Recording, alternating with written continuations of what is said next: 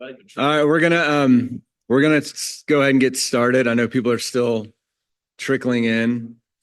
It's an early morning. And if anybody was here, who all came to the panel last night? That was pretty cool, wasn't it? Yeah. Everybody else liked the bulging disc. Was that everybody else's favorite comment? Right. Right. Say that slowly. So I'm not going to give too many comments this morning. Nobody needs to hear from me anymore. But we're going to start off with Ralph Fawaz. Is that right? Good. Yeah. And then we will move into a presentation on eating disorders and athletics. And then we have a couple more panels. And then I'll announce this later, but did anybody sign up to do any of the extra trainings this afternoon? Okay. So, well, I'll make an announcement about where those might be. And then we can if you didn't sign up, if you didn't see it, we can talk about those. I'll make an announcement a little bit later. But so I'm gonna have Ralph talk for about 10 minutes. So Ralph and I got to know each other. Actually, one of our daughters started her college career at University of Wyoming. She is no longer there. She transferred. But I was looking for just things going on up in Laramie and ran across Ralph and his telehope program. And he actually, the first time we met was in this building. And then when he left, he was a punter for the University of Wyoming. I sent him pictures of me kicking a ball up at my friend's ranch in Laramie. So this has led to Ralph and I having a back and forth on who can actually kick a ball better.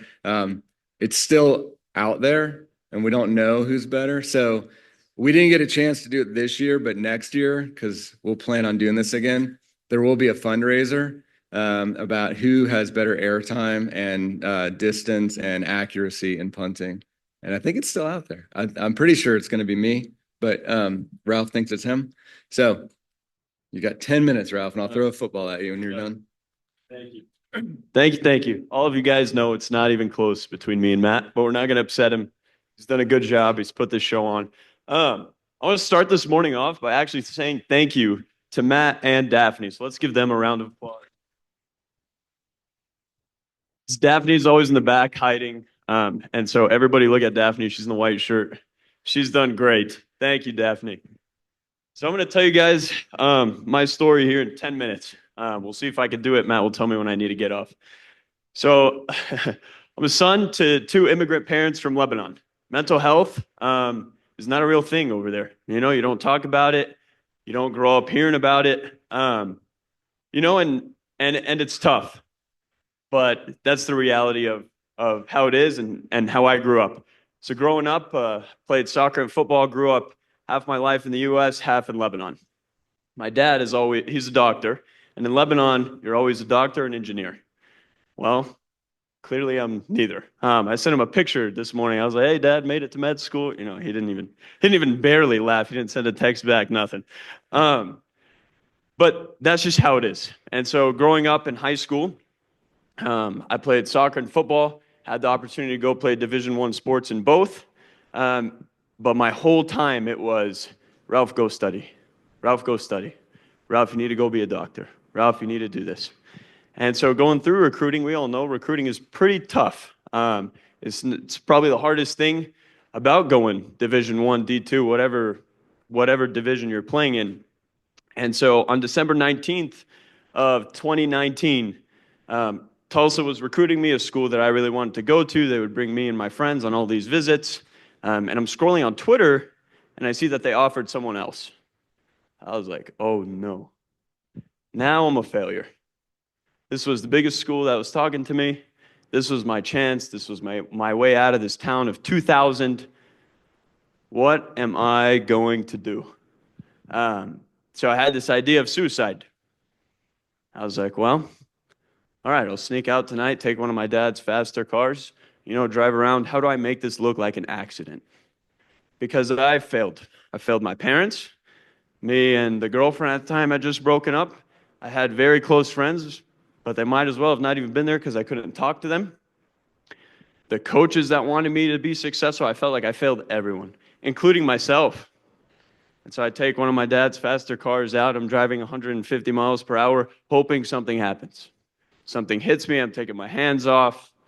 just trying to make it look like an accident as much as possible because I don't want anyone to feel shameful or bad or hate me.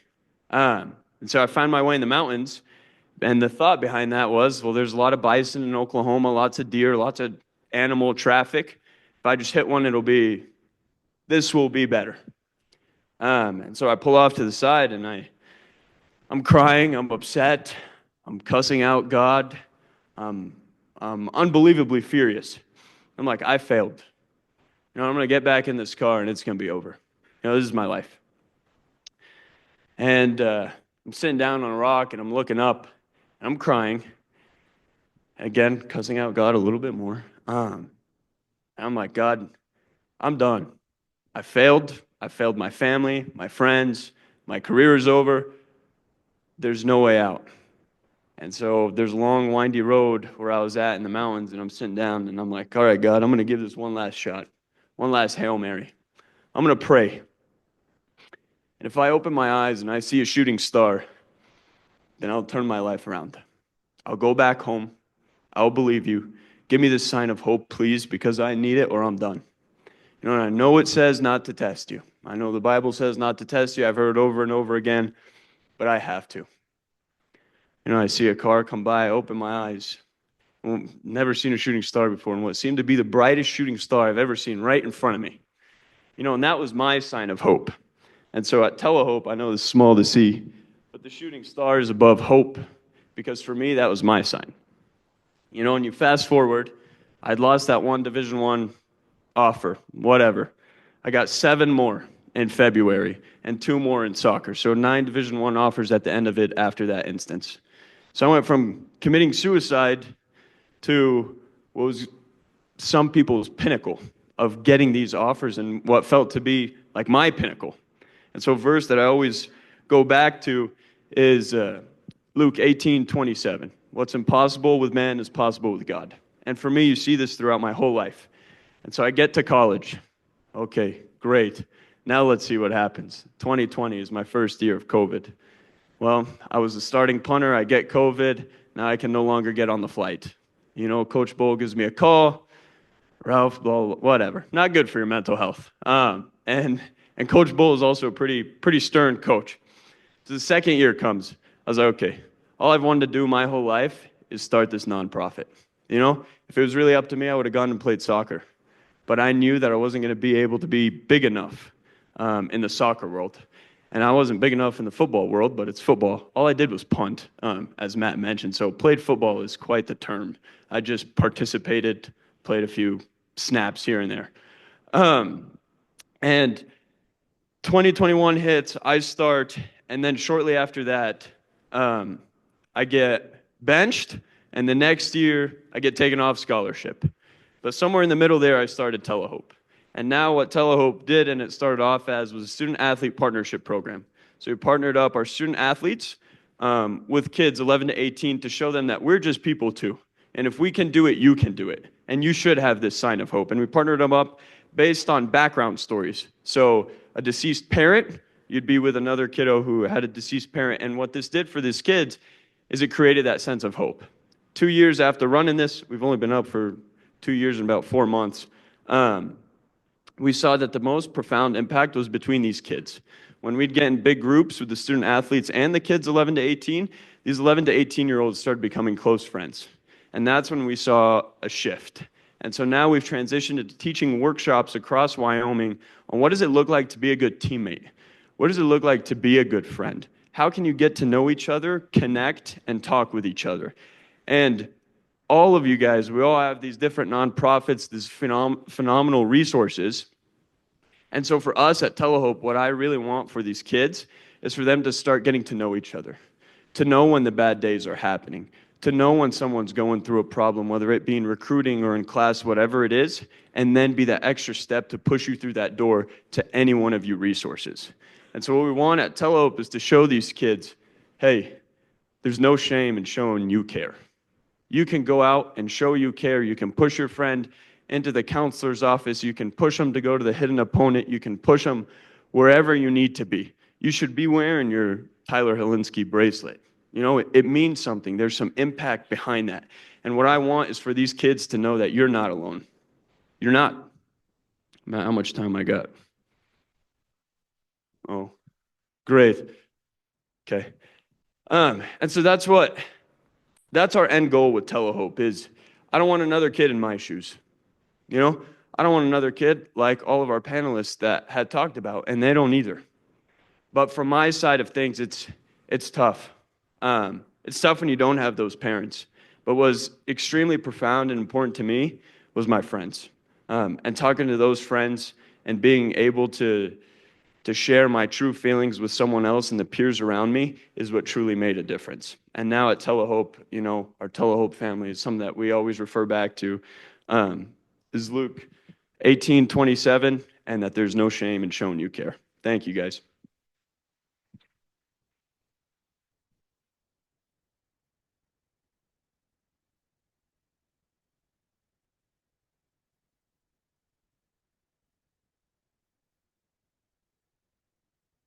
I just want to clarify, I never said you were just a punter. Yeah.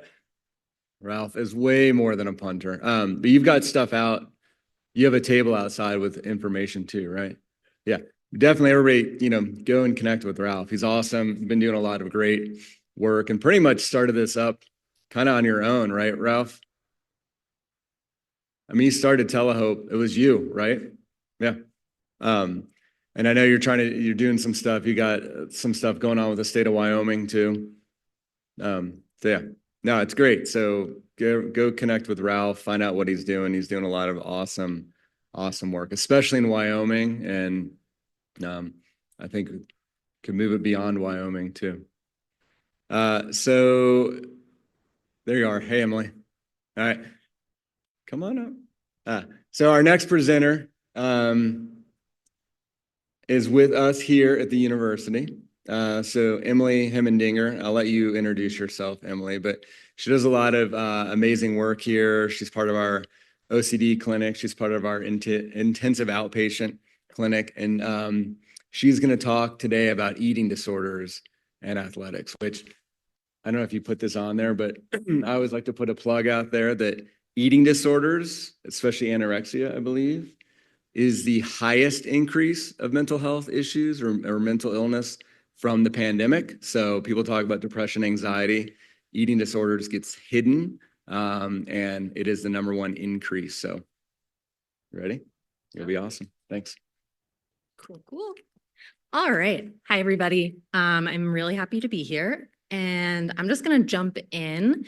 There's lots to go over.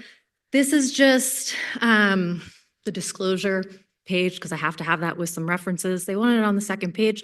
So that's that. And you get this happy owl just because.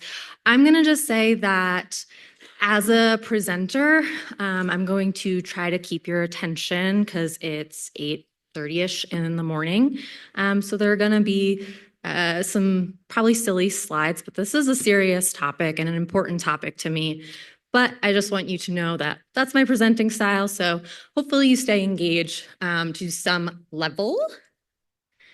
Our learning objectives, you all can read, but basically I'm going to give an overview of eating disorders and talk about why athletes are at a higher risk, as well as ways that the athletic community can help on a individual and kind of macro level. But first, who am I? So I'm Emily Hemendinger, like Matt said. I'm a licensed clinical social worker, and I have my master's in social work and public health. I have been working as an individual and family therapist with eating disorders and OCD for 10 plus years at this point. And I am also a very active hiker, mountain climber, since I was a kid, as you can see. My fiance, when I told him that I was doing this, gave me a look like, you? Because I am not really maybe an athlete right now, but I used to be. I had a history of being a competitive swimmer up until high school. On the varsity team, it was something that was very, very much a part of my life. So while I am still very active, I was also this kid. I was extremely perfectionistic, anxious, and really hard on myself. That's me with a participation ribbon that I'm clearly not happy about. And that's me before a swim meet, clearly really, really nervous, possibly biting my fingernails or engaging in some obsessive compulsive ritual. Because while I am a mental health clinician, I am also someone who has lived experience. I am 17 years recovered from anorexia, and I also have co-occurring OCD, which is well managed right now, both of which have been a part of my journey in becoming a mental health clinician and working with athletes. So why am I here? Athletes are at a higher risk for developing an eating disorder than the general population. It's 2 to 3 times more likely. And overall, with just the general population, 9 to 10% of Americans will have an eating disorder in their lifetime. And this could be as young as 5 years old as 80 plus years old. All genders, identities, sexual orientations, socioeconomic status, race, ethnicities, religions, all people are impacted equally. And the economic cost of eating disorders in general is $64.7 billion, and that's productivity loss, informal care, and health system costs. So our society in general has a poor relationship with bodies and food and size. I mean, that's just how Western culture is. But athletes are at a particularly higher rate. And I'm going to get into some reasons why they are. Some of these stats, which the references at the beginning were from, it's 13.5% of athletes struggle with an eating disorder. And a 2019 International Olympic study showed that 19% of males and 45% of females athletes had disordered eating behavior. So there's eating disorders that athletes are at higher risk for, and there's also disordered eating, which just means that this is not like a clinically significant diagnosis. So overall, just a quick overview of eating disorders. They're severe illnesses with mental and physical risk factors, causes, symptoms, consequences. They're really disorders of isolation, which can make it sometimes easier to identify them on sports teams if somebody's behavior is changing and they're isolating from others. But there's often, the eating disorders are often accompanied by anxiety, rigidity, emotional dysregulation, interpersonal difficulties, perfectionism, and just difficulty being in the present moment. Eating disorders used to be the #1 psychiatric illness that caused death. However, it's second now only to the opioid diagnoses and related deaths. And just some important things to remember before we get more into this. There are a lot of misconceptions and stereotypes about eating disorders, but they really do have real consequences that can lead to, these misconceptions and stereotypes can lead to fewer diagnoses, treatment options, and support for those who don't fit that stereotypical view of an eating disorder. Unfortunately, people, even in 2025, still think that eating disorders are something that just white, cisgendered, middle-class young women experience, and that is not the case at all. It impacts so many people. If you have not experienced, even thoughts of shame around your appearance, you at least know someone who has experienced this. The other thing that with studies, just to note, is that a lot of research studies are typically just using binary gender reporting. So this doesn't typically capture the increased risk that transgender and non-binary individuals have for developing an eating disorder. One study did include that and found that 18% of trans individuals suffer from an eating disorder diagnosis. And there hasn't been any study yet on eating disorders in people who are transgender, who are athletes as well, and eating disorders. No exact research yet. Some other things to note. So I am very much about weight neutrality and health at every size. Weight itself is not a determining factor of an eating disorder. While the diagnostic manual does sometimes have requirements, ultimately that's not going to determine whether or not someone has an eating disorder or not.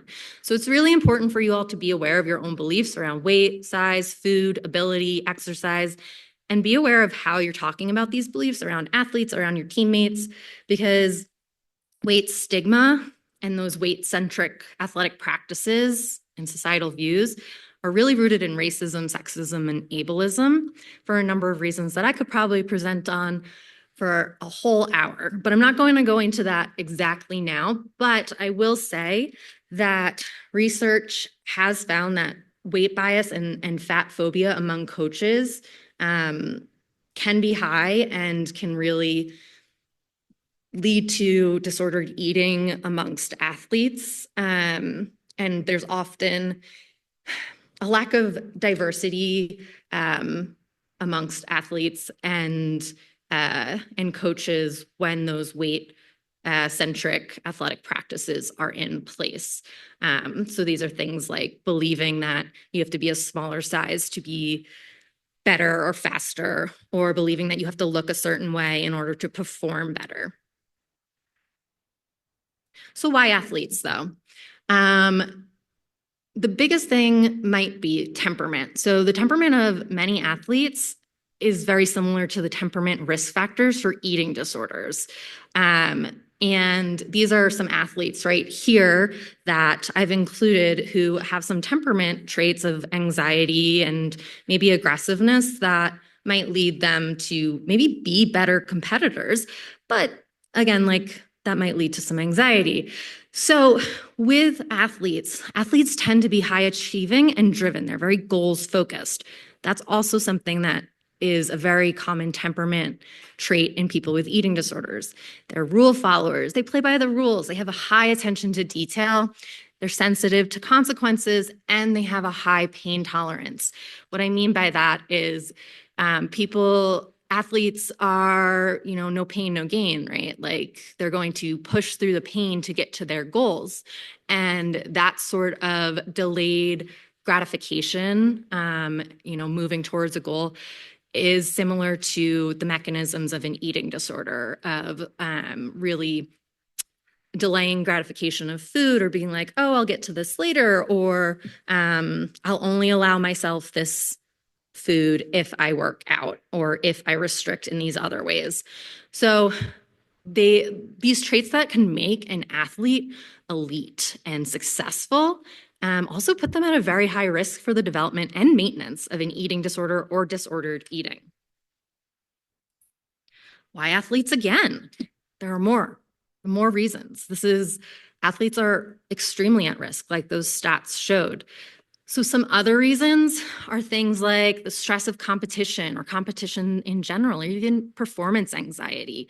Being under that stress, eating disorders are a maladaptive coping mechanism that people use to manage stress, anxiety, other sorts of emotions. So constantly being in that state, if you're more sensitive to that or have a lower kind of stress tolerance, might put you at risk. There's also, in the athletic community, a desire to constantly improve. That's another thing that is very similar to eating disorders. Any sports with weight classes or aesthetic kind of beliefs that can put someone at a higher risk. A desire to fit in with team and their culture of the team. So if the culture of the team is like, we're dieting, we're fasting, or we're going to eat a whole bunch before, on my swim team, we used to have pasta nights before a big swim meet. And that was extremely difficult for me. when I was active in my eating disorder. Like that sort of thing can be really difficult to manage. There might be that desire to eat clean or go on a specific diet. Athletes tend to have very high discipline, which someone with an eating disorder might also have. These temperament traits really just can reinforce and maintain. And then when we have people in our support system who are only focused on success and achievement, so much of eating disorders is they're rooted in perfectionism or achieving a certain aesthetic standard or numbness even, that if we've grown up in that kind of environment, this is just going to reinforce it. So we have multiple reasons why athletes are at higher risk. So why athletes? I just told you all why athletes, but here's some more. Thank you for chuckling. So here's some more reasons, because I'm serious when there's so many reasons for this. There might be some beliefs about needing to tough it out or needing to be macho and not allowed to show weakness. Eating disorders suppress emotions and are often used to kind of manage emotions and have the appearance of having it all together. When someone is over-identifying with their sport or being an athlete, and that is all that's in their life, this also might put them at risk for an eating disorder, because what happens if they get injured, right? And then they don't know what to do after they've been injured, because their whole life has been being an athlete, and an eating disorder might fill that role. There is also a difficulty for coaches, for family members, for medical providers of identifying disordered behavior in the athletic population, especially from a physical standpoint. Some of the things, the symptoms of an eating disorder, like low heart rate, is actually something that is not seen as a bad thing in the athletic community. And it might not show up as much in someone who's an athlete. Those physical symptoms there need to be many things that are looked at when you're determining or assessing for an eating disorder, but I'll get more into that later. And athletes might also be less likely to come forward with issues due to team culture or not wanting to lose a scholarship or lose their spot on the team, or have restrictions put into place. So there are a number of reasons. And if what you take away from this is oh, these are all the reasons that make this population more at risk, that's fine, because I spent a lot of time on it because it is really important, because some of these traits really can make someone successful as an athlete, but they also have a flip side. So brief overview of eating disorders. I'm not going to go too much into this, but these are just the types of eating disorders, right? Anorexia is very much restricting or over-exercising. It can involve some purging behaviors of vomiting or abusing certain things like laxatives, but mostly restricting. Bulimia there's that binge purge, and binge eating, there's just the binge, no purge. ARFID is very much restriction related to a feared outcome or disgust. So that might be fear of vomiting, fear of choking, or just issues with certain sensory type aspects of food.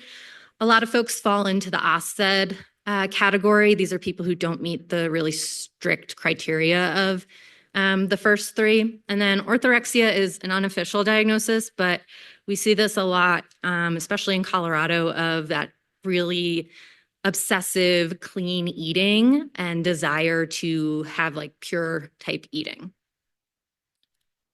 So eating disorders are about more than food and weight. What we see and what we typically interact with are the food and weight aspects, but they're about so much more than that. And they're really multifactorial.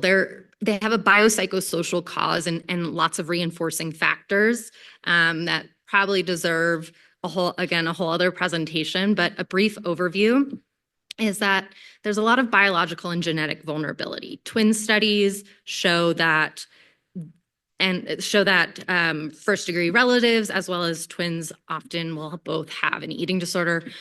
I'm a scientist's and researcher's dream because both me and my identical twin had eating disorders and have OCD. So really fun to study. But additionally, there are some psychological and temperament predispositions and comorbidities. I mentioned those before. So a lot of that is like harm avoidance, perfectionism, high achieving, obsessional, low self-esteem.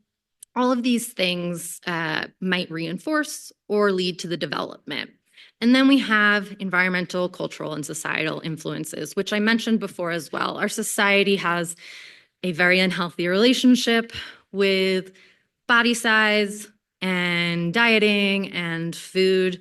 And all of that is very rooted in a lot of systemic issues.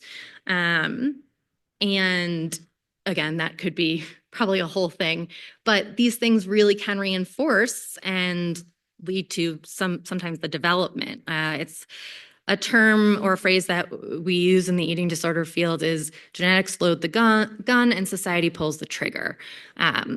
So not everyone who's genetically predisposed to an eating disorder is necessarily going to develop one, but if they grow up in an environment that is very focused on achievement or very focused on appearance or needing to look a certain way, they're more likely to develop an eating disorder.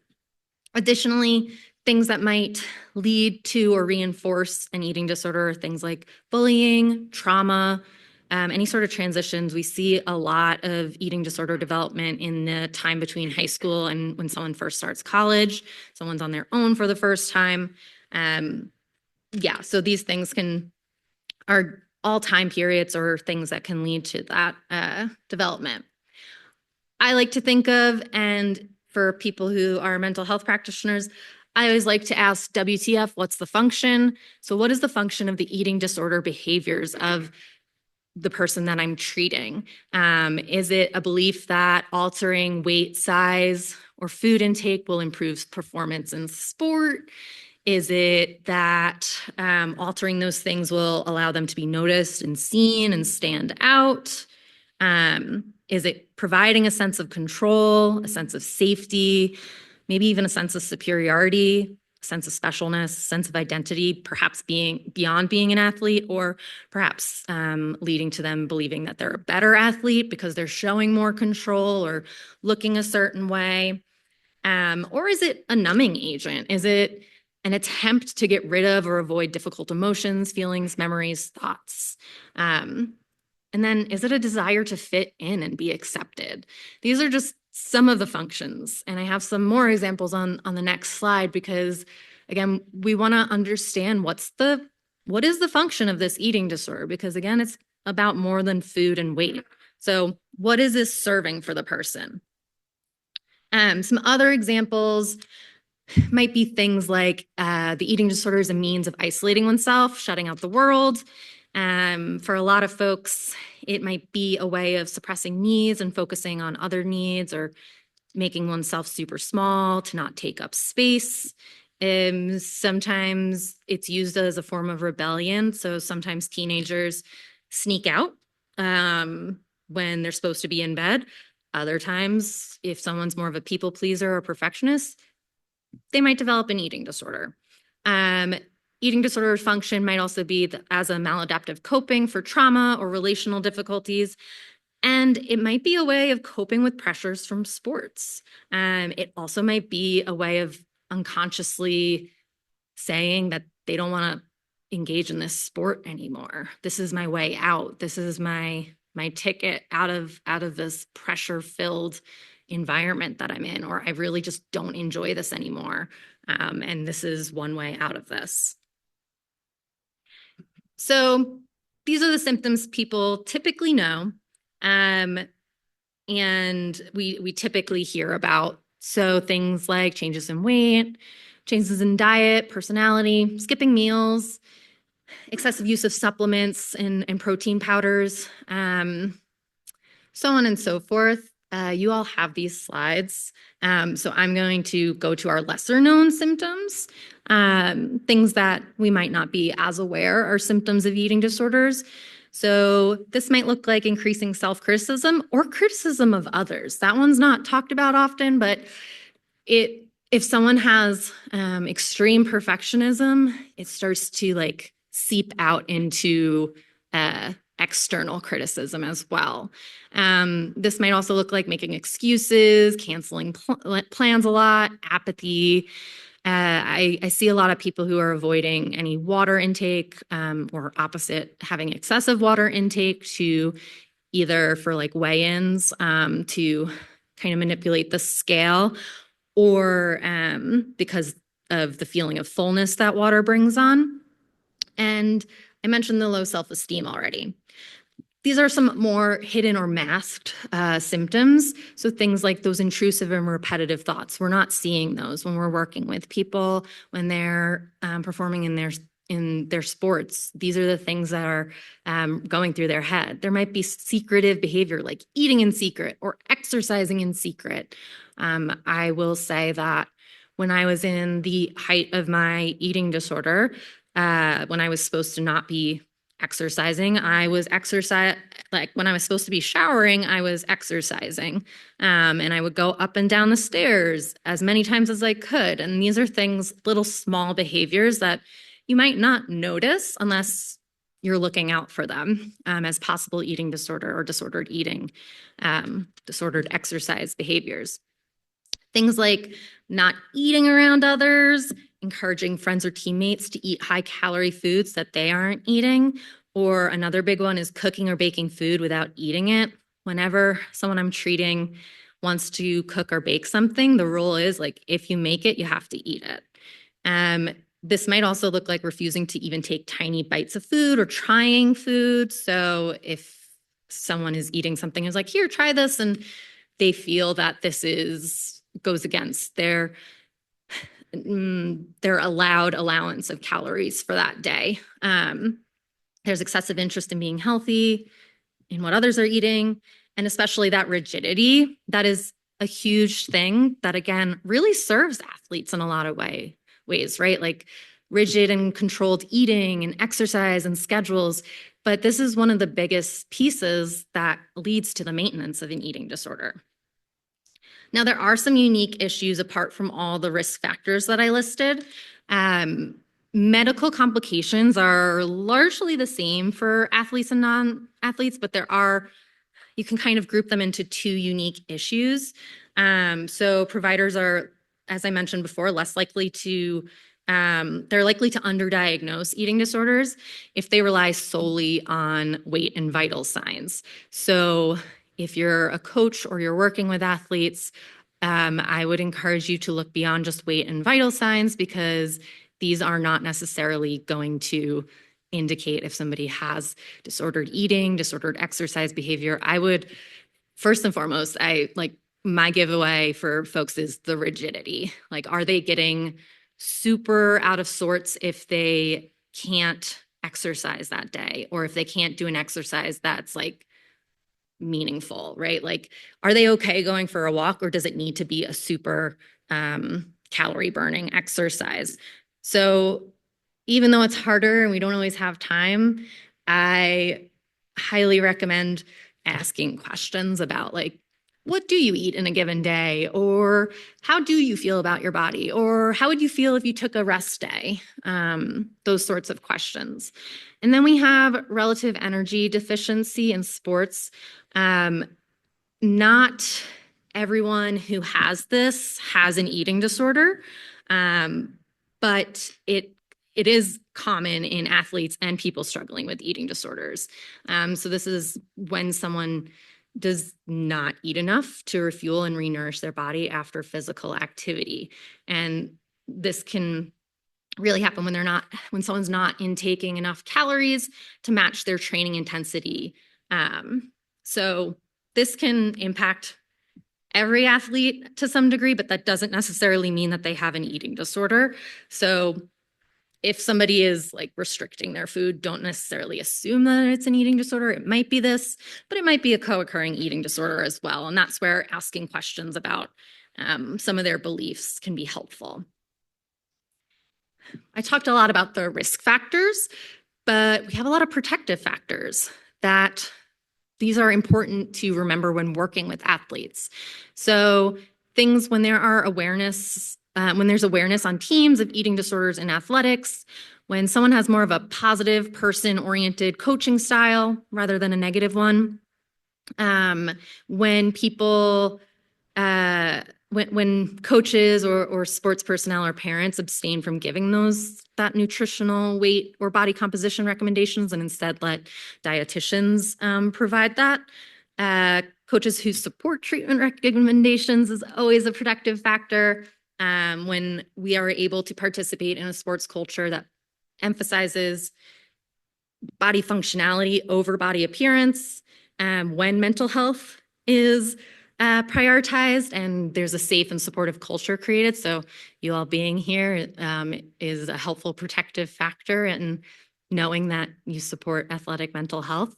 And then early detection and referral, always a protective factor. And then coaches who emphasize factors beyond achievement. And they focus more on celebrating things like enthusiasm, motivation, and enjoyment. Strong coach and athlete relationships, also super important.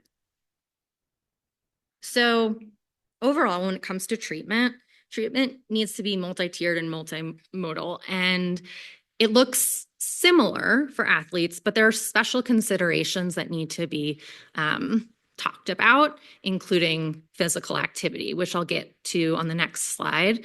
And that's probably the biggest piece to this. But ultimately, when you're working with eating disorders, you want to have that medical management, that psychiatric component. Most people benefit from being on medication.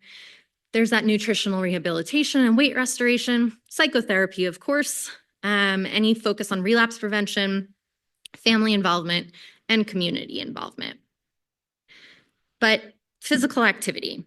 So the athlete might need to take time off and focus on treatment and recovery. And in an ideal world, all of our athletes will take time off, but we don't live in an ideal world.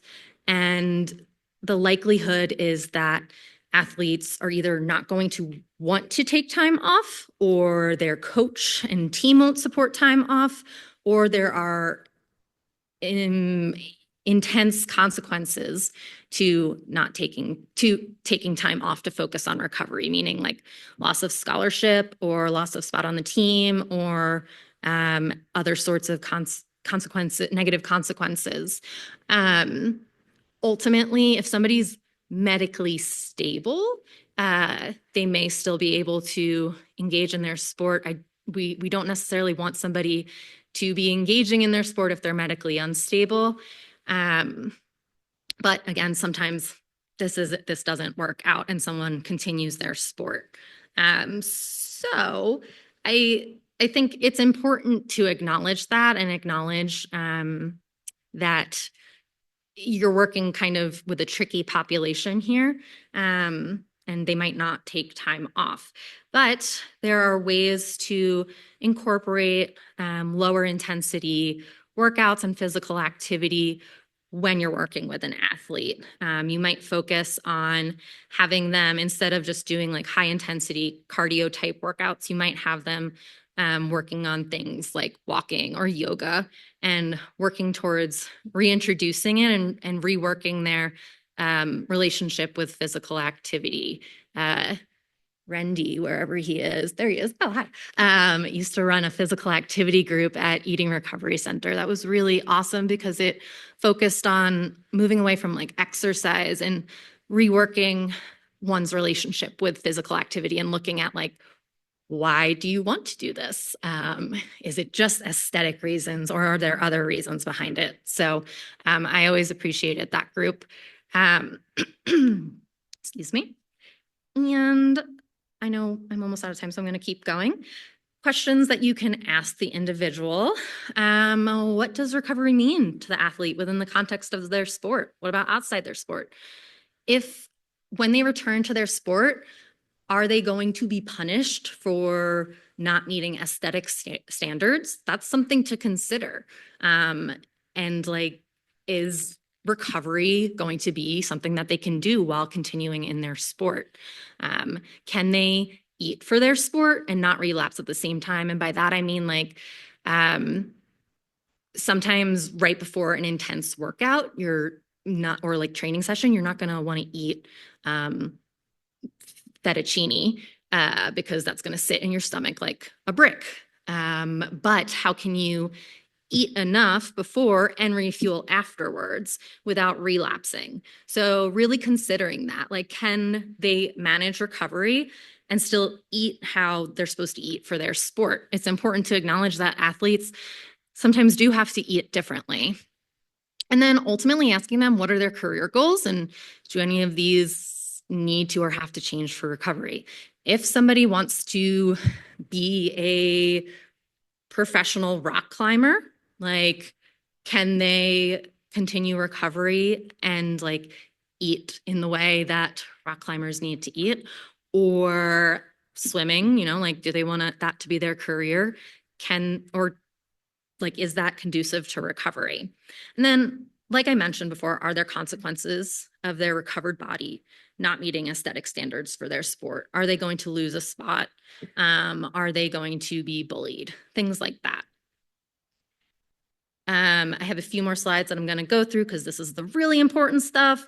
How to help the individual athlete. I will say that because my eating disorder was bad in high school, when I was on the varsity swim team I was on it my freshman year, and my sophomore year was when my eating disorder started. My coach is, other than my family being the biggest reason why I'm here today, my swim coach is also one of the reasons why I'm here today. And I am so grateful for him because when I disclosed that I would no longer be able to participate in the sport, at least for that year, he listened, he was non-judgmental, and he held a spot on the team for me and said that like it would be there when I was ready. And even though I didn't get to be on the recover by the end of high school, I did get to swim one last time, and he still held that spot for me.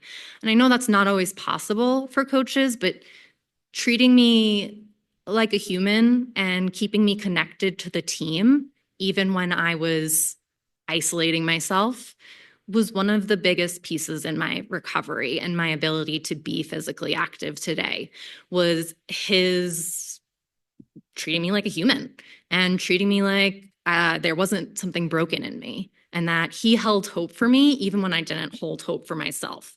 So if anything, again, comes from this, I hope that if you're working with athletes, you can hold hope for them, even when they're not holding hope for themselves, when they feel extremely hopeless and helpless, and that you can listen compassionately and non-judgmentally and have them stay connected to the team or to others in their community.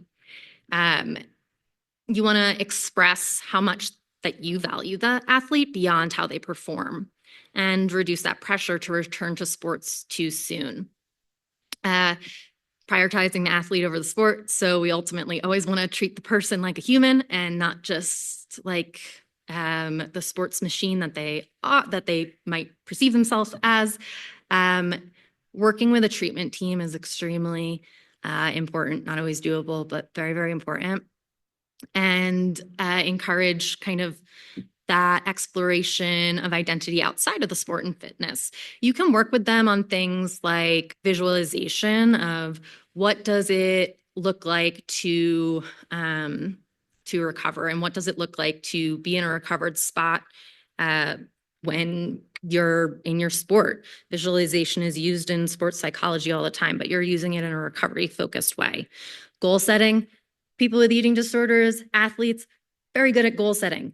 This can be really helpful in their treatment too, but helping them focus less on achievement-based things like winning and focus more on improvement of form or improvement of certain areas of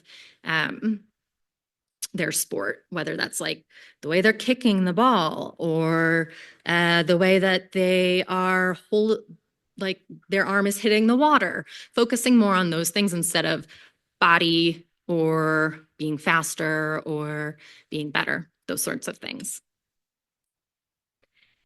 From a macro level, talking about it. talking about it on teams, talking about it with athletes, talking about it with one another here. Like taking this topic out of the shadows, naming disordered eating when you see it, or disordered beliefs, really talking about it because it's so rampant in the athletic community and it's not always talked about. You can continue to advocate for change on a systemic scale, and ultimately leaving behind the idea of the superhuman and treating athletes like human beings, because it's not necessarily just about the individual and their eating disorder. It's about how the world of athletics relates to food and body size achievement and struggles. So bringing it all together, these are kind of the summary of what I talked about. I know it's a lot of information, so I'm glad you have the slides. I will say that the safe exercise at every stage guidelines, super helpful when you're trying to work to reincorporate exercise and physical activity into someone's life. Traditionally, there's a very abstinence-based model for treating eating disorders, but what they're finding is that, and by they I mean like researchers and eating disorder providers, that complete stoppage of exercise isn't necessarily helpful and can be detrimental in a lot of ways because of the impact it has on mood, as well as some of those external consequences. So these guidelines can be really helpful in moving towards a more flexible approach for treatment. So I think maybe we have time for questions, but that's my contact info. If you do have any questions or you want to connect, yeah. Yes.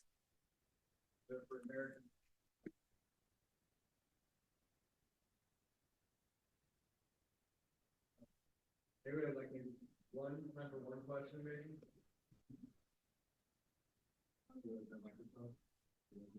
I was wondering what the visualization techniques would be for an athlete with them. If you could talk more about that. Yeah, I think I have, and I may have a thing in my notes that I could probably, like an example that I jotted down. Can you stick around for a little bit? I could. Okay. So Emily can stick around for a few minutes too, Just a if little anybody bit. else has questions. All right, I'll just put this one back up. So there's a script I had for one that I did not put in my slides, but I can find that and email you if you want to exchange info.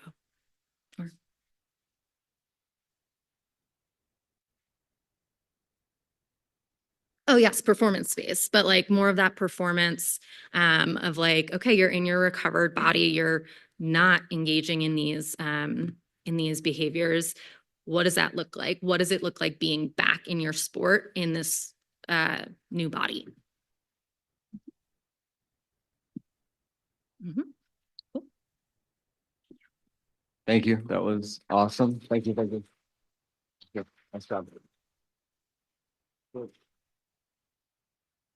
So we'll take about a 5-minute break. Our breaks are a little bit shorter today. So our next panel will start at 9:10, if I've got my time correct. Yes, 9:10. All right, we're gonna go ahead and get the next panel started.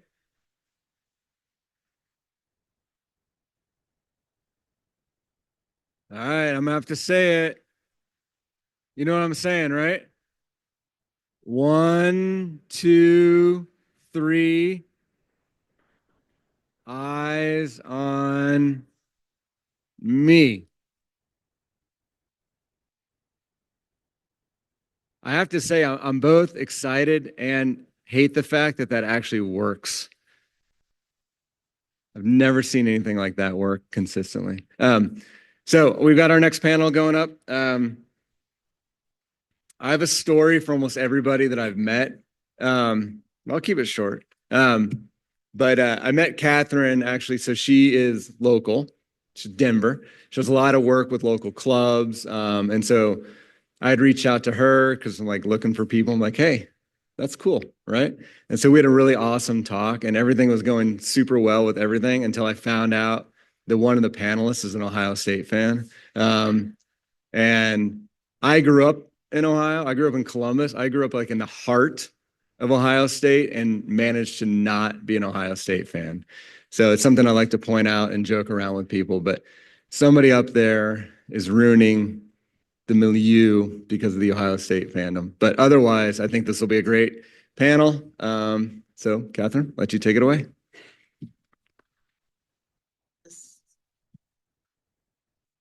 Hello. There we go. Hi, good morning. Well, we've never printed shirts in red, so this is kind of a new thing. I didn't know it would make Matt so mad, but here we are. It is wonderful to be here.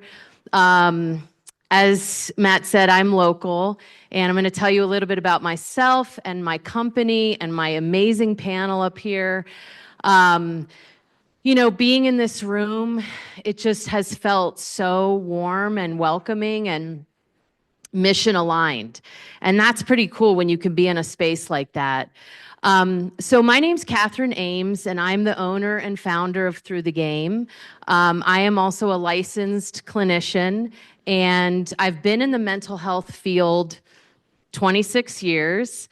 I bring a lot to the table. I was a Division I athlete. I was a 3-sport athlete growing up. I grew up actually in Philadelphia, go Birds, which was really cool seeing our player on the field, on the stage. Anyway, but I've lived in Colorado 30 years now. Moved here after undergraduate at James Madison University in Virginia. And okay, a few Virginia people. And I got involved in coaching. After I hung up the cleats, I always say, like, we hang it up at some point. I got involved in coaching. And then, like I said, mental health, my journey has been in very diverse communities, from kids in the legal system, what we used to call high-risk youth. I don't think we even do that anymore, because who isn't high risk? But kids in and out of the legal system. I've worked in environments like that all the way to, you know, elite private schools. And I'm also a mother, and I have 3 kids. I was thinking about this at 3 a.m, just all we learn from our children. And I'm 25 years married, and I'm a cancer survivor. So I say that, thank you, I saw a few quiet claps. You don't need to, but I say that because you hear that in when I speak.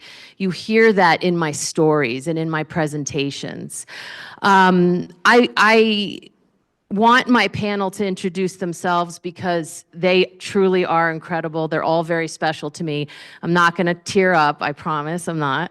But these people are just amazing. And I've been so fortunate to not only start this company, which I'll tell you about when they're done, but to build it. So let's start with their introductions. They're going to share who they are, why they're here, and finish a sentence: sports are and sports should be. Who would like to begin? Is this okay? Everybody hear me okay? All right. So I'm Mike Rooney, and I am a clinician also. I'm an LPC, and I've been doing this in private practice probably 28 years. So like Catherine, I've been around a little bit. I'm from Ohio, very much so, yeah.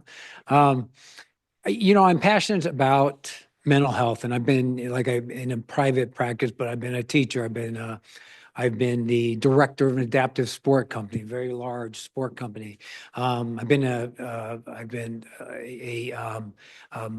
Worked for Craig Hospital. Anybody know Craig Hospital here in town? One of the bigger brain injury hospitals. So I've been around helping people, and I'm very passionate about it. And where I think it's really hit me the most, and yesterday was important, we heard a lot about the NCAA, but really what's hit me the most, and it's probably, I have 2 kids that are teenagers now, and they're athletes, and I've coached them forever, is really watching them grow through sports. And that's probably where I've learned it the most. Yeah, I've got all the academic stuff behind me, and I've done a lot, but I would say that's probably where I've learned the most experience in sports. And I hope we get into a little bit that today about the youth, actually, where they're at and where we can really improve that. sport to me is social. It is a social thing. It's a game, right? If we all come down to it, sport is a social game. And I see like on my son's football team, all these guys together, they're together, or their lacrosse team. I know I met a lady of my son when they played lacrosse together. And it's great to see it. But you can also, another side of that is you see the clicks. You see, oh, this guy's going to start, this guy's not going to start. And you see that happening. And that's where we need to work a little bit. So, yeah.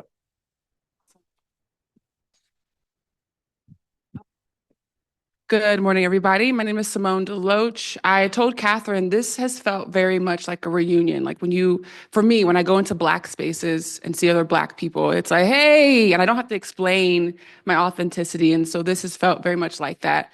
I don't think about my athletic journey unless somebody brings it up. So this has felt very home. So I appreciate what this has been for the last 24 hours for me. I am an athlete student from Indiana University. I played all 4 years there. I'm a Hoosier. After graduating, I really had to make the tough decision that most athletes have to make around what am I going to do next? Who am I going to be? I mean, it was so deep for me. Like I even thought about how I was going to dress my body outside of like sweatpants and joggers and how I wore my hair because that was my life. I had done that profession for almost 20 years. So mental health has always been important to me. Children and families have always been important to me. As of October of last year, I am fully licensed as a marriage and family therapist. And thank you. That journey was one. And so I have a lot of patience and also pride in the work that I do. When I met Catherine in 2021, I living paycheck to paycheck. I mean, that hasn't really changed much, but I was struggling with my identity piece and knew that this work with student athletes was important. And how do I bridge that gap? How do I have these conversations? And so, I hope we can talk more about that throughout the panel. To answer the question with sport is play. Sport is where you go to play. You are creative. You are. It's a place where it's blissful fun. I think about young Moni and myself, and like basketball wasn't serious for me. I didn't know how to shoot a ball or how to play defense, but I was just out there running around like everybody else. And I don't want to take it there. However, sport has been very dark. It is very dark.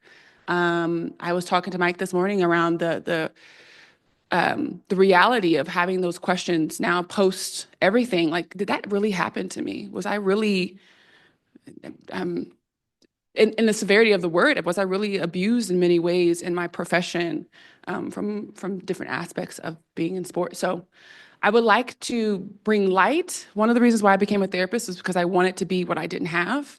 And so cheers to you, 13-year-old Simone, because here I am being able to be that for other 13-year-old versions of myself. So.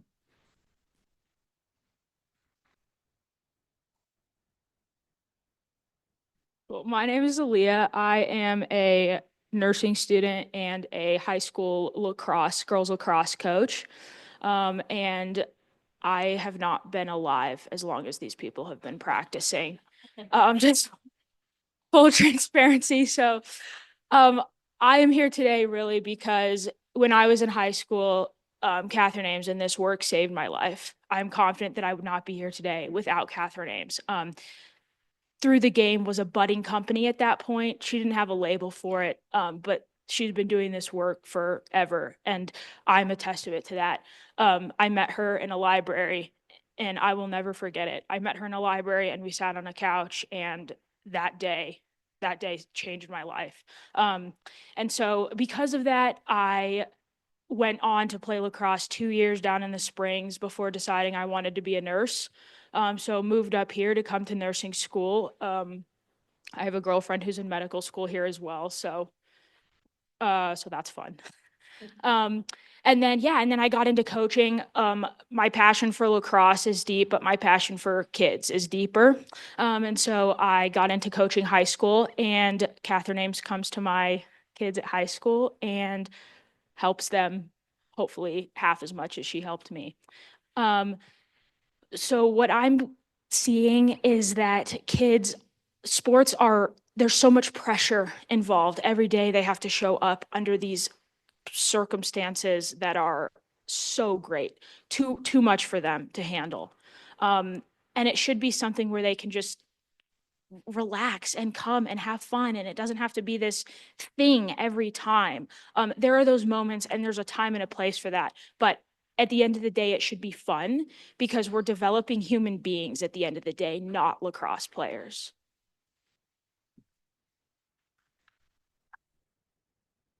Thank you. That's why I said I was going to try not to cry. Aaliyah has been a very special person in my life, and just a bright spot. And it's pretty cool to come full circle and then work, seeing her as an adult and a young adult and a coach. We'll talk about that in a little bit. But I really wanted to, how many of you guys feel like, I know there's a lot of out-of-state people. Just show of hands, like, did you land and think, Colorado is beautiful? Okay, the reason I say that is because I've lived here 30 years. It's gorgeous. I'm in awe of our mountains, our air, and the air quality maybe isn't great, but we get blue skies more than Hawaii. I don't know if you knew that statistic, but it's gorgeous here. The reason I bring this up is our mental health in our state is pretty bad. I'm going to put my glasses on. I'm at that age, okay? Let's see. According to Mental Health America's 2023 State of Mental Health report, Colorado finds itself ranked 45th out of 50 states for adult mental health services, highlighting challenges and shortcomings in the state's mental health care system. Colorado residents rank as the third highest in the country living with some kind of mental illness. That is so shocking to me, and I think any other Colorado folks in the room might think the same. But why I bring that up is it's such an important point that something might look good or a person might look okay, but not really be. And that is what I want to get across to you. And we all know that. I know I'm like preaching to the choir in this room, but that's like, I thought I got to open with this because my beautiful state is hurting. And that's how a lot of our young people feel, or people in general, right? We fake it. We put on the smile. I'm good. And a lot of times we're not. So another statistic I wanted to share is that 70% of adult mental illness will onset in the mid-20s. So that's critical. And I know a lot of people in our crowd work at the collegiate level. We don't. We've done some college work.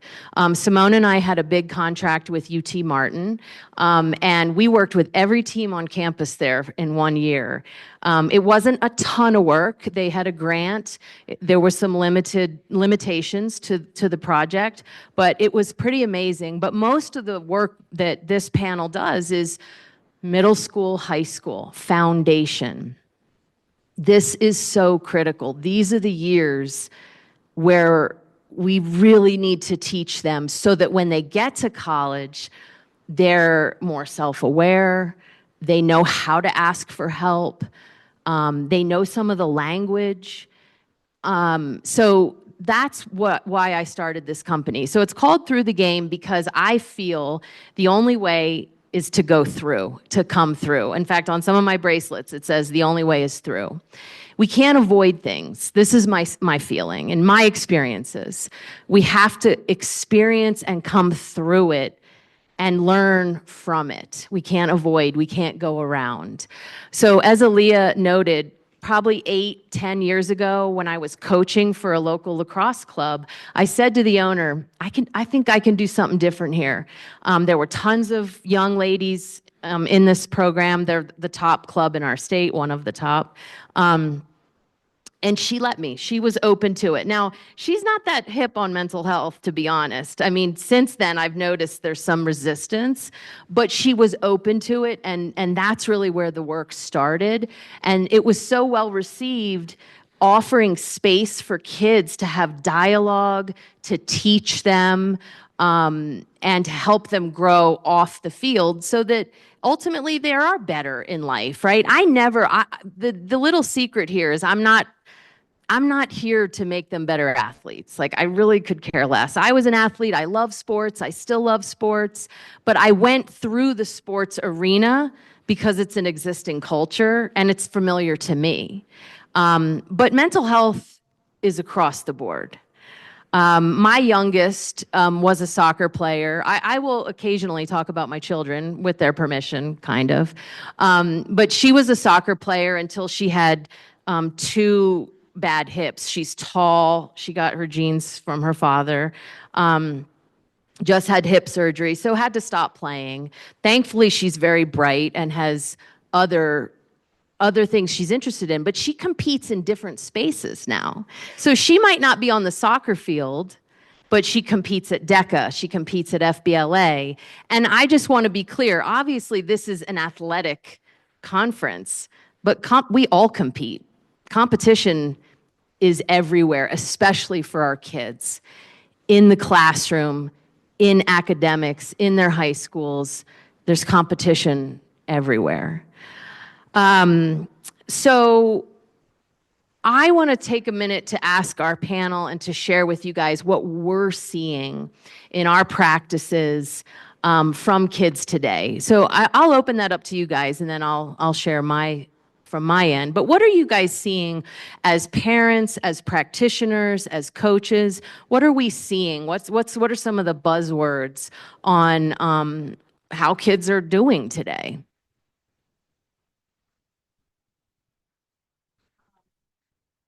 So I work with all ages. My background was with kiddos with autism, and so working with families in that area, in that arena, is really important to me. However, I have had a blessing of having an influx of teenagers, and things are not lit for them. It's not, things are more sus than anything, more than ever. Working with parents, I know one of the reasons why a lot of people don't enjoy MFT work or being a systemic thinker is because kids, you have to work directly with the parents. For me, I'm like, bring them on. Because I will be direct with parents in communicating, I need you to stop talking. A couple examples I'll give. I've got a transgender young man, and he's living on both ends of the fence. He feels as though he has to present a certain way in order to have his parents' blessing. He can't be his full self out loud, and he's quirky and weird. And I mean, he goes to cosplay events all the time, and he loves to express himself in that way. However, he feels like he has to dial it down in order to have his parents' blessing. And so we work a lot with my kiddos, I work a lot on building their self-esteem and building their ability to communicate articulately. We talk about emotional intelligence. I know we'll get into that in a little bit. How do you have an emotionally intelligent conversation through conflict? We are going to be in conflict. It's not something we can avoid. And so I'm trying to teach them, it's okay for you to advocate for yourself. There is a difference between being assertive and being aggressive or being passive. What I'm struggling with on the other end, however, I'll work with the kiddo for about 50 minutes.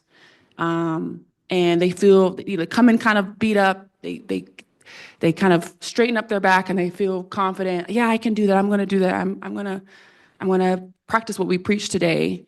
And then hours later, or even when they come back in the next session, I'm like, hey, how'd it go? Did you talk to mom and dad? And they're just like, they didn't listen. They were quick to tell me what I should be doing and how it worked for them 3 decades ago, or she didn't really hear me out. And so I would love to see more collaboration for my kiddos and their parents to communicate differently. It's one thing to know what you know a lot as a parent, but it's another thing to allow your child to get to know what they know.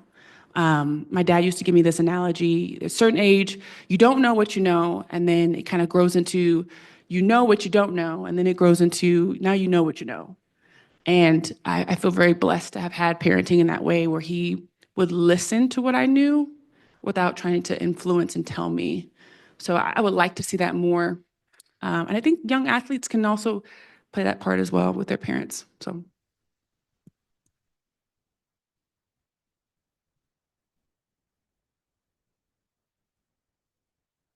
You know, when I thought about coming up and talk, I'm very new to, through the game. I just called Catherine up one day and said, hey, you know what? This sounds really cool. And, you know, I see the pros and cons, and as a clinician, like right out in the face, I'm not a researcher. That's not my gig. I've done a lot of different things, but I've seen the pros and cons of sport, right?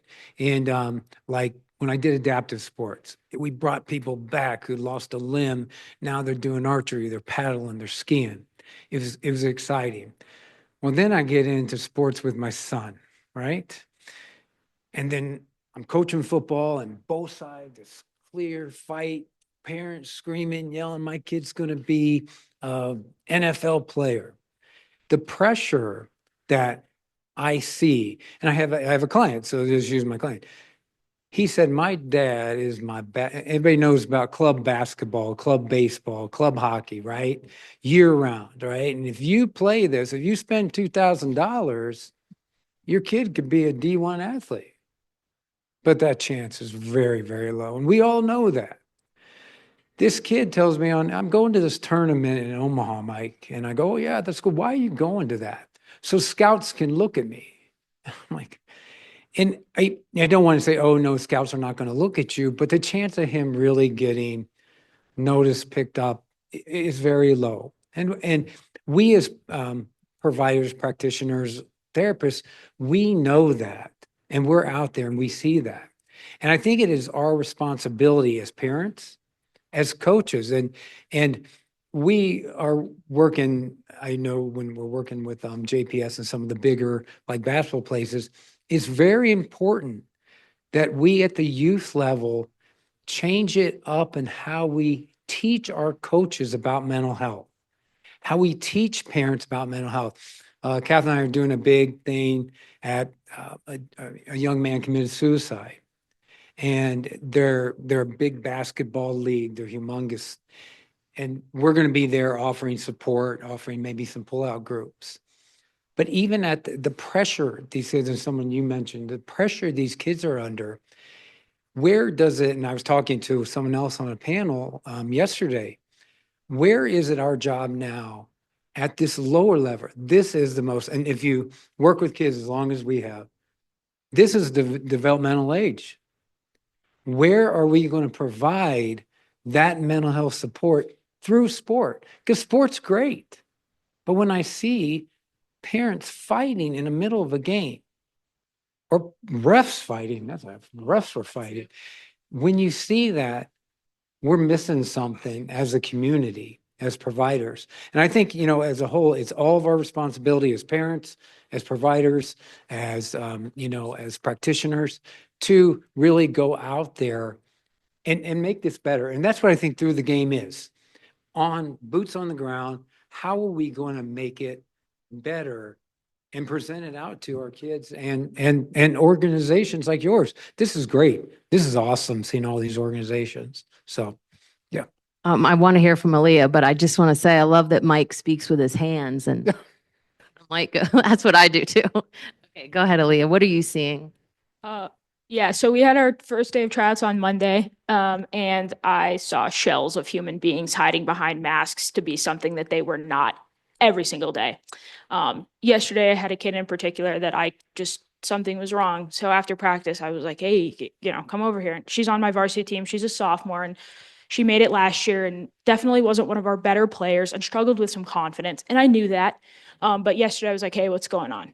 And the second I said that, just absolutely broke down. I sat on the turf with her for minutes after practice, just sitting there, because she needed to be seen. She needed to be seen. The actual true kid needed to be seen. So that's what we did. I ended with recommending some therapy, but Um, but my point is that continually, I think like as a coach, we have kids that are showing up as shells of human beings and they're hiding behind these masks. And one of the things that Catherine Ames does with my kids is she allows them to just exist in an environment with no judgment where they can be 1,000% themselves no matter what, which is an environment that I had few and far between as I was growing up. And I wish I had more of. So as coaches, right, one of the other things Catherine teaches is kind of when you put your bag down and you come to practice, you set all that aside. And sometimes, most of the time, that should be what's happening. And sometimes it's just too much. And as coaches, I think it's our job to help see that. Because like I said before, we're developing lacrosse players, but at the end of the day, we're developing human beings. So for me, that's been a big thing, is just recognizing that those shells of human beings and those masks that they're hiding behind and helping them kind of peel off that mask and just be themselves. Yeah, and thank you guys. So again, these are the building blocks, these ages. So what I see in my practice is a lot of anxiety, depression, suicidal thinking, time management. What else did I have on here? Trouble with friends, stress, kind of like all the topics we think about. Two big ones that we'll talk a little bit about, perfectionism and people pleasing. Those are like two big ones. What I can tell you that's positive is I have my private practice and then the business all fall under the Through the Game umbrella. But in my private practice, what's kind of cool is there's a lot of kids self-scheduling. I think that's really cool. Like they're taking ownership. On the downside, sometimes parents get in the way. And listen, I'll be the first to defend parents because I'm a mom. I know how freaking hard it is. And I've sat in rooms with coaches and people who aren't parents who will throw parents under the bus. But it is a hard job. I mean, and our hearts are walking around in these beings. And we feel their pain. I mean, at 3 a.m, I was thinking of all the lessons I've learned from my children. And I didn't mention this, and again, I'm trying not to cry, but I'm emotional. I'm Italian. It may come out. This campus brings a lot of memories to me because, here it comes. My son has my middle child, my son, has a chronic health condition. He has hemophilia. It's a life-threatening bleeding disorder and very rare. But this is where we brought him as a baby. So driving on this campus, I mean, I remember one time after a tonsillectomy, the scabs came off and he was literally it looked like he was bleeding out in the ER at Children's. We used to come all the time for him to get infusions at the old building on campus. All the time we had to come. And hemophilia is very rare and it was prohibitive for him. He couldn't do all the sports he wanted. And ironically, he was a very, very gifted athlete. He would have loved to have played football or lacrosse or some of those more, what's the word? Contact, there it is, contact sports. He was a swimmer and he was an all-American swimmer. And so he did find his way. But I remember when he was 5 years old, him saying, I don't like myself. 5. And at that point, I'm in mental health and I'm thinking, there's no way my kid's suicidal. Like, what? Years of processing and me being an advocate in the field saying these kids, anybody with a chronic illness, there's a higher likelihood of mental health challenges. Like the young lady that talked about her lupus. Thank you for saying that. Sorry, I didn't mean to point you out. But what I learned over time was he didn't hate himself. He hated hemophilia. He hated being different. He hated that he had to get a shot 3 times a week to the tune of $1,500 a shot, probably more. It is more now. That's a whole nother topic of conversation with healthcare and stuff. But this campus has a lot of memory for me and emotion as I walk. And these are new buildings, but just being here. But, okay, I got off track. Parents sometimes get in the way of helping their kids. Like there's kids I see that I'm like, "Ah, man, they need it." And they're like, "Oh, they're fine." But yeah, I know the kid is struggling. So some parents are really good, but sometimes it takes a crisis. And I hate to say that, or they have to see the struggle. So we have to get better at that. And I think being in this room, one of the biggest things about all the social media and the stuff we're promoting is education and prevention. That's what we have to get better at. As a society, we're not good at it. Our healthcare system is after the fact. You know, with my cancer journey, I asked the doctors, does it matter what I eat? They were like, not really. Of course it matters. Anyway, I see a lot of these things in my practice too. Kids with chronic illness, kids with injuries, and how that impacts their mental health.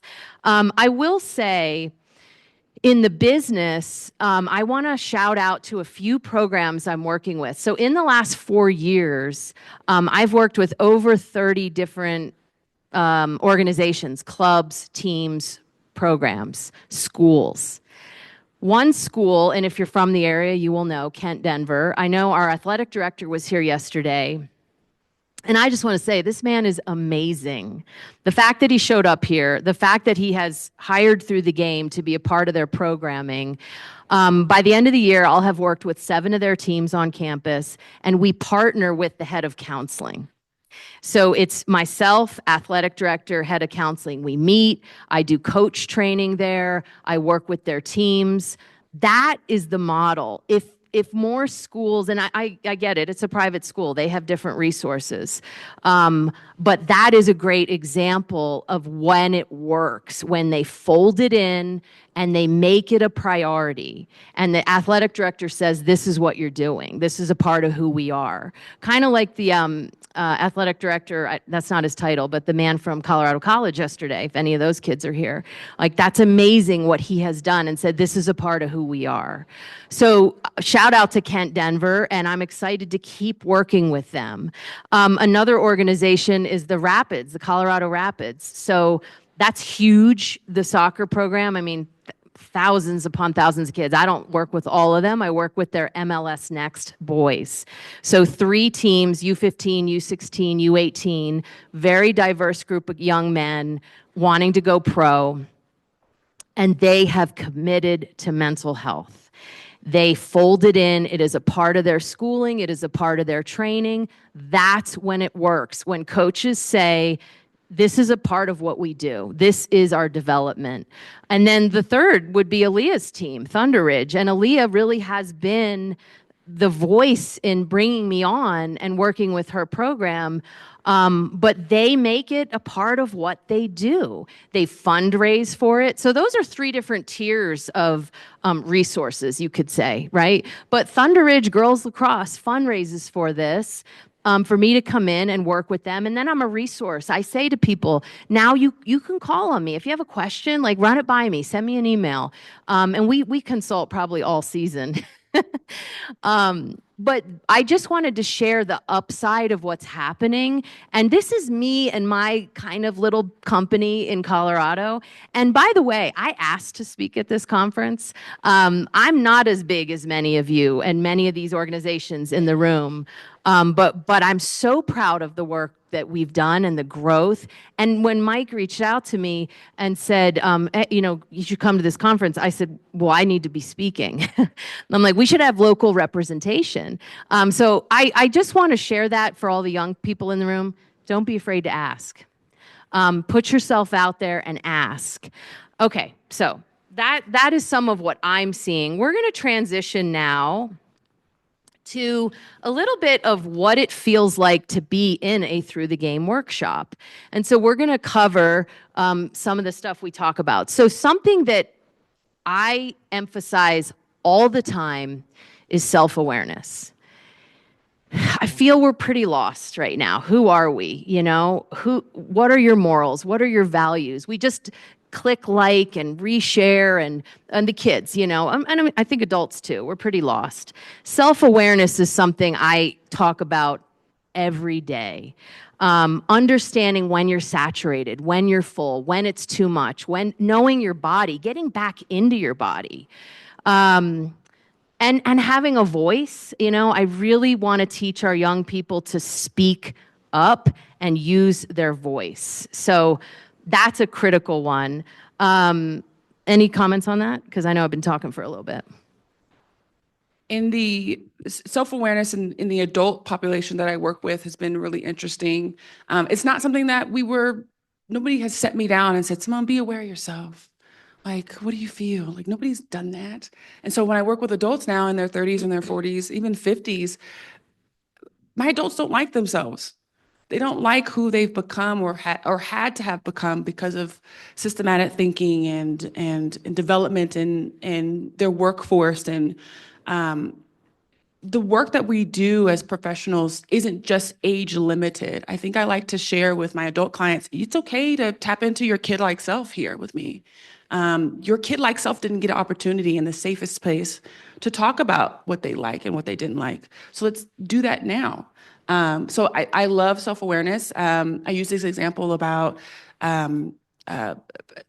communication. I know we're going to get into relationships in a little bit, but there's so many ways that we can communicate. If we all went to a steak dinner and our dinner, is Eddie in the room? Oh my gosh, Eddie taught me this. This is so cool. He's a classmate of mine at ACU and Abilene Christian. And I love sharing this story. So in a nutshell, there's so many ways that if we ask for medium well with the W is how I like my steak. Don't give me the mooing cow. That is gross. Keep it. Anyway, I like a little pink, not too much. If it comes back and it's mooing at me, there's 3 ways that I could accept it: passively, aggressively, and assertively. Passively, you don't hear me say what I need from you. You think it's okay. But later down the line, I'm shitting in my pants because I've had steak that wasn't good for my body. So I'm cursing at the world, thinking that's the world's problem. I failed to communicate what I need. Aggressively, you see me, you hear me, but you're not listening. I'm flipping tables, I'm cursing people out. The likelihood of my food getting spat in is higher, right? However, so teaching people how to be self-aware, it's okay to say, can you put that back on the grill, or scrap that, I'm actually gonna do the chicken. When we talk about people pleasing, a lot of us feel like, well, that's more work for the waiter or the staff, and I don't wanna be too much. I don't wanna be a burden. That's what my kids say as well. I don't wanna be a burden. I said, burden out. How do you know what help feels like if you never asked for it? So within that, I know I kind of went around the room, but that's self-awareness. Knowing what you need, being comfortable with yourself and what you need, and then taking that next step and asking for it. Yeah. Real quick. Okay, thank you. Real quick. Thank you so much. Self-awareness. We talked about Colorado, and I have my reasons why I feel Colorado's the way it is. Same way with special education or special ed teacher. Same way they don't put the money. They just don't. That's not important in Colorado. But what I will say about self-awareness, mental health has always had a bias. Oh, no. Especially men. I see a lot of men in my private practice, and talking about the mental health, even to this day, they don't want to talk about that. That is a weakness. And we've had a lot of great sports people come out with Love, right? What's his first name? Kevin Love. He came out, spoke about his mental health, and was very clean about it. Even let's use police. We have mental health people now that go out with police. I think that was probably 8 years ago that started up, So the awareness, this is the good part about it. The awareness is starting to come out, and that makes me feel good. And now this group, we've got to start applying it to what we do and our kids so they can go to college. And if they want to play, they're going to be more together. Okay, I just learned I have 3 minutes and I have 2 pages left. Oh. Okay, so real quick. Sorry, I didn't mean to cut you off, Mike, but some of the stuff we talk about is black and white thinking, dichotomous thinking, why that is dangerous, external validation. We're all wired to please people pleasing in some way, but it's not predictable. And we have to talk about that with kids. You have to validate it a little bit. We understand why you do that, but you can't rely on it. Mistake culture. This is critical to talk to communities about and teams. What is your mistake culture? culture? How do you view errors? How do you talk to each other on the field, in the classroom, in your family? Comparison culture. This is like the speed round here. Comparison culture. We know that's terrible with social media and very prevalent. Perfectionism, people pleasing. These again are buzzwords. I really am adamant when I talk to adults about stop saying certain things. Like I get so tired of people saying this generation is soft, and I'll be the first to defend the kids. That's bullshit. These kids are going through different things. It was not like this when I was growing up. So we have to stop saying those things that are hurtful and not helpful. Get to the why, understand why kids behave the way they do. And in fact, as a community, why are we here? We're talking about mental health, we're coming together, we're teaming up, but why is this such an issue? We have to understand. We want to teach responding versus reacting, okay? That's a big skill. Emotion regulation, one of my favorite things to say, kids can't regulate feelings they're not allowed to feel. Kids, and actually humans, but especially our young people, they can't regulate a feeling they're not allowed to feel. So if they're told, don't be a certain way, how are they ever going to know? And guess what? Now, I say this all the time. Every single emotion is fine. Every emotion, not every behavior. And that's another big one to pass on. It's okay to be angry. It's okay to be envious, or want something, but doesn't mean you go and steal it, right? If you're angry, it doesn't mean you go and throw a punch. But learning that self-regulation, emotion regulation is critical. Validate them. Like Aaliyah said, the young girl just wanted to be seen and heard, right? Give kids a chance to be seen and heard. Let them use their voice. If we keep shutting them down, then that's when we develop that people pleasing, because then they ignore their own gut. Oh, maybe what I'm feeling is wrong because mom or dad or coach said that's not accurate. Okay, so time also is critical. We have to make time for this work. And I know I'm preaching to the choir here.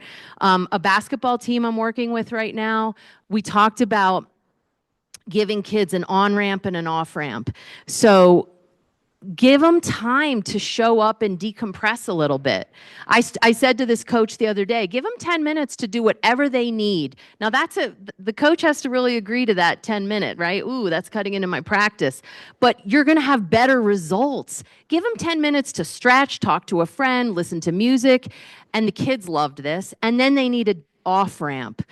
How do we recover? We can't just go, go, go. One of the things we see more than anything is that nobody thinks they have time for this. And the kids especially feel, I don't have time. We have to make the time. Okay, so final thoughts. I know I'm so over, and I apologize, but final thoughts, make it quick. Well, Okay, we have a question online if you want that one. This will be a good one to end with. It's a nice grenade because you both said bad words. We had G ratings until you both said bad words. Oh, sorry. And Aaliyah, I think I understand lit and sus because I'm super cool and hip. But, if everybody else needs to know, like maybe you can talk to them later on about that. All right. So here is your grenade I'm about to throw at you. Oh, 'Cause you said boy. bad words.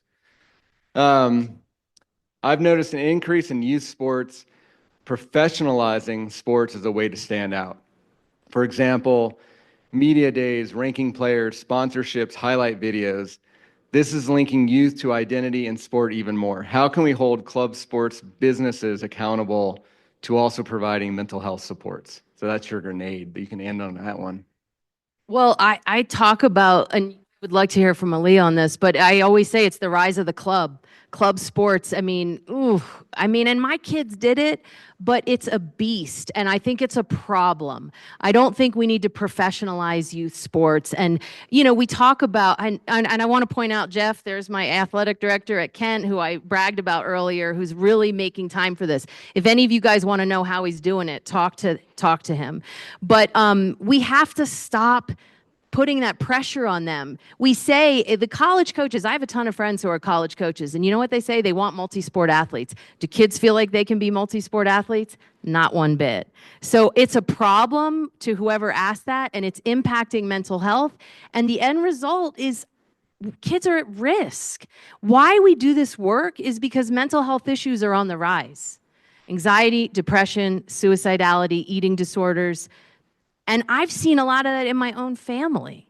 You know, I've experienced a lot of this. So I think we have to stop it, and we have to keep educating these people and keep this movement going. And that's why I highlighted some of the programs I am working with to let you know some people are bought in.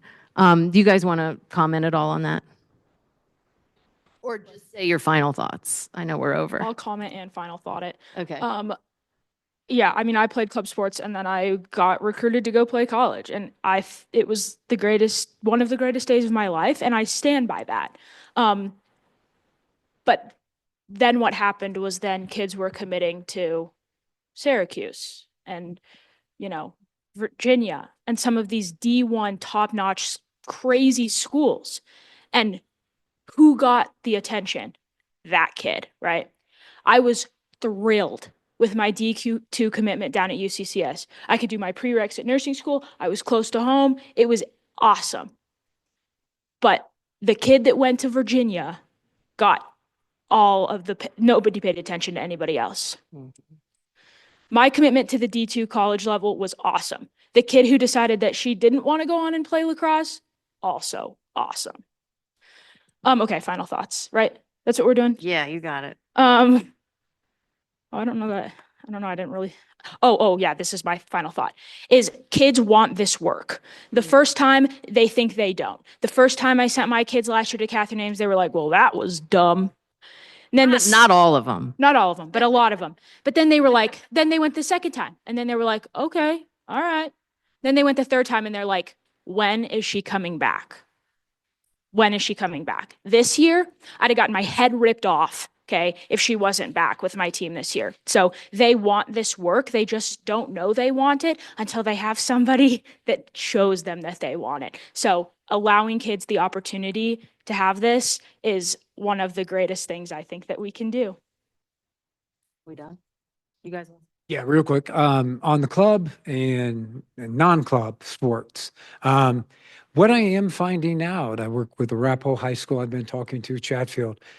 It is starting to filter in to the schools.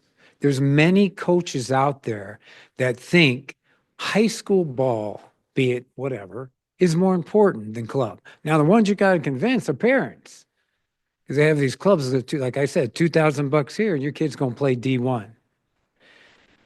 But I see it getting better. So that's my only call on club. It is getting better. I see more places filtering into the schools, the high schools. And you know what? That's where it should be. That's where it was when I was a kid. And that's where it should be. Final statement, really. I've done this a long time. I'm an old guy. I play a small farm town football. Get out there and play. No one cared about your mental health. Not at all. Back then. We're at a good point now. And I was talking to a gentleman when he was up here doing one of the groups yesterday. We know how to fix an ACL. Here's the book. This is how we fix an ACL. We have kids dying, right? Mental health, right? We talk about suicide, but we don't have that. We don't put together a book. We don't say, let's give it to the coaches. Let's teach them what they can do. That's where we need to get to be. And, like you, being an athletic director and through the game, we're on our way. And all the people here, you young people who are new LPCs, new social workers, push that. If sport's what you want to do, push it. And we can get there. And we need to get there. We really do. Thank you. Last thing I want to say is talk to us. We're here for the rest of the day. Follow us on social media. Ask questions. Let's connect. I'm so honored to be a part of this, and I'm glad I asked to talk. And we're going to end. Get up, guys. Team on 3. I want to hear the whole crowd because we are in this together. And if you know what the acronym stands for, do you guys know what TEAM stands for? Together, everyone achieves more. That's how we have to proceed. Okay, ready? Team on three. I want to hear it. 1, 2, 3. Team. Let's do it one more. Loud. Loud. 1, 2, 3. Team. That was better. Thank you so much. Thank you. That was awesome. Thank you. So we'll get it. I'm gonna do it up here. We'll take another 5-minute break. We'll come back with our next panel. Our next one's gonna be our first one that we're trying with somebody zooming in virtually. So we'll have like a Wizard of Oz type head. But it's gonna be a really cool panel, as they all are. So 5 minutes, 10, 10, 10. Come back at 10, 10. Good morning. All right, I'm gonna call us to order again.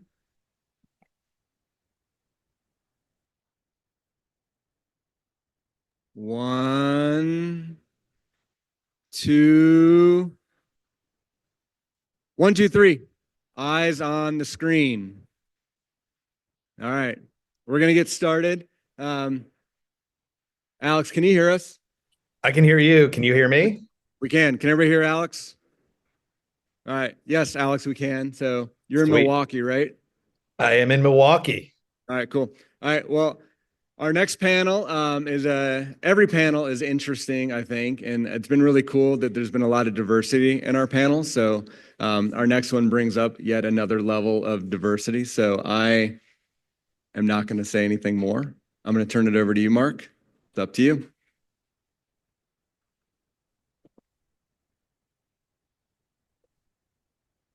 All right.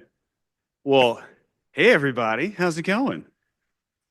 So for anybody that doesn't know me, so I'm Mark Allen. I'm a child, adolescent, and adult psychiatrist with a focus on sports, which means I did a little bit of additional training through the International Society for Sports Psychiatry and the International Olympic Committee a while back. I live here in Denver, about 10 minutes from here. So the fact that this came together over the past year has been amazing. I'm so glad that everybody decided to show up and to, like, for me, I'm gonna pause there. I got to hear the wonderful Charlie Marr speak a while back, who's a sports psychologist with the Cleveland Guardians. And he mentioned when he was speaking to a group of practitioners, just remember to have some PF. And all of us were like, what is PF? He goes, professional fun. And I was like, okay, yeah. Well, for me, this is professional fun. I get to talk about my favorite topic, athlete mental health, with these people. This is amazing. So thank you very much for tuning in. I think it's going to be a really fun conversation. So to kick it off, I would like for Kate to introduce herself. So tell me a little bit about you, your work, and then what's your favorite part of your job?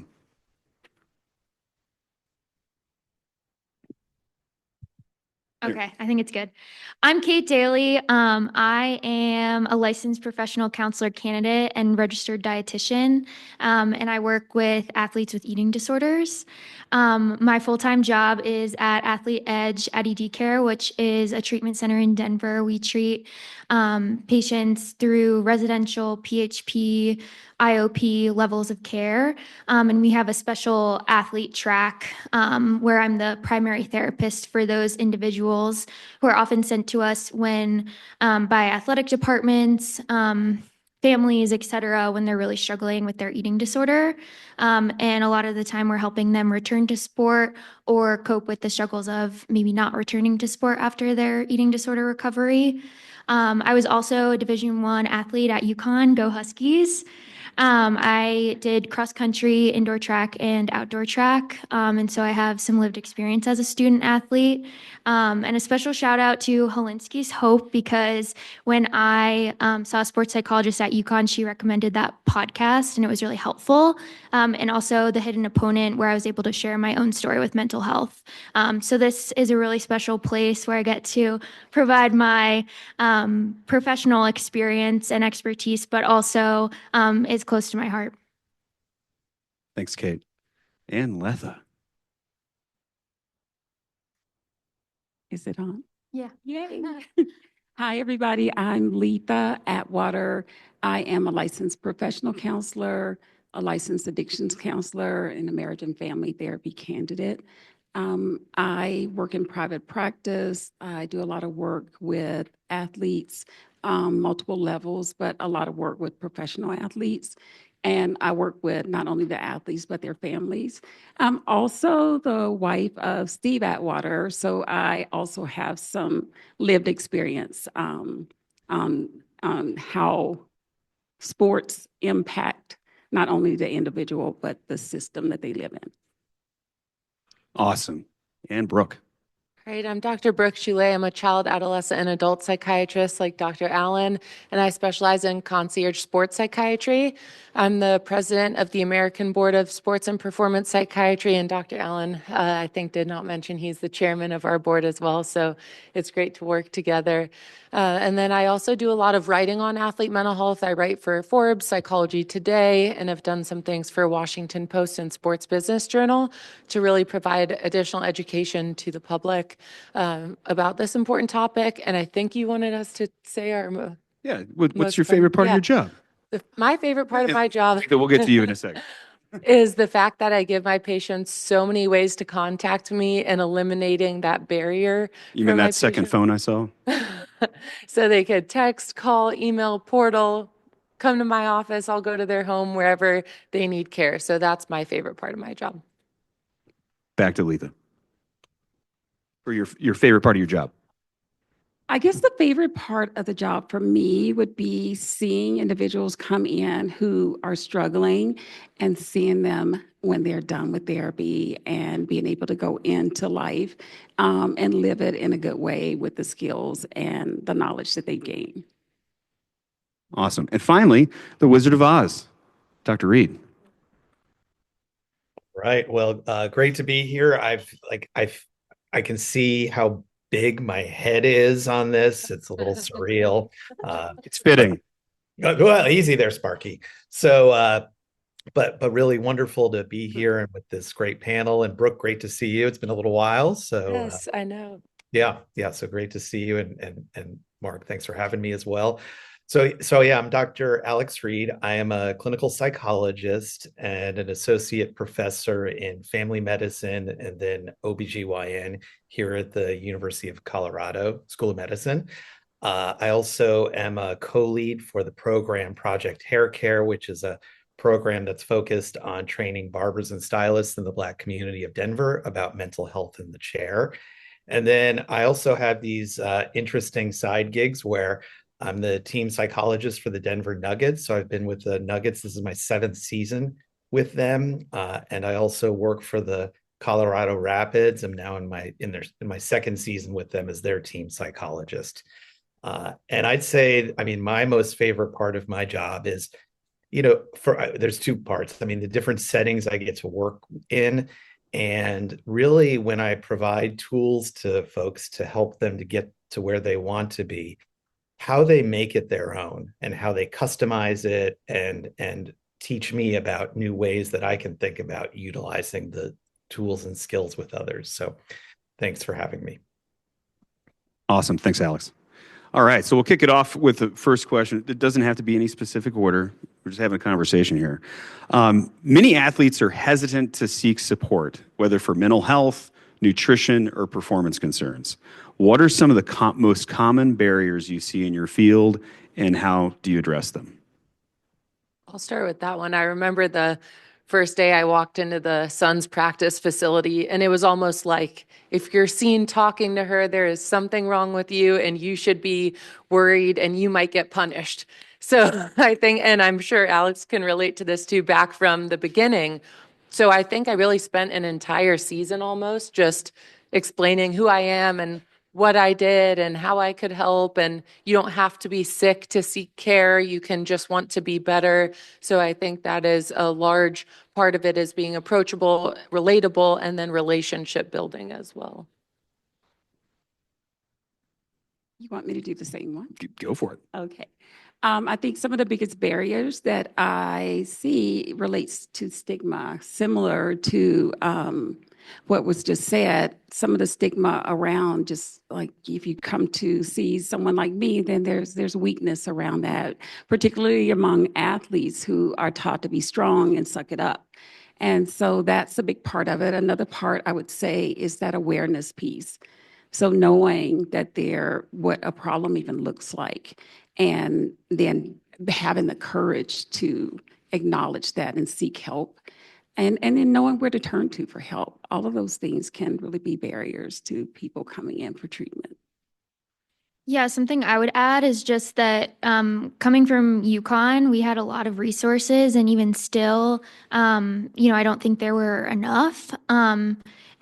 And so I can't even imagine some of the universities and other facilities that don't have any sports psychologist or, mental health therapist or, sports dietitian. I know our sports dietitian at UConn was, we have 500 something student athletes, and she was the only one, which doesn't seem like a big deal maybe to some of you, but that is a really big deal. And so I think the funding and the opportunities for not just Division I universities, but across all divisions is really important, and something that I think can also be a barrier to seeking help. Alex, anything you want to add? Yeah, I mean, all great comments, and I can relate to everything that has been said. I think the one I can add is really, it's how does leadership within a team view mental health and mental wellness, and certainly, I've seen and heard from a lot of providers in the NBA and MLS, and even with my own experiences of when you have leadership, be it a GM, be it a coach, if they are open to these ideas and believe in them, that makes a tremendous difference in terms of then how do the athletes and the rest of the team perceive that, versus if they are not that open to that as well. I think the other key word to add to that, like Alex is saying, is integration. How integrated is that clinician in a team environment or a college environment? Is it a name on a list somewhere that you've never seen their face, or are they there every day just like your strength coach and the dietitian, and really making it a normal part of the environment? And Alex, I think there's even one team, right, that they have the appointments with the mental health clinician on the training room screen, just like all the other important appointments. So talk about normalizing mental health is those appointments are on the screen just like everyone else's sessions with the other components of health and performance. And that really is the way that things should be. Along those lines, if you look at the professional sports leagues, there's typically 3 different parallel paths by which a player could see a mental health professional. There's like the embedded, quote, team clinician. Then there's the players association, there's a directory that's sort of vetted that someone has an athlete informed ability. And then there's the sort of shadow market, if you will, of folks in the community who are still doing the work that may not be actually there. But that's really still important that when the player is seen and they're being helped in the community, that's still being communicated back to somebody at the team to know that they're getting help that they deserve. One of the other barriers that I see, at least, psychiatry is a loaded term. Like, it still stigmatizes itself. I mean, it almost needs a rebrand. So you could view, Brooke and myself as, quote, mental health physicians versus, just a psychiatrist. And then athletes, they're like, psychiatrists? Wow, I will see a psychiatrist. Like, what? Aren't they just a bunch of nerds that don't know anything about sports? And that's something that we're trying to really conquer, and so that we are able to become athlete informed, which is a form of cultural competence. That you are able to speak the language, understand the complexities of sport that go along with that. So, all right, awesome. I will stop yapping. Have there been times when an athlete came to you for one issue, but you realized another discipline needed to be involved? And how do you handle those handoff moments? I can start with this one. So I have a private practice where I see outpatients as a dietitian, and oftentimes they'll come to me for sports nutrition, and we uncover that there is significant disordered eating or a full-blown eating disorder. And I think it's really important to meet the person where they're at. I always say that readiness is a decision, not a feeling, because oftentimes we don't really feel ready to do things, but kind of motivationally interviewing and kind of meeting them where they're at to then help kind of push them to, gently seek support from maybe a mental health provider. And I think that that's an important piece of the work. And I've also seen it alternatively of individuals, athletes not having the best experience with a dietitian, and therapists and psychologists working really hard to get them to see anyone, and then maybe they end up with me. And so I think there's a lot there in terms of, at least for me, the overlap between kind of the medical piece, especially with eating disorders, and then also the psychological piece. And so I run into that pretty much all the time. And then within my full-time job, they're there because they have an eating disorder, and we already have that team in place to support them in all the different ways. Athlete Edge has a very robust model. It's a multidisciplinary model, like through and through. Even with a mental performance coach. And shout out to Taylor, who's not here. He was here last night. Anybody else? One that really stands out to me that I just thought was the coolest thing that I caught as a psychiatrist was that at the beginning of the NBA season, we had everyone have 5 minutes with me, and I administered a sleep questionnaire because I figured if I do a bunch of PHQ-9s and G87s, I'll scare them away for life and they're never going to come talk to me again. So I used that 5 minutes to do a sleep questionnaire. And in that sleep questionnaire, 2 people I found that said that they had horrible sleep and their performance was struggling actually probably had sleep apnea. And so I brought in a sleep specialist to the practice facility, administered at-home sleep study. Both were diagnosed with sleep apnea. Both sleep got better once they started using a CPAP, even though they hated it. But that was a really cool experience where I didn't have to be a psychiatrist in that moment and tell them that their insomnia was because of anxiety or depression. In reality, it was because a lot of athletes have increased neck musculature, which can collapse their airway more easily. I know a lot of times sleep apnea is associated with being overweight or obese, but in fact, a lot of athletes experience it too. So that was a neat handoff moment. Nice work. That was a great example. One of the things that I find a lot, because I work with people on coping skills and strategies to help them deal with the symptoms that they're having and to help them get better, but sometimes that's not enough. And so being able to work with a psychiatrist or someone who can prescribe medication when it's needed has been really valuable. Awesome. Alex, anything you want to add? Yeah, I can share, when you have that just interdisciplinary team, it makes such a difference for the athletes. And so, one example was one of the trainers was talking with one of the players a number of years ago, and, they were really concerned about their focus and attention and concentration. And so, with that was a warm handoff to me to then do do an evaluation, including an ADHD evaluation. And really, that player absolutely had symptoms of ADHD. And so with that, I was able to hand them off to a psychiatrist just to, then look at medication options and, keeping that in mind is especially for a pro athlete using, methylphenidate or so, a stimulant medication. So, but that was, and it led to a great outcome for that player who then really their performance improved because they were able to utilize medications along with other tools to just help them with focus and concentration. Awesome. We're talking about a multidisciplinary clinical approach, but if you think about it, there's so many touch points to an athlete. I like to think, I very much take a developmental approach. I'm a child and adolescent psychiatrist. The athletes I work with tend to just be big kids, a 25-year-old athlete. So they've been in this system forever, but they have a big sports family around them. So you get to still do sort of family work, systems work. If you look in, a locker room, the athletic trainers are the frontline people. They're the ones that actually really know the athletes the best. So we really depend on them to get lots of information. So it's not that they're not up here because we're avoiding that, but that would definitely be like a vital person to communicate with. The primary care sports medicine team physician would be an absolutely vital person to be including in this stuff. And the coaching staff.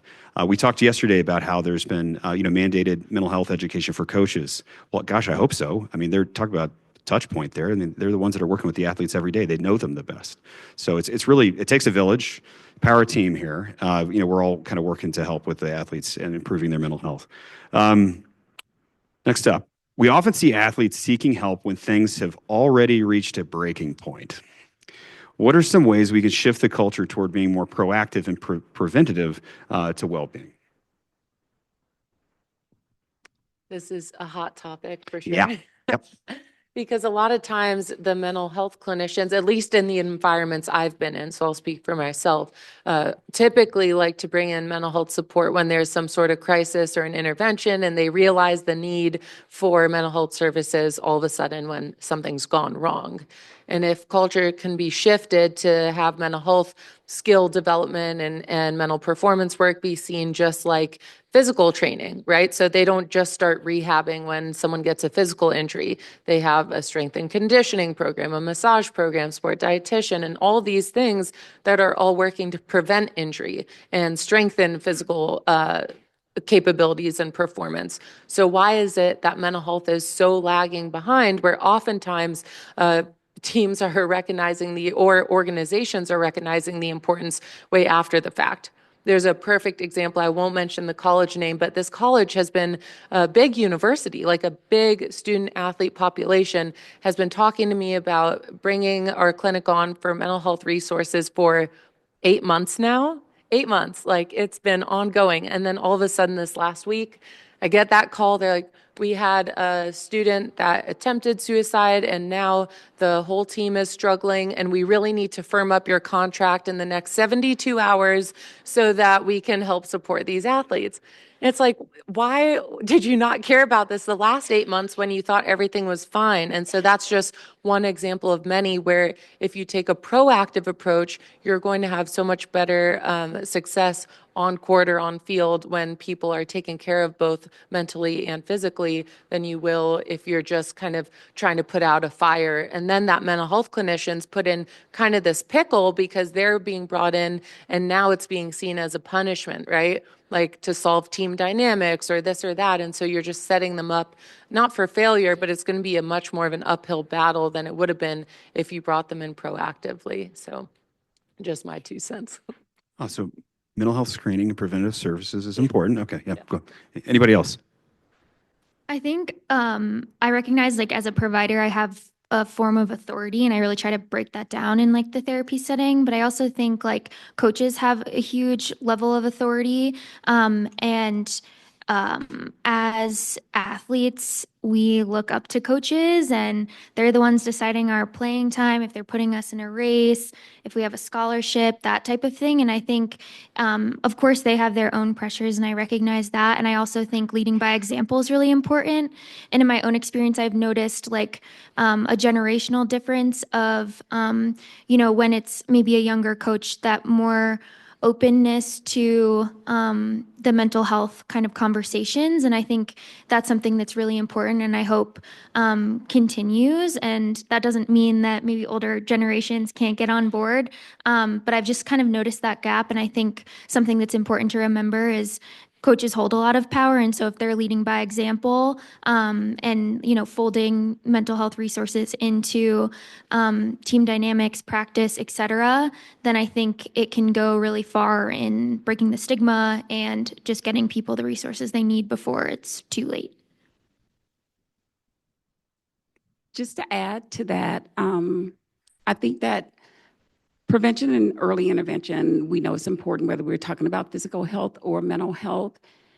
If we could somehow get that information in front of people so that the resources, not only the physical resources are in the building, but what if someone just needs to make a call in their home and they're not with that physical person? So having all of those different contact points, calling 988, knowing that it's okay to go to the emergency room, understanding that it's okay not to be okay, and it's okay to seek help before you need help. Because sometimes in that moment, you won't remember, oh, I actually can go in tomorrow and talk to Dr. Brooke, right? But I'm struggling right now. And so having those conversations up front so people know that there's help out there at many touch points. And, it takes a step, putting one foot in front of the other to get to people who are willing and able to help. Alex, anything you want to add? Oh, you're muted. Thank you. Yeah, great points. I mean, I think one of the skills that all of us have that, we have worked on through our training and our experiences is building relationships and really, using our ability to build relationships, to be curious, is, a way of, I think, helping to overcome some of this. Part of it is, of course, right, just getting your foot in the door for different organizations. But once there, I think, right, being curious, interested, all those things that helps to show that we're people, we're human. And it also helps, of course, too, to not dress like a psychologist or a psychiatrist typically. And also, like, I think when I first showed up, I was wearing, like, jacket and tie, and it was like, Doc, you got to lose that. So you got to get some nice clothes. So some of those aspects. That's helpful. I remember that exact day about 8 years ago when I stopped wearing a tie.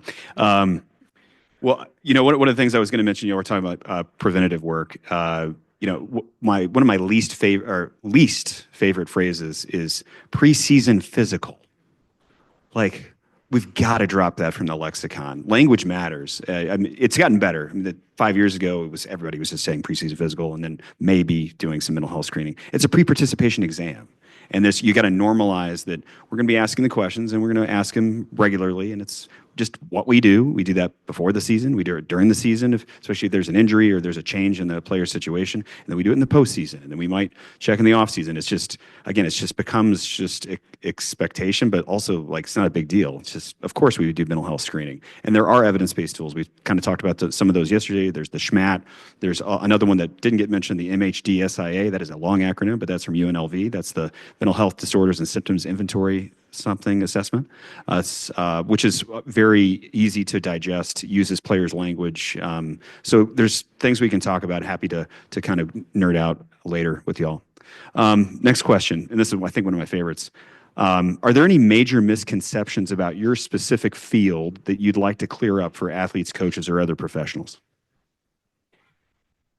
Because we got different fields represented here.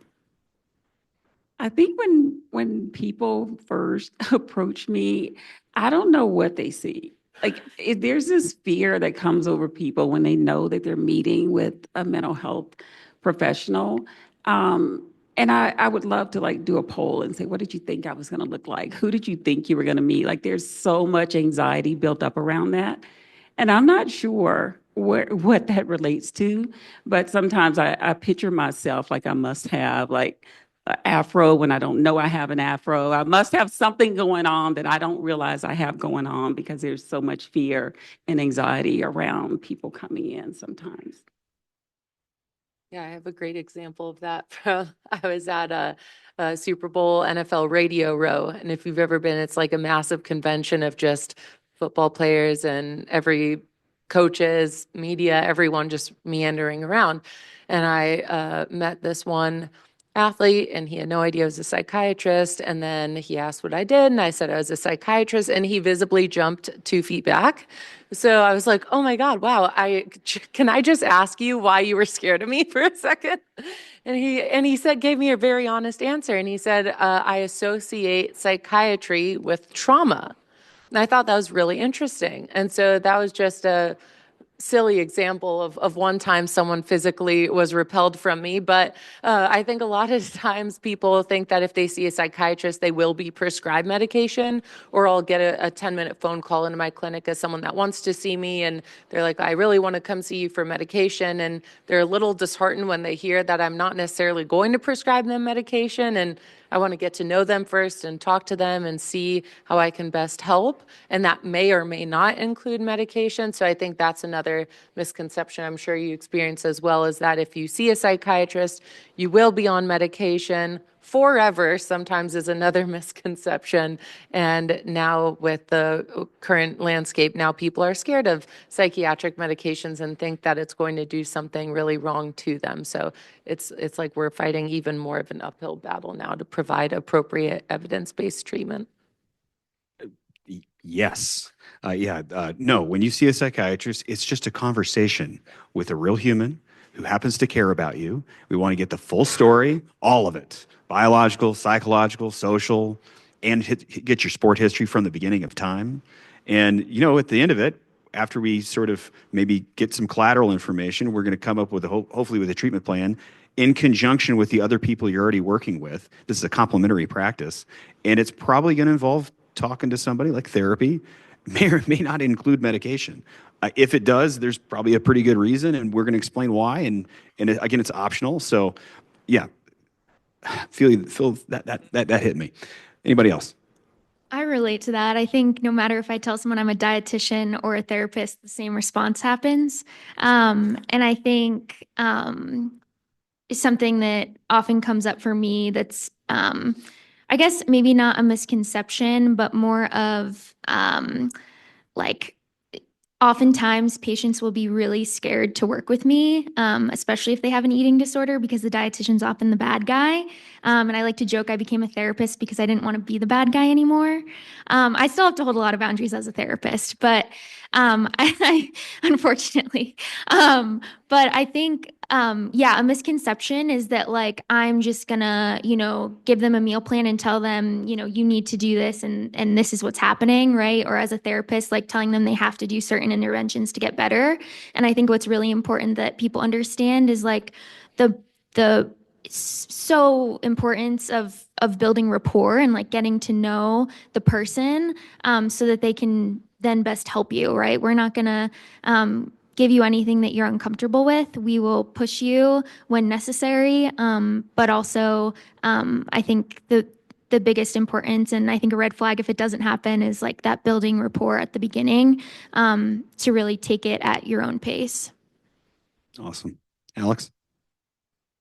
Yeah, I mean, I thinking of quite a few stories, and I mean, one of the things I had seen early on in some of my work with both teams, is I might be near the locker room or walking through the locker room, and some guys are arguing or something, and they're like, "Man, you better go talk to Dr. Reed. Like, you got problems, man." and so and so then I'd like, how do I approach that? And I'd always, approach it like, well, first let's just bring in a hug, come on, bring it in. So to see, have a little humor within that as well. I do think, such a big part for me, at least, with helping to overcome, a lot of the misconceptions about therapy, about mental skills training is just being around. I mean, these, the teams, the players, the coaches, their world, I mean, it almost reminds me of being in a rural town, where these teams are isolated, they're together all the time. I mean, more than they are with their families. And so when someone new also comes in, everyone picks up on that. They may not say that, they're not going to say it to you, but they will pick up on this other person. And with that, it really is this idea of, right, like, how do I be an ambassador for psychology and mental health? And in doing so, it is that being curious, being approachable, building relationships, having fun as well. Because I mean, people are under a lot of stress. And the other thing too is that, like all of us in these, depending on your setting, like, we are in a person's workplace, which is also kind of a weird thing, whereas usually people are coming to clinics to see us or our offices, but for me, I'm embedded in, and it's their workplace, and so their workplace is not all about psychopathology. So there's a lot of good things happening, and in that, rolling with that, I think that's a big part as well. So, Love that. All right, next one. If you could change one thing about how athlete well-being is approached at a systemic level, whether in professional teams, collegiate settings, or youth sports, what would it be? I'd say just the importance of it, like, it's important too. And I'm sure Alex even has more up-to-date info on this, but a few years ago, when you travel with an NBA team, every team has to provide a visiting wellness center. And I remember in Minnesota, they had a sign and it was like wellness room, and I opened the door, and you know those exits from the arenas where you come down a flight of steps and then at the bottom of the steps there's like a double door and you go out to the street? They slapped a piece of paper that said wellness room for visiting team, and then you open the door and it's literally just that like little enclave under the stairs as you're exiting the arena. So talk about the importance, whereas when you go to a visiting like a locker or a training room or the massage room, everything, it's so important. There's a large space dedicated to it. There's up-to-date equipment. There's the newest technology. And then you even for home teams, I was doing most of my sessions on a patio because I didn't have an office that was designated to me. So when you give the messaging that you're giving messaging that mental health is not important when you are designating spaces such as the underneath the staircase, such as a patio because we don't have a space to put you, such as some small cubby that's actually a massage room that they've just put chairs in so that you can lead a therapy session. So mental health is important too. And what messaging is it giving to athletes when they're being seen in those spaces? So we're basically Harry Potter showed on. Yeah. Okay. Yeah, cool. Anybody else? Repeating. Yeah, sure. If you could change one thing about how athlete well-being is approached at a systemic level, whether in professional teams, collegiate settings, or youth sports, what would it be? Okay, that's what I thought you said. Yeah. But Yeah. so I think that the one important thing is that there's mental health professionals available at every touch point where the athletes exist. I think the earlier that we can get students, children being comfortable talking to someone about how they feel and what's going on inside, we have a better chance of getting in front of it before they reach a professional level when they've never spoken to anyone. And then they put up all of these walls around what it means to talk to someone like me or the people on the stage, and then they resist it. And so I think just having it available, normalizing it at every touch point with young people is super important. I think just one small thing I'll add is just having like a obviously urgent response when there's crisis and things like that. But I also have noticed too, like, especially working where I work, like not necessarily meeting the patient's urgency because then that makes them more dysregulated, right? And so like coming in with like a calm manner, even in crisis situations, right? And I think oftentimes we're all just doing the best we can. And I think like that's the level I'm at. I always think everyone's doing the best they can. And I think one of the ways we can continue to do that is to, you know, if someone brings a crisis to you, whether you're a coach, whether you're an athletic trainer, whether you're, you know, a mental health professional yourself, I think it can be easy to really freak out because it can be really scary, especially when we're talking about things like significant depression, suicide, et cetera. And I also think it's really important in them feeling comfortable and being able to trust the person they go to. They went to you and told you that for a reason. How can we like slow down, stay as calm as possible, and get the right people involved? I think is something I would like to continue seeing when I see it, and to continue pushing for that, which I think comes with education and too. Awesome. Alex? For me, I think the biggest part would be, I mean, all of this, I love what everyone's saying, is just the normalizing, that any of us can experience mental health challenges, that these athletes they're human beings, and, they have extraordinary pressures, that they have families, and those are the things they're thinking about, not always just sports. It was so interesting. I think back to Kevin Love being a great example of when he had his panic attack during a game, and how that really opened up the conversation within the NBA and led to eventually, right, that requirement of having a psychologist, or a mental health clinician and a psychiatrist to be part of the team. as well in the staff. And I think those, but that was also a response to a crisis that happened. And so really, just finding athletes who also are willing to talk about this and being brave. They're more and more talking about the challenges that they've had. And when people can hear that, then that just opens up more conversations and really normalizes it. I mean, I met with an athlete fairly recently, and when I was able to just normalize that other athletes feel this way, and I've seen people for similar stories, it's like there's this, I'm not alone. And that really is a big deal for many people. Yeah, that's great. I mean, it's true. We have a reactive approach to mental health care, but we also have a reactive approach to just physical health care too, in society. So that messaging, we really need to change the narrative for all of it. So I'm going to switch gears a little bit and go more pointed questions to each of you individually, because I mean, I get to hear all these cool perspectives. We'll start with you, Letha. I mean, you are a professional now working with athletes. You were the wife of a professional athlete, and the family dynamics. I kind of want to hear all about that.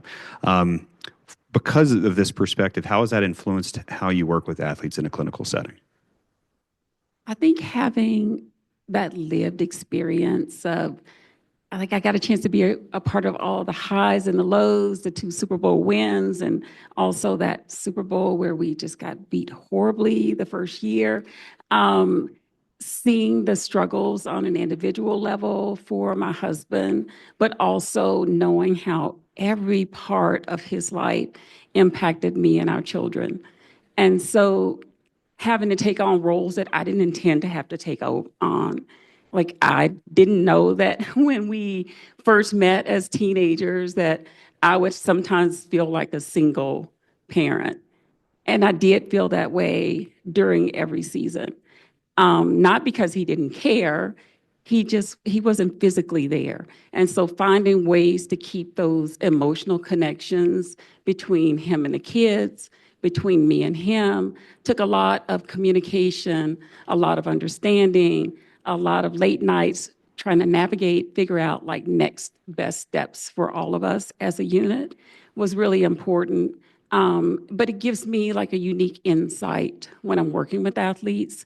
I understand some of the unique things, the unique challenges, the sacrifices that are made.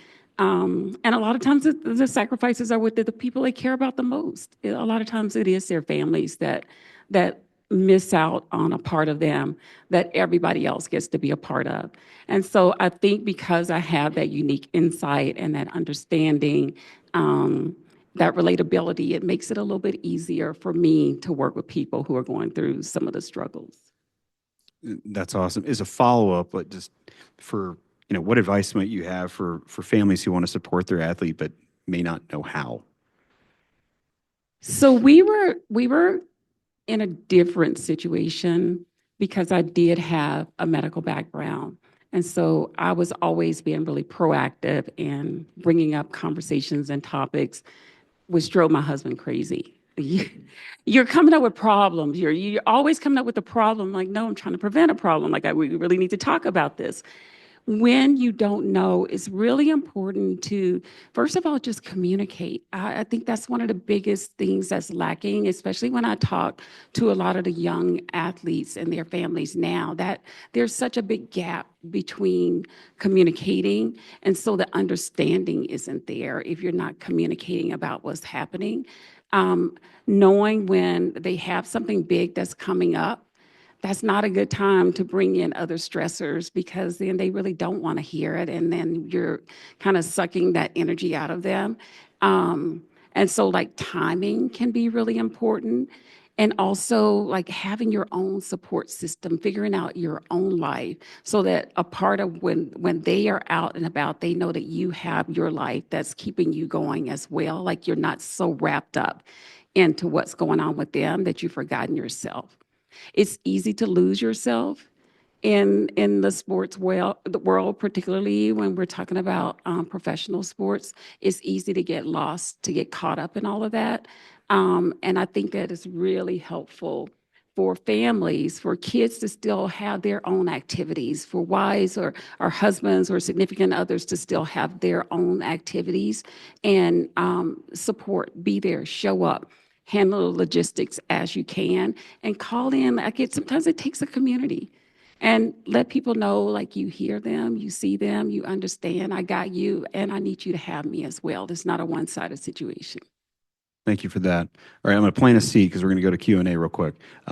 Just be thinking, like just one resource, book, podcast that you would want these people to know about. All right, Q&A.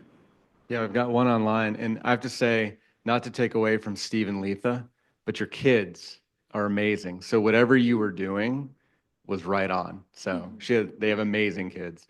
So we have one online, which Alex already answered, but Alex, I'll ask this to you. We can answer it to everybody, and then everybody in the panel too. I think it's a good one.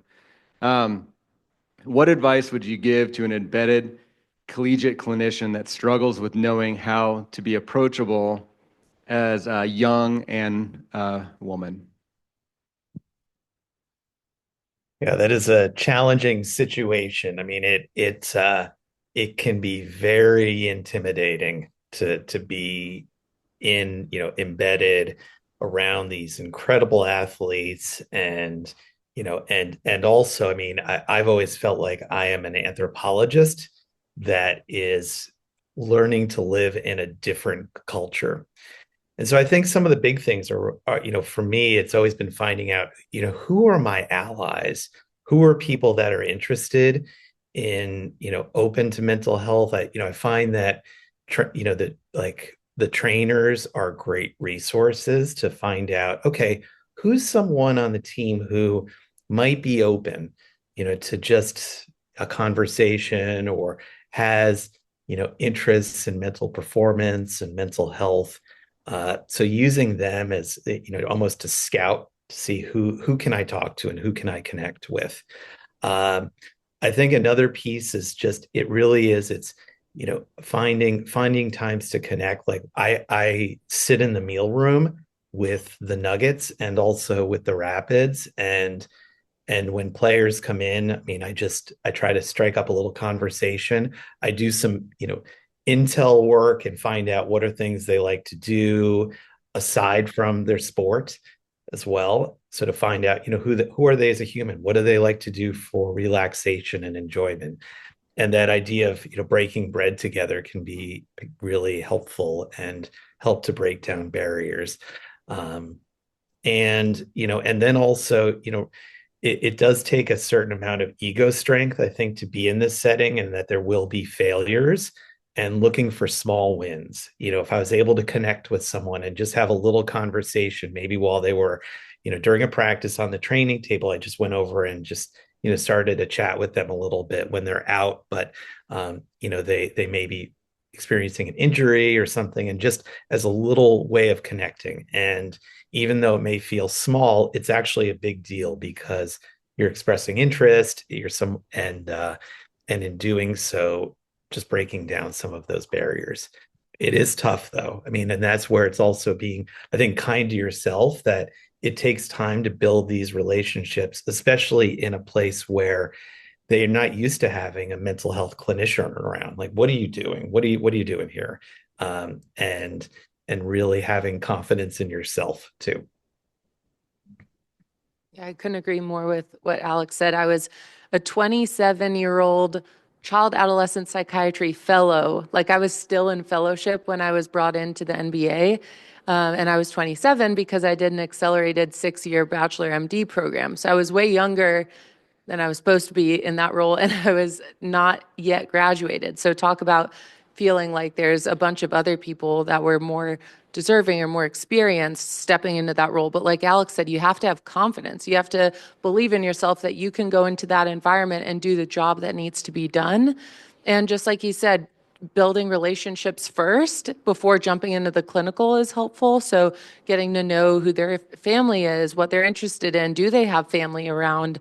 What kinds of food do they like to eat? Because when you go to these other cities, you can talk to them about restaurant recommendations, and just building that trust first before jumping into clinical, because then when something clinical does need to be addressed, they already feel comfortable with you. So to whoever asked that question online, I totally understand that because I was in that same role.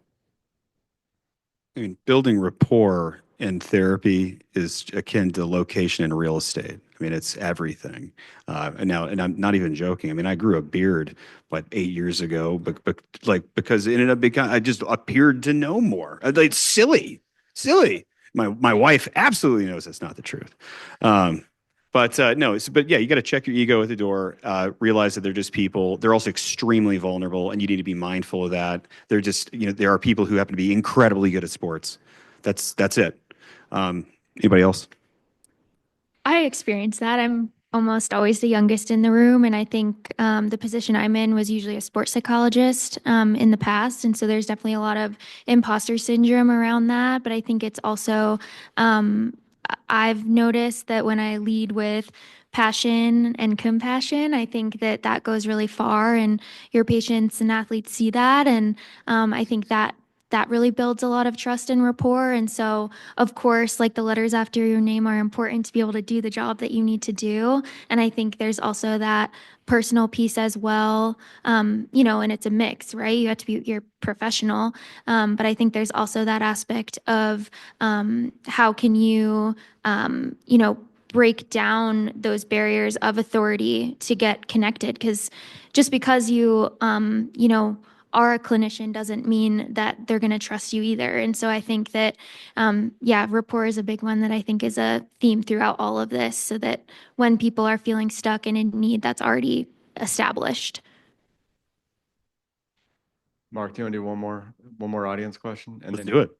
Can I just add one more thing just to jump in? Like, it's just have fun.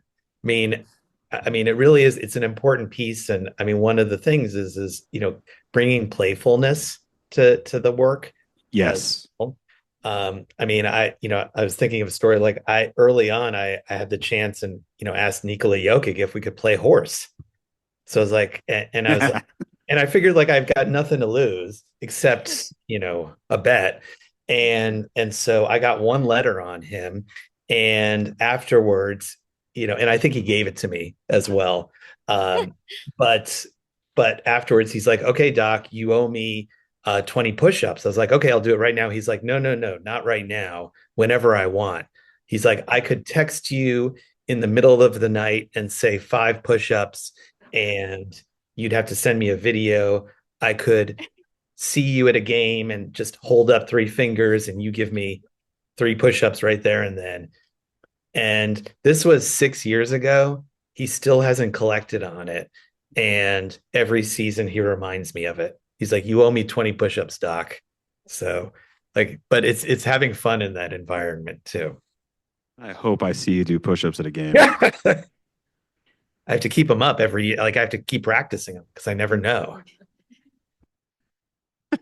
All right. I saw a question in the back from Dr. Sherry. Dr. Ballantyne, did she walk out? Was there a question? I got the Donahue mic. Yeah. Did you have one? All right, we got time for one, and then are you gonna have everybody give a? Yeah, it'll just be a lightning thing. Okay.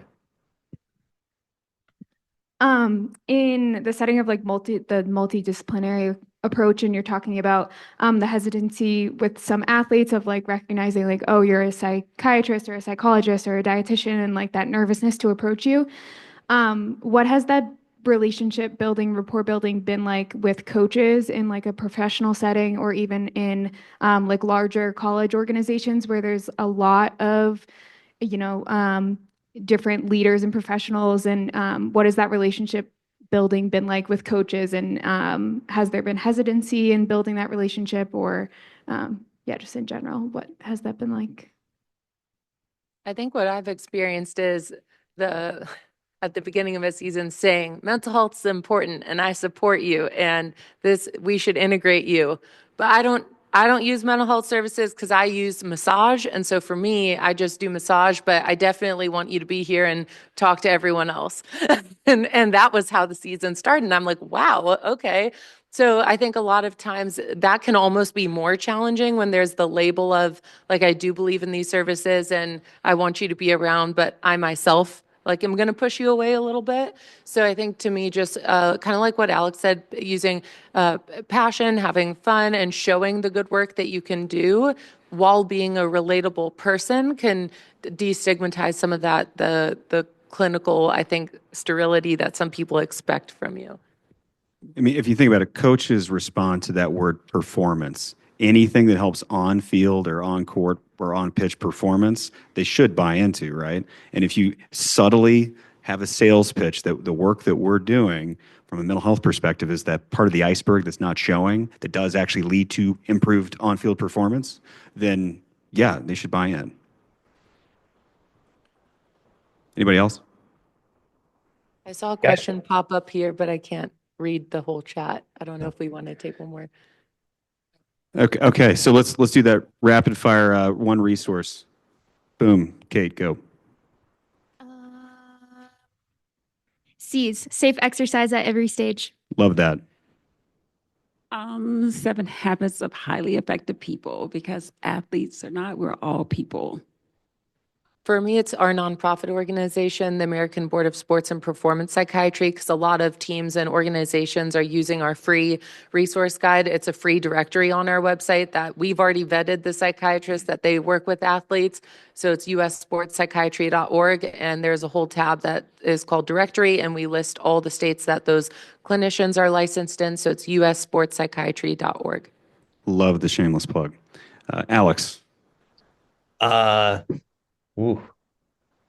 All right. Yeah, I know this is lightning, so I got to be fast. So I think my favorite book of late has been The Daily Stoic. So, and it's really focused on, right, like, what are your values? It's like, why are you doing this? And always remembering that. So a lot of great readings in there. Second time I've heard that. And then for me, it would be the podcast Youth Inc. Anybody's heard of that? That's Greg Olson's show. Greg Olson being the Fox Sports commentator / Pro Bowl tight end formerly. It's about youth sports parenting. It's fantastic. It just shows his journey. And yeah, delves into some mental health stuff. All right. Thank you so much for having us. Thank you, Mark. Thank you. Thank you. Yeah, thank you for that. We're going to show one thing on social media, and I'll put another plug for the Daily Stoic. And for guys out there, it's a way I've been trying to use to get my friends engaged and stuff too. So I actually started a text thing with a few of my friends, and we all would do the Daily Stoic. And at the end of the week, we were supposed to text each other things that we had figured out or thought about in the week. But it's a good way, I think, for guys who are reluctant to do stuff to actually kind of engage in some things. So is this it? No, you talk. I don't know what it is.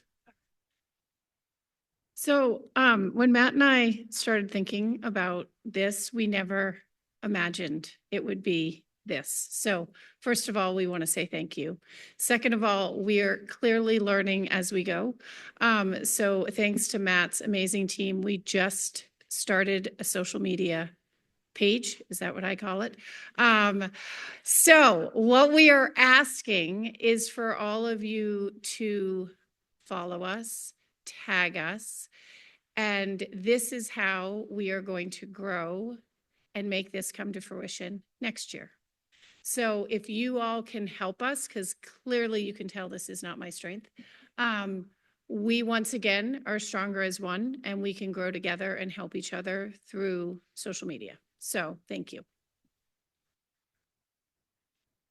I just have to say, Daphne, you didn't help us at all by a social media page or whatever it's called, because Ralph made fun of me a few minutes ago for taking pictures as an old person. Apparently, if you're old, you actually you do that to scan, but young people press the button. So I took it like an old person, so it doesn't help us that we don't know what social media is. So we'll have a break now. We'll come back 11:45. I don't have it in front of me. I think it's 11:45. We'll start the next panel. Much like yesterday, we're bringing lunch in. I'm guessing it'll be in that same place. So we'll do the next panel, which will be on policy legislative affairs, sort of how to get things done at certain levels. That'll be our next lunch panel. And then we'll have one more panel at the end of the afternoon, and this is going to be by the Rocky Mountain Athletic Conference, so the RMAC. They're going to talk about how an athletic conference is kind of approaching mental health and some of the things that they're doing. So they're a Division II program based in the Colorado Springs with schools primarily in the Rocky Mountain region. So we'll do that later. So go take a break. Lunch I'm sure will be like 11:30ish. Come back here at 11:45 and we got two more cool panels. All right, we're going to go ahead and get started on the next panel. Thank you, everybody, for coming back at 11:45. We'll give everybody 1 second. I'll give everybody 30 seconds to open up your chips. Open up your crinkly chips. 20 more seconds to open up your crinkly chips.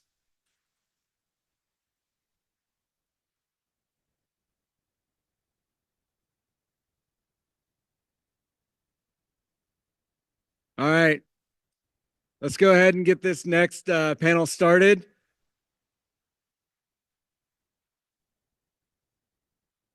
I'm not going to do my 1, 2, 3.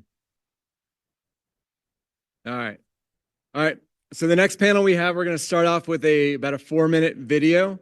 Kind of gives a little bit of an overview of some of the reasons that we're here to begin with, and then one of the reasons that we have this panel. So the next panel, we're going to talk about policy, legislative activities, and often a little bit about how to do it from a grassroots perspective, because I think we all know if we wait from the bodies above to do policy and policy that makes sense and pass legislation, it's probably not going to happen. So we'll talk a little bit about how to make that happen at local levels. But let's start off with, like I said, about a 4-minute video, and then Sky, is going to lead us through the panel. But start with that video. In our health lead, the important topic of mental health. You might recall the story of beloved Stanford University soccer star Katie Meyer, who tragically died by suicide in 2022. Later that year, her parents filed a wrongful death lawsuit against Stanford, alleging that the university mishandled potential disciplinary action against Katie Meyer, which led to her suicide. Stanford says it strongly disagrees with that claim. But Katie's parents didn't stop there. They pushed for legislative action to try to fix this potential problem. And now, at California's public colleges and universities, a new law called Katie Meyer's Law offers students support in navigating what can be challenging and isolating situations on campus. I recently traveled to Los Angeles, where I spoke with Katie's parents about this new law that they believe will save lives. We called her Mama Lion. She was very protective, I think, of her family, her teammates, her friends. She was incredible. A ferocious competitor and athlete, for sure. But then she had this whole other side to herself. You can hear the love and admiration that Gina and Stephen Meyer have for their daughter, Katie. She was so fun. Yeah. She was such a bright light, such a spark. Just really an inclusive, warm-hearted human being. Katie was in her senior year thriving at Stanford University. One day in August 2021, she was riding a bike when she allegedly spilled coffee on a football player whom her friend had said sexually assaulted her. Katie later received a formal charge letter from Stanford about disciplinary action related to that incident. She was then found dead in her dorm room. She died by suicide at the age of 22. These are Katie's rings, by the way. Yeah. She had Big her dad's hands. Goalkeeper. It can happen to anybody. Mm-hmm. She could have been anyone's kid. She really could have been. Yeah. With the shock and pain that came with losing Katie, so did a mission. Gina and Stephen began lobbying for more help for these very young adults facing big consequences on campuses, where for so many students, it's the first time they've ever been away from their support system. We came up with Katie's Save, which is evolved into 1575. Mm-hmm. That young person can now choose someone on the outside of the university.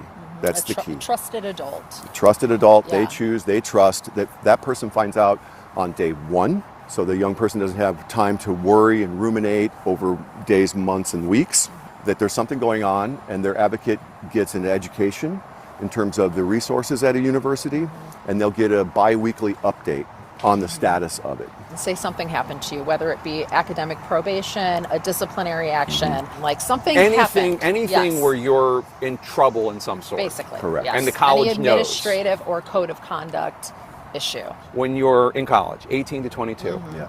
everything seems so incredibly important and consequential. Yeah. And a 35-year-old, a 40-year-old, a 50-year-old can say, you're going to look back on this and not even remember it, I promise you. But when you're 22, it doesn't feel that way. Jake, that's a huge part of this. That age group specifically, right?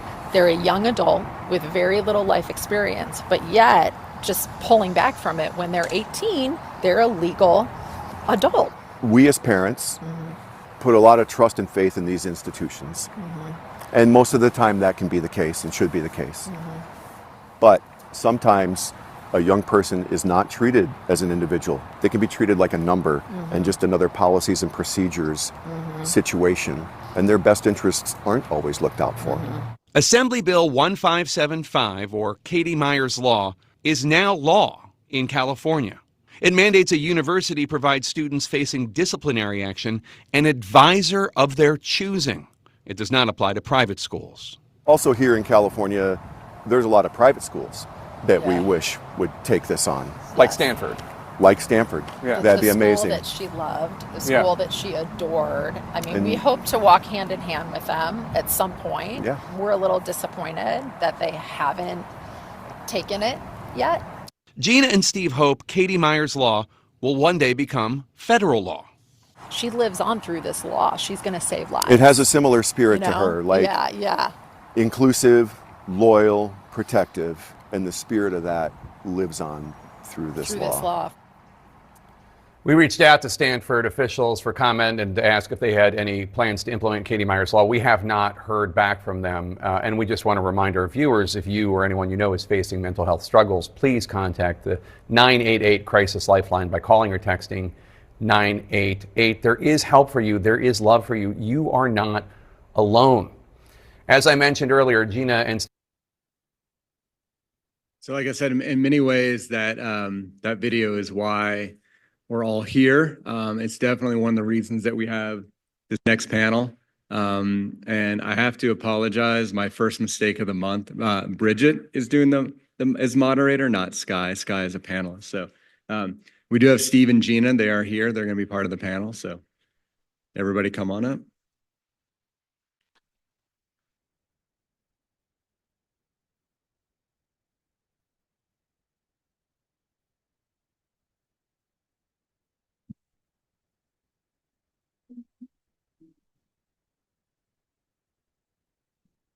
Yeah? Okay. Hi, I'm Bridget Schultz, and I am the founder of the Sarah Schultz Foundation. Much like the Meyers, I am here because I lost my daughter to suicide just 6 weeks after Katie Meyer died. She was a cross-country and track and field runner at the University of Wisconsin. I'm going to get emotional, and I said I wasn't going to do that. You know, just like the Myers story, it took us by surprise, and we felt like we needed a call to action afterwards. And we wanted to carry on the things that mattered most to Sarah and keep her voice alive. And that was mental health and suicide prevention and advocating for student rights.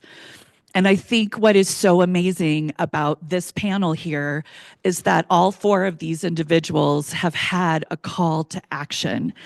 And I think that's what we're going to learn here today is what motivated them and the stories behind it. So with no further ado, let's start with introductions of who you are and your foundation that you represent. I'm Marcus Alston. I'm the founder and executive director of Alston for Athletes. I'm Steve Meyer. I'm Katie's dad, Gina's husband. co-founder of Katie Save, and very grateful to be here today. Gina Meyer, Katie's mom, and with Steve, co-founder of Katie Save. So grateful to be here today with all of you. So thank you so much. And I am battling, I'm on the tail end of a cold, so I might let Steve talk more today. That'd be a first. Yeah, insight into our marriage. So we'll see how that goes.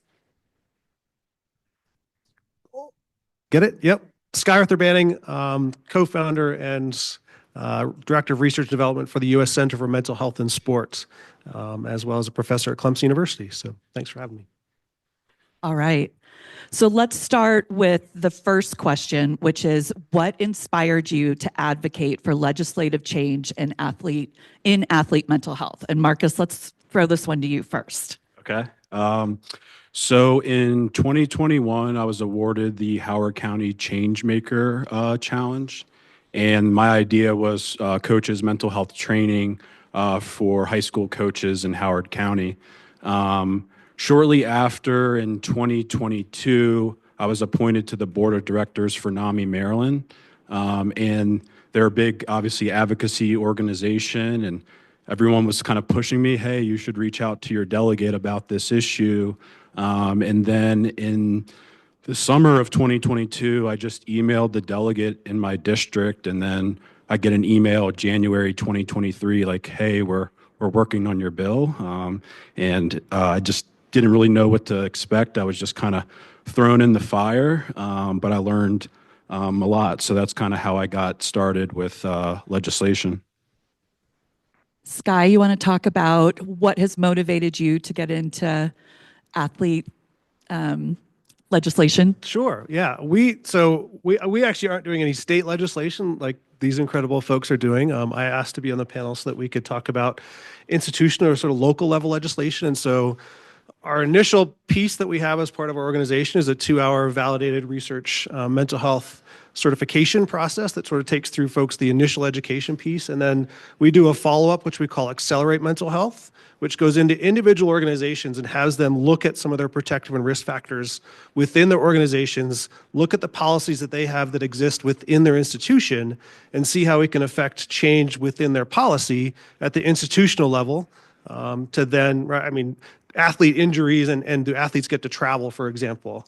The example I always bring up is, how many of us, our fondest memories are on the field or on the ice or in many cases, those fondest memories are in the bus, at the restaurant, in the hotel room, right? And why are we depriving the athletes who may have injuries of all of those additional experiences? Yeah, it's a little bit of financial obligation. But again, for us, is that really a policy decision that we could implement that would change some of those things? So that's one of the examples. Great. Okay, Steve and Gina. So we saw the video.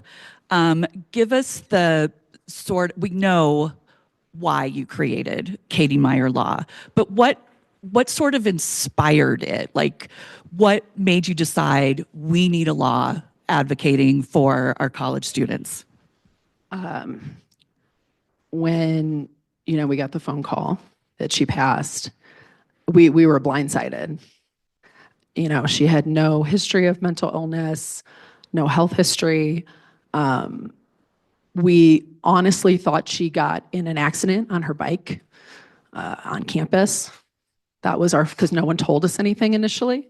So when we found out, we were just in shock. She was the least likely child we thought to ever die by suicide.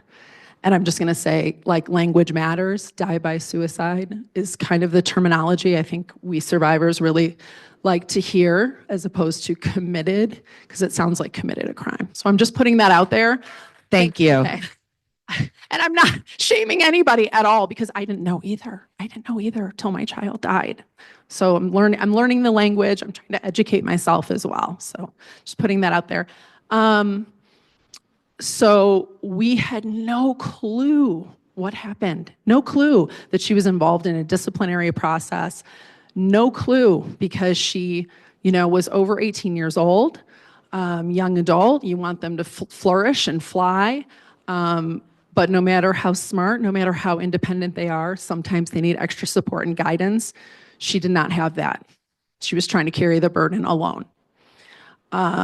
So we thought, from day one, we're like, this can't happen to another family. Like another family, another student cannot go through this. Like how can we figure out a way they get some of that extra support? Right. It was, and I'm going to do something a little unconventional for a second. For those of you who know me, sometimes I'm a little unorthodox. Can we just, for Katie, but for everybody in this room, I have a feeling there's somebody that's close to you that's passed on. Can we just take a quick moment of silence for them? Okay, thank you. I've been struck by the commitment of everybody here and the expertise and the stuff I've been learning over the last couple of days. And we were so shattered and continue to be. We met a veteran therapist shortly after Katie passed away who said, and I thank God that he did, this is the worst thing that could ever happen to a parent. You're never going to get over it. The best thing you can do is manage it. And so this is us managing it. And we were compelled to do anything we could think of so that another family might not have, especially that young person on a campus, have to go through such a thing. The law may not be perfect, but it definitely is a great start. And it supports a lot of you who are professionals at different universities who are amazing and you do great work. You could be a part of a university that has all the resources you could dream of, but if we can't get that young person to you at the appropriate time, then I would respectfully ask, what good are those resources? So this helps, in concept anyway, give that young person, and again, another thing I've heard at this conference, which is true, it's okay to ask for help, be strong to ask for help. You get a lot of athletes, since they're this big, they are either self-motivated or they're inside a culture where they're taught or it's intrinsic to be tough. And it's a really tough moment for somebody to go, I need help. This takes the onus off that moment a little bit because they're encouraged to choose somebody on the outside of the university that they trust. Could be a club coach, could be an aunt, uncle, nephew. Any one of you in here look like beautiful designated advisors. So that's sort of the motivation behind it. Just any possible way that which visited our family doesn't visit somebody else. Yeah, I think that's it's amazing that California has passed this law as quickly as they did. And I think the beauty of it is it's not just for student athletes, it's for all college students. So I think that's also what makes this law so unique and so special. And what policy changes, this is going to, we'll give it to all of you. What policy changes have you seen as a result of your advocacy and what still needs to be done? Loaded question. Yeah, so the legislation that my nonprofit has been working on is coaches mental health training. So we passed Senate Bill 165 in Maryland in the 2024 session, mandates mental health training at public high schools and public universities. And Donna Rogers mentioned yesterday, I believe it was the 18th of this month, we passed similar legislation, HB 2420 in Virginia, passed the House unanimously and the Senate unanimously.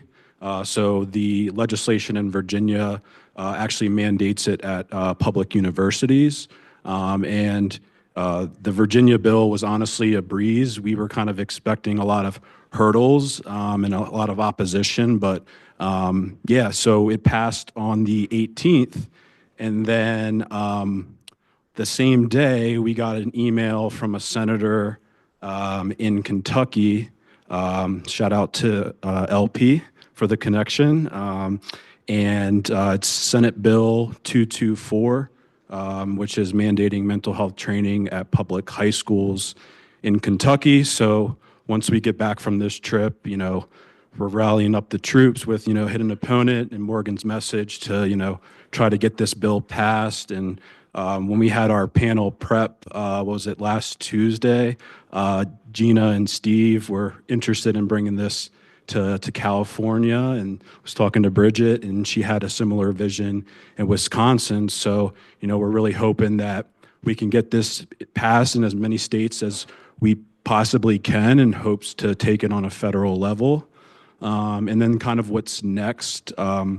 Mark Allen mentioned this in his last panel. One thing that I'm also really passionate about is implementing a mental well-being screening in the pre-participation forms that athletes have to take prior to their season. A lot of logistical challenges that go into that, so it's going to be a lot tougher than coaches' mental health training.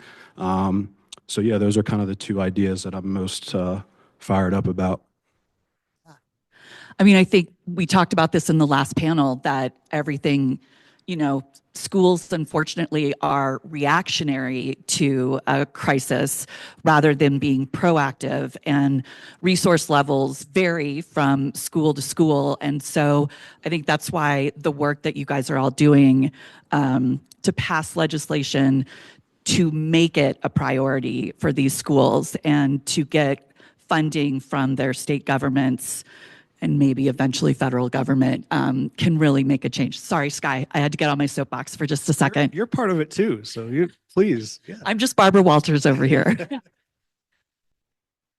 Again, we approach things from the grassroots level. So we've seen a whole host of different reactions to our training. And sometimes it's quite literally beating down the doors to we're offering trainings to folks when we get 5 and 6 people in the room, and you just know that there's no buy-in at the administration level or whatever that might be, versus we walk into a Division I program and they've shut down the entire department for us, right? No practices, no other meetings, no other things are going to take place because everyone needs to be in this room.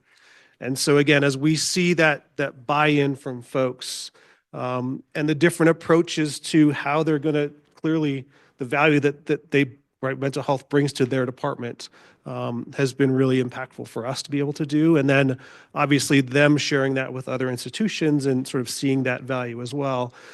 We're now realizing that institutions are using some of these mental health resources as recruiting tools, right?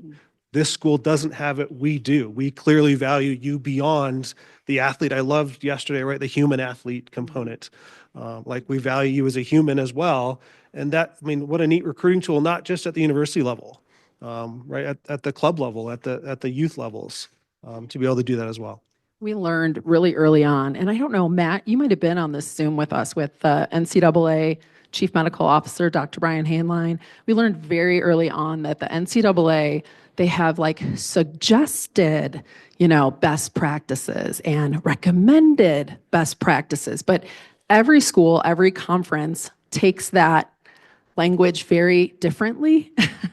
Some implement it, some don't. So CPR is mandated, right? Someone on that staff, coach, trainer, knows CPR, first aid training, in AED training, right? So why is our mental health, right? Mental health training, suicide prevention training, peer-to-peer, coaches, staff, why is that not mandated? So this is so important. We're super passionate about this too. So I'm hoping whether it's we go state by state, Marcus, or take another trip to DC, sit down with more, we need to get this passed. Can I just say something, Steve, before? I'm going to give a shout out to West Coast Conference because they at the conference level decided they were going to fund us to do training for all their institutions so it didn't have to become an institutional decision. At the conference level, they were going to fund it. And we've done 3 years with them on Zoom, 700 people at times on Zoom. We had to bring in Mentimeter and try and keep it interactive so people weren't just flipping it on like we know they do and do something else. But again, that's the level of buy-in. Yours is in person. Right? Ideally, it's in person. It's in person. We do it on Zoom, but it's not we're not a safe sport click-through. We refuse to do that. Right. Those are the ones they put you through the little quick, you check the boxes. I think the VitaCog, yours, the ones that are in person, they're going through, specific questions, role playing, what to look for. It's not just the glaring red flags, guys. It's not. Katie had an acute stress reaction. There were no signs. Okay. But if someone had dug a little deeper that she was going through this disciplinary process, she might have been kind of flagged as being vulnerable. But she didn't have any of that. So there was so this is so important. This is so important. Right. Sorry, I'm getting It's okay. about it. And as many of you know, I'm sure there's something called soft vulnerabilities as well. That could be an injury, relationship trouble, whatever. And you start stacking a couple of those, and that can be a bad time as well. Katie had been recovering from a knee surgery at the time of her passing as well. And like Gina said,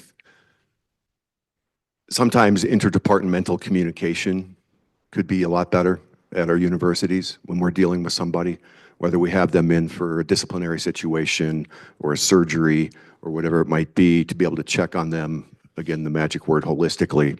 What else is going on in their life that we need to know about to perhaps adjust the care we give them? I will say there's a university in Southern California, Pepperdine private school. Once Katie passed away, they had us in and we met with their leadership. They wanted to know what they could do to change, and they made proactive changes right out of the gate. And so hats off to Pepperdine, and we hope more schools follow. And we are going to try to go federally.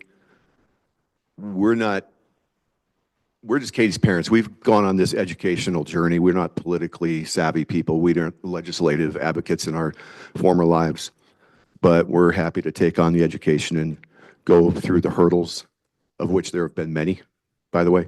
But we're going to keep going because there's more to the United States than just California. You know, we can see it in this room. And I just wanted to touch on one more thing. Gina mentioned, coaches are required to go through CPR training, first aid training, and I played football for 15 years. I've been very fortunate enough not to see a coach administer CPR training, but I couldn't count on two hands the amount of times I've seen teammates in some emotional distress. And as athletes, I have teammates who don't have, fathers present in their life. And as athletes, we look up to coaches as father figures, mentors, and everyone's, this is, a great idea, great initiative. If we're just being honest, I'm weird with praise sometimes. I just say this is just honestly common sense. Something like this just needs to be implemented. Well, when it comes down to it, your athletes are with your coaching staffs and trainers over the course of 4 years, typically far more than they are back home with mom and dad or whatever that is. And it would actually protect a coach in a way, a well-intended coach who has become a father or mother by proxy to these athletes. They don't want to lose somebody, right? So why wouldn't they open themselves up to having some suicidal prevention education? Yeah, great points, everybody. So let's talk about lessons you learned as you went through this process. Sky, we could talk to you about the lessons you learned. I like putting everybody on the spot. Lessons you learned developing your program. Wow. So again, we're educators, and that's, even as we're looking for instructors, we're always looking for, you may have the content knowledge really well, but can you entertain a bunch of 17-year-old kids for 2 hours, right? That takes a special skill set. And so for us, it was, we need people who understand the mental health space, but we also need people that can resonate with the folks that we're talking to. And that might be a coach, it might be an AD, but it might also be some 17-year-old kid, right, who doesn't know why he's here other than coach told him or her to be there. And so for us, that educational component was super important to be able to connect. But the other piece is just recognizing, again, the various levels of buy-in and how do we get to the folks who really need to get to. And so, again, a great example was we did training with WWE, and I'll let that sink in for a second first. We brought Mark in for the training as well. So, but it was super interesting to have the medical staff there, the coaches who I remember watching as wrestlers, which was super fun. And quite literally next door, we could hear the talent, they don't call them athletes, we could hear the talent next door training. And so we said, this is super cool. We've got all the medical staff and the coaches here, but they don't know you're here, right? They don't know that you're now an open door for conversation and what's the pathway to that process. And so for us, it became, right. And when they're traveling on the road, let's be honest, they're not going to coach. They're sharing a hotel room with someone and they're telling someone in the hotel room that they're struggling. And so for us, it was, we need to go beyond coaches. We need to train everyone in the environment so that that coach isn't approachable. There's someone else that is in their environment that they can talk to. Amazing. Steve and Gina, you want to talk about some lessons learned? Well, things we learned along the way legislatively, because again, we knew nothing. Best advice for any of you looking to do something like that, I think, is if I back it all the way up to the beginning. We actually wrote what we thought the law could be. We wrote it. That way, when you get in contact with a legislator or somebody in their office, you have something to give them. You don't have just a verbal pitch that might be amazing, by the way. Your pitch could be great, but is anybody writing that down in the moment? What were those words? And so now they have something tangible to look at, think about, and maybe move forward with. We got a lot of tough questions about it, and it actually made it better, those tough questions. What if this? What if that? It helped us sharpen it and clean it, and that's my biggest, simplest piece of advice if anybody wants to move forward with any type of legislation. I would add to that, and realize it's going to be changed and twisted and messed up a little bit, but that's okay because it's still good. You still want something. Align yourself with someone, whether it's your assemblywoman, representative, someone that is also passionate about it and that hears you and sees you and goes, wow, I can get behind this, and is going to push for it and has a great team and great staff. We were so lucky. Our assemblywoman, Jackie Irwin, did that in California. She was an athlete. She had kids that were athletes. She got it like right out of the gate, and she knew that she wanted to work on this with us and really guided us and helped us out. So we're so thankful and grateful to her and her team because we couldn't have done it without them. And then I would say find within this space, our community, I mean, we also leaned into Athletes for Hope because they had a legislative day. They do Day on the Hill. We're probably going back in May with them, and we had meetings set up. We were able to talk to people. We were able to make connections. So, Marcus and his group, like, align yourself with people that are also wanting to do stuff in that space. Get on some Zooms, get in some meetings, hear what's going on. I think the more you know, the better, right? Yeah, and sometimes you're going to be in uncomfortable situations. Again, sort of a theme of the couple days here. That's okay. Like, for example, we had to testify before a higher education committee in California about, we got 6 minutes. Okay, so anybody with kids in here or friends, loved ones, you can talk about that person for far more than 6 minutes, right? So we got 6 minutes to explain who Katie was, what happened at Stanford, the concept of this law, and how it might help people going forward. And so it's challenging, but I think if we embrace with gratitude in a way the opportunities we do get and prepare for them, you can maybe find your way through. Yeah, where to start? I went through a lot of challenges in Maryland. Like I mentioned, I emailed my delegate in June of 2022, and January 2023, she said that they were working on our bill. I had similar to the Myers, I didn't consider myself political whatsoever, never had any of that experience. But I believe sometimes, the best way to learn is, when you get thrown in the fire. And I was definitely in the fire. I know in 2023, it was just a House bill. I had no idea what pre-filing and cross-filing bills were. So by the time our bill it passed the House, it was like 120 to 20 or something like that. And then when it got over to the Senate in 2023, there was like a week left in session, and then the bill just died. So that was a little unfortunate, but it was like a learning experience for me. And just in that moment, trying to identify like, how can we get it passed next year? And the delegate who sponsored the bill identified Senator Shelley Heddleman, in Maryland. She was a champion for athlete wellness in the Maryland Senate. She passed a bill. Some of you may have heard of Jordan McNair. He was the Maryland football player that died by heat stroke. And then she also sponsored the Elijah Gorham Act. So now there's defibrillators on athletic, football fields, basketball courts. So she wasn't like a champion of athlete mental health specifically, but she's done other athlete, wellness types of bills. And it was kind of a funny story. So her chief of staff, I went to high school with her son and played basketball with him in middle school. So like I'm a big believer in signs, and kind of at that moment I knew that we were going to get it done in 2024. So in the summer, fall time of 2023, we pre-filed and cross-filed the bill for 2024. So pre-filing means basically you file the bill before the session starts, so you get an earlier hearing, so you have more time to work your bill.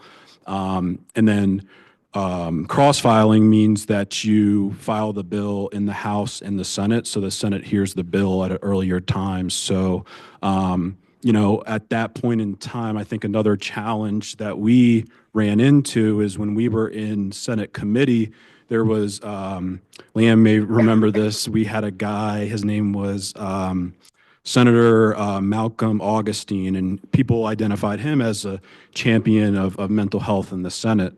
And he was really pushing back, which we were like surprised, about this guy really pro, mental health. And he's like pushing back what we're trying to do. And, he's like, why are we focusing on athletes and not band teachers and, the art teachers? And which is like very valid, but, we all know in this room, like we're very much a sports driven society. At high schools, you have 500, 600, 700 athletes, and in band and art, you might have 10, 20 kids. And a lot of the times the art teacher and the band teacher, they're full-time staff. So they're like already receiving these types of trainings, whereas coaches are like, volunteers off the streets. They have no formal education. So that's kind of like how we like kind of got him to back off.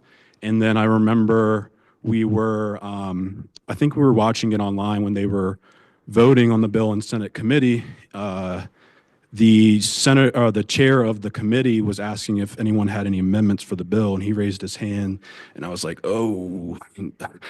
But luckily, he was like, I want to make a co-sponsor amendment. So he then co-sponsored the bill, and we had all but one senator in that committee jump on as a co-sponsor. So by the time it got to the Senate floor, I believe it passed like unanimously 46-0. So definitely like learned a lot, and I'm honestly still learning.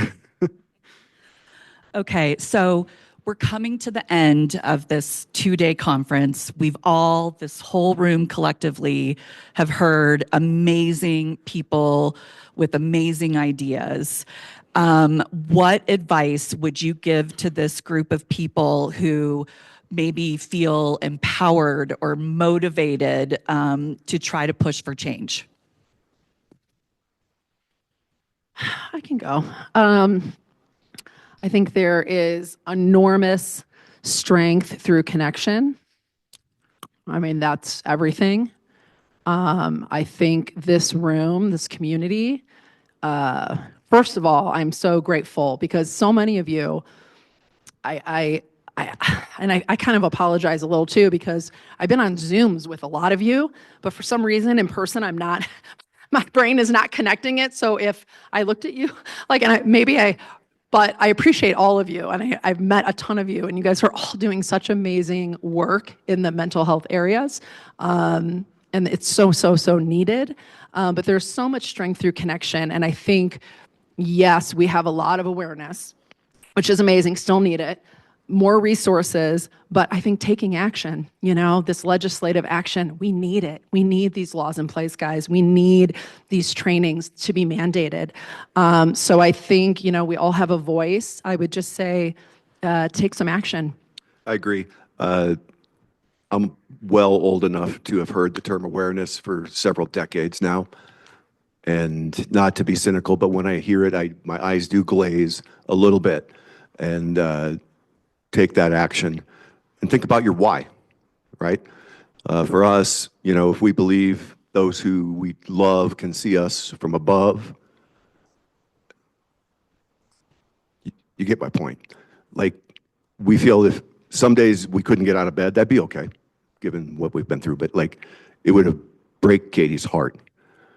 So we push. So I encourage all of you, even if you think your idea is like, I don't know, but there's something great about it, I believe in it, push, just go, take a step, see where it takes you. Yeah, I'm going to echo that.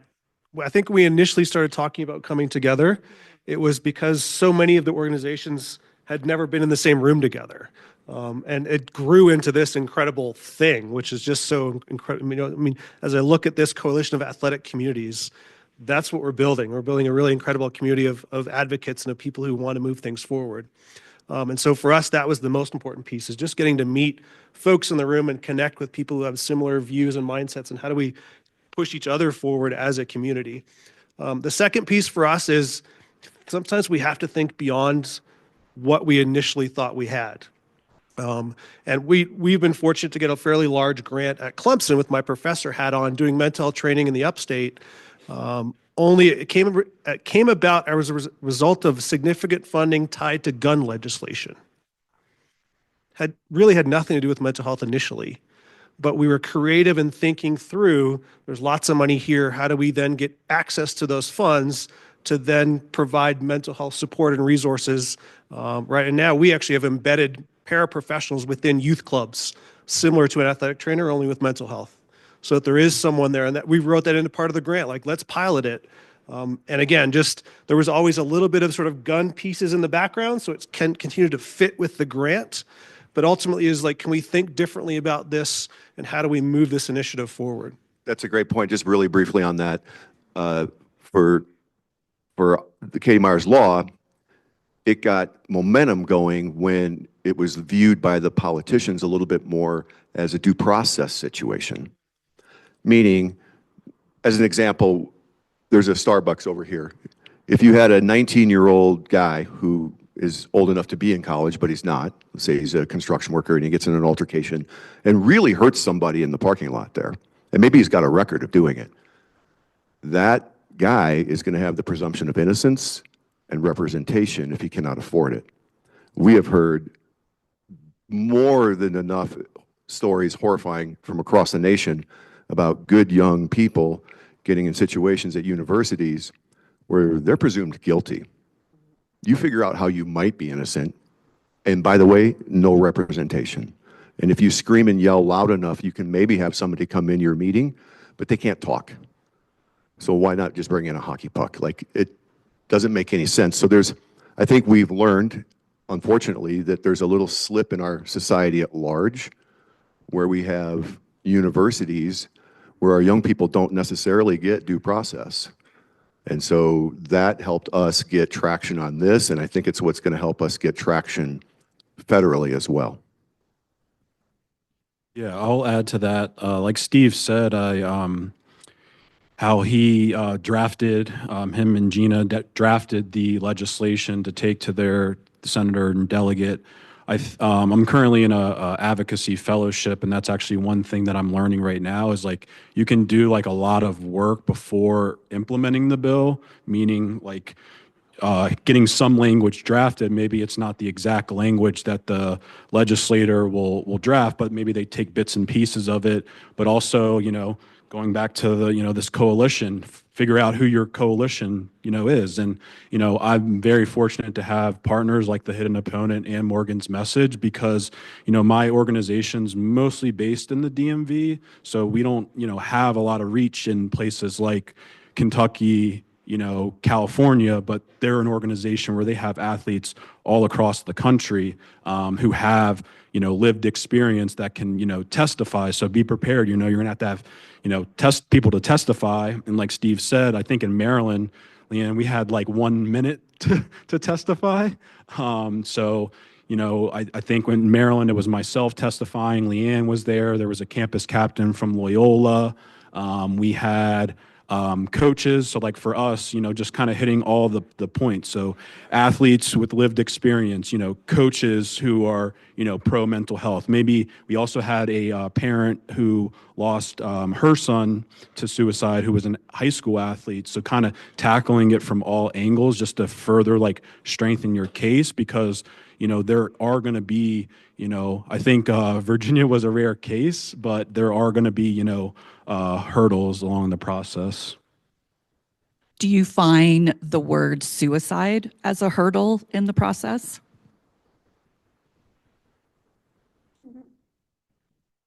Sometimes. Yeah, I'll be honest. It's disappointing. Yeah. Yeah. Yeah, like I'll keep it nameless, but and you know the story, Bridget. There's like a local newspaper that won't acknowledge Katie's death because it was by suicide. She died by suicide. Like it was a weird, very strange to me. So there is some, yes, there is some of that out there still. It's a stigma. It's the stigma still. So we're still fighting against that. Has it, you know, gotten better? And we're all making it better. We're all making these changes. So I really hope so. I hope for my you know, grandkids going forward. I really hope we're in a better place. Yeah, and then to stem off that, I think it's also like really educating these politicians that it is like a real issue, because I would say, at least in Maryland, I don't believe any of the senators or delegates were D1, D2, D3 athletes. So they probably are just unaware that this is like a real issue. I know in Virginia, there's a senator who played for the Giants and Packers. Actually, I think Delegate Mike Jones played football at Colorado. So, you know, I think Mike Jones came on as a co-patron. So I think it's just also really, so there, like Gina said, there is definitely like that stigma, and just really showing, you know, in your testimony, saying like, hey, come with like stats, your own experience, just to kind of further strengthen your argument of like why this should be, you know, legislation. And so talking about our coalition here, what can we do as a coalition to further legislation, and where do we start? Loaded question, I know. I kind of, I mean, I lean into Marcus a little bit because I'm like, don't reinvent the wheel if you have something that has worked in another state. So whether it's Katie Meyer's law, looking at other states, which, you know, we were looking at federally, but if federal can't do it and it is a state by state, you know, pushing something like that, Marcus has his, the mental health training for coaches. I think we just go with some of that language and we have to figure it out. Maybe it is state by state, right? I think that's right. I think it's for legislation, it's not reinventing the wheel. It's not asking you to come up with new techniques for your athletes. It's us coming up with ways to make sure athletes or coaches get seen by somebody like Dr. T, right? So like prevention training for coaches, you know, making sure that the people in this room with the expertise and the training are able to utilize it when it's needed. And I think that at least that's the way I see it right now. Maybe there'll be a new idea that comes along, but right now, legislatively, I think we support a lot of the professionals that are out there. Yeah, and some off that, I was talking to Suzanne yesterday and kind of like figuring out what states have been proactive when it comes to like mental health legislation, because we're still so new to this process. Like I said, it's a never-ending journey. So kind of figuring out what those states are, because what I've been told is if you can pass legislation in 8 to 10 states, then you actually have a real case to take it on a federal level. So, you know, we've had success in mostly blue states. I think Kentucky is our first or second. Well, Ohio's purple, I believe, and then Kentucky would be the first red state. So kind of identifying what other red states have been proactive when it comes to mental health. And, you know, I think once we kind of hit that let's say 10's the magic number, then maybe revisiting the, federal, side of things. And it might be a 3-year process, it might be a 5-year process, but I think with all the organizations and this coalition that we're building, I think we can definitely get it done. Again, for us at the local level, you can go back to your institutions tomorrow, to your programs tomorrow, and mandate that they tell you what their mental health policies are. What's your emergency action plan? Do we have these things in place? And if we don't, why not? Right? As a parent, I go to my child's coach and say, if you see my child is struggling, what are we going to do about it? Right? And most coaches don't think that's their role at the youth level. There's too many other trainings they have to go through, and we recognize that we have to empower them, but also there has to be, right? We all have parent-coach meetings. Are we talking about mental health in our parent-coach meetings? Right? Like those kinds of things we can do tomorrow in our own communities while the legislation percolates through to mandate these folks to be doing things, which I think, so it's sort of top down, bottom up at the same time. Okay, before we take a few questions from the audience, just really quickly, what has been your most memorable moment from this coalition meeting? I'll start if that gives you guys time to think about it. Mine was Kimberly O'Brien's presentation yesterday. I thought it was really informational.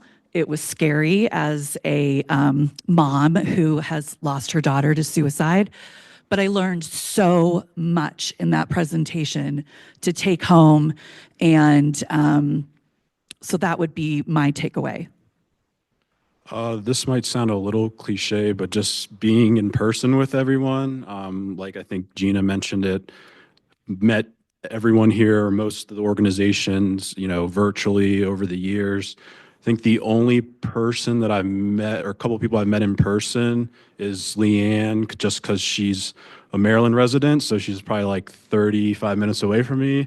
I met Suzanne a couple of times when I was down in Texas, but outside of that, this is my first time meeting the Myers in person, Donna Rogers, Alinsky's Hope. So it's just been awesome to just, be around, like-minded people. And I just feel like the energy is very strong here, which, I think we can really feed into that and kind of take that back to, when we, go back home and continue the, work that we're doing. I'll say ditto. For me, I think, and oftentimes you feel like you're functioning on an island, and you come to a place like this and realize that it's not an island. There's a whole community of people that believe what I do and have the passion that we all do.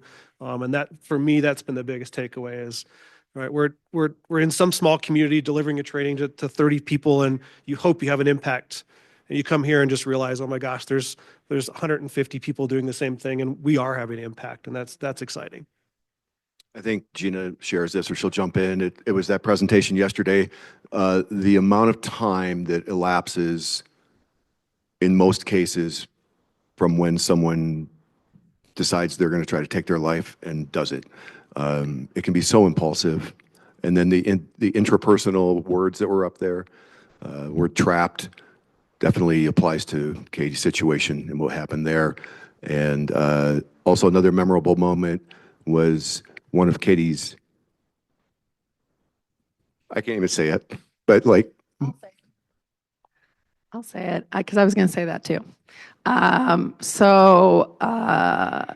would say there's a couple things. First of all, just being in a safe space with all of you, and my 3 warrior moms with me, Bridget, Donna, and Kim, who just are like my sisters. Even though we haven't known each other that long, we just look at each other and know exactly what we're thinking. It's crazy. My other sister, Cece, who's here supporting us, and her sister, Daphne. So Brian, too. I'm not going to exclude Brian. Okay. So anyway, I'm going to get sad because these people are like our extended family for sure. And it does make it feel like a safe space. So that's been amazing. All of you guys being here. Savannah was my highlight, because she's Katie's teammate and she's up here in the front row. She spoke last night. She spoke so beautifully and from the heart. And I told her, be raw, be vulnerable, be Savannah, because that's what people need to hear. You know, she went through everything, not only losing a teammate, but all of her injuries, everything she went through. And she's just a beautiful soul. So this has been just amazing. Thank you guys. We are just so blessed to be here. So thank you.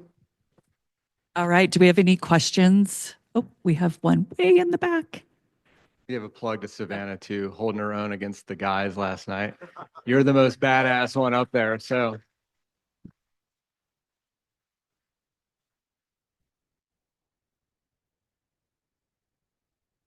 I think we have probably time for one, I think, and then we'll go on to the final one. But yeah.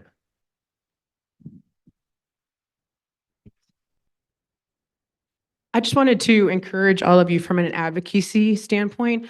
I'm a sports medicine physician, and I want to give everyone some facts. One of the biggest barriers to saving someone's life with CPR years ago was not putting your mouth on that person, and then hands-only CPR started. And all across the nation, CPR changed, and it's just compression, get blood to the brain.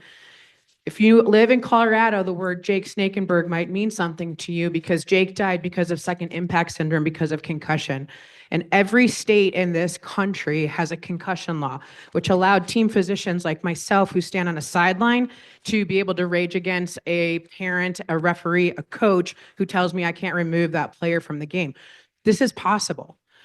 But I think what you guys need to do is get with people like the American Heart and like physicians who have made these things happen at a national level.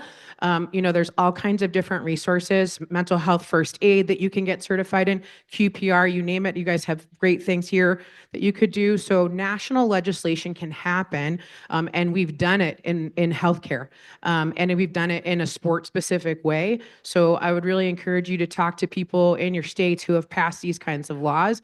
And then the last bit of information I would give to you is the pre-participation physical exam, which Mark mentioned in his last talk, has mental health questions in it, probably for a future conference. But we have the American College of Sports Medicine, the American Medical Society for Sports Medicine. We spend an exhaustive amount on mental health. So we just need to get in the room with you guys. You can Google this. It's a PPE monograph. And it is, one thing I would just add is like, a pre-participation physical exam is not something you go to Costco for, Walgreens, or wherever at the last minute. The pre-participation physical exam is where you guys get to have your space to have a person that is trained in how to talk to an athlete, screen for mental health. So advocacy could look like be aware of where you're getting a pre-participation physical exam. So those are other ideas for you guys to take to the next level. And this wasn't a question from online. Somebody texted me, but it's a colleague of ours who runs a pretty important policy group here in Colorado. And she wants to meet with all of you to talk about what we can do to get some things in front of the legislature here in Colorado.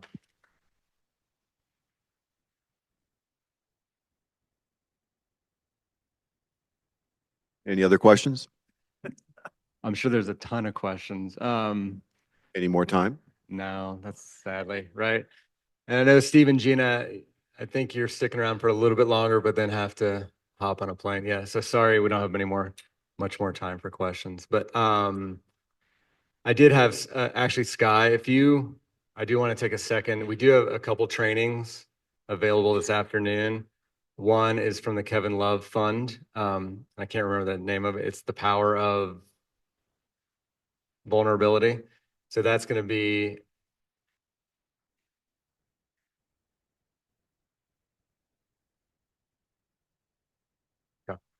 So it's focused on athlete identity. And then Sky, you're doing your 2-hour ACT certification at 3:00 as well, correct? Correct. Okay. And those will be in rooms. It's kind of the rooms right behind us, 202, 204. So I know we sent out a note on it and it was included with the food. So a lesson learned, don't put them together. But if anybody is sticking around or anybody now wants to stick around, there will be 2 additional trainings starting around 3:00 today. So thank you, everybody. And sorry we don't have much time. All right, sorry. We got our final panel. So this is our final panel for actually the entire event. So that's pretty cool.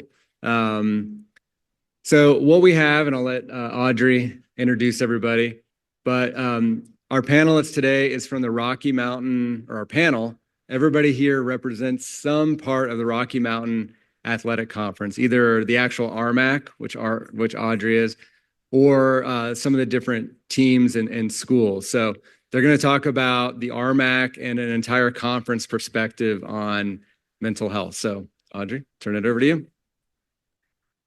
Thank you, Matt. Oh, maybe. Hello? There we go. Okay. Thank you all so much. It's an honor to be here in this beautiful facility with you all today to kind of wrap things up. But as Matt mentioned, my name's Audrey Blomquist. I am the Director for Marketing and Championships at the Rocky Mountain Athletic Conference. And today, I'm super excited to welcome our panelists. As Matt mentioned, I work for the conference, but this is really who makes up our conference. So I'm very happy to have them to support today. So first we have John Pogue of Colorado Christian, Director of Athletics. Sean Belzer, UCCS soccer player, and also our RMAC National SAC representative. Philip Vigil, our head coach for Colorado State University Pueblo football, and also conference champions recently. And then also we have Dorothy Demers of Colorado School of Mines. She actually works in the general mental health and counseling department, but works very closely with student athletes. Also online, we have Regina Curry from Fort Lewis College, also a mental health expert and counselor in their department, and Carly Markunis, who is a soccer player at Western Colorado and a hidden opponent member and advocate. So Regina has to hop off here in a couple minutes. So first I'm going to pass it over to her to kind of explain a little bit about what her program has done. Regina has helped build a very unique program for the RMAC. A lot of our institutions rely on general campus resources for their athletes, which is a wonderful resource, but Regina has really taken it a step farther, as some of our other schools have, in developing an athlete-specific program. So I'm going to pass it over to Regina to kind of describe her program and her role at Fort Lewis. Well, thanks so much for that introduction. I appreciate it. Good afternoon, everyone.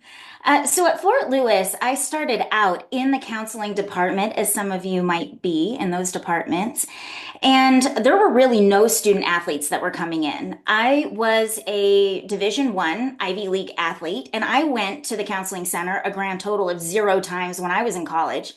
But I felt a lot of overwhelm, I remember, because I was a 3-sporter, and I also worked a job while I was at Cornell, because I was putting myself through college. And so I knew our student athletes were overwhelmed and were likely seeking support, yet none of them were coming into the counseling center. So I remember asking our director what was going on, and they really didn't have an answer. They just said, they just don't come in. And I happened to be on call one day, and a basketball player I was the person on call, so I was the person meeting with that basketball player. And after that initial meeting, they went back to the athletic department and told other people, hey, this lady really gets us. She's one of us. She understands what we're going through.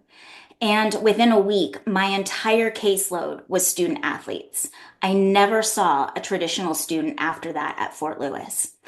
And so it became really clear that this was a population that was hungry for support, but the barriers that the counseling department put up at that time, and it wasn't because the counseling department was doing anything wrong, it was just their way of doing business, where people had to come in and fill 20 pages worth of paperwork out and set up an appointment, and that took 20 minutes.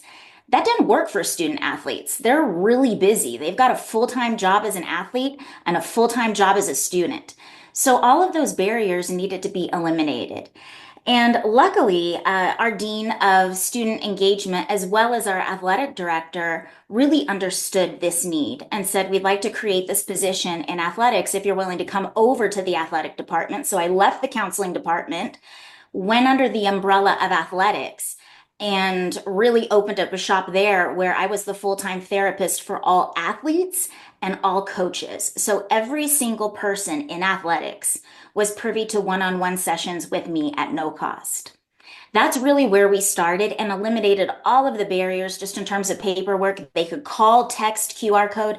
everyone had access to my calendar to just plug themselves in on the days that I was available. And really a lot of same day appointments or next day was pretty much the norm. Student athletes were great about that. Last year, I had 927 appointments with student athletes. And I was only on campus 3 days out of the week because I was also the assistant athletic director and the senior women's administrator.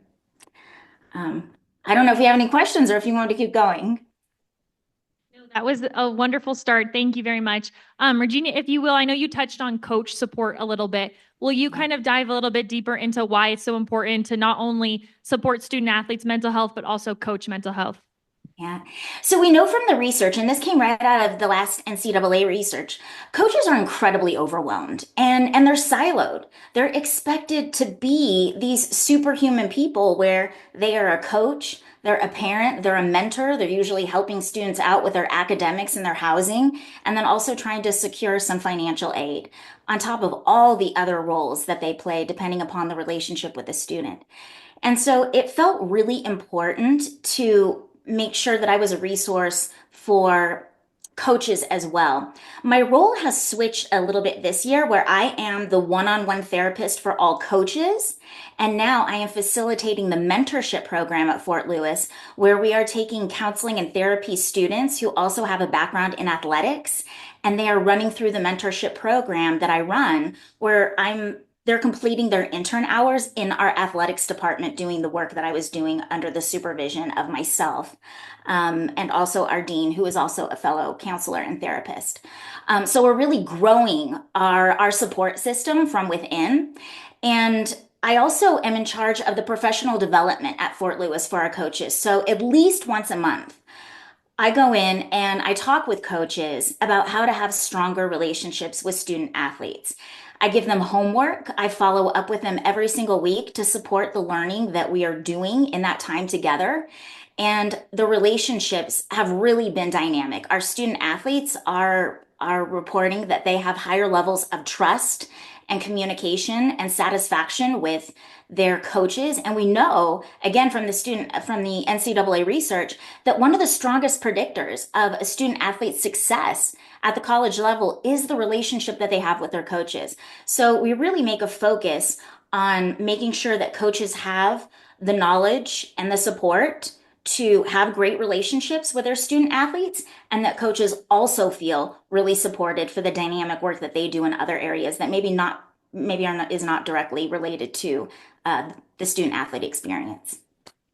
Yeah, absolutely. Thank you for expanding on that. I know that you have to go soon. Regina is actually speaking on another panel in Durango, Colorado today. So she's very busy, but don't want to take too much of her time. Are there any questions before Regina has to hop off about her program? Okay. Oh, yes. Yeah.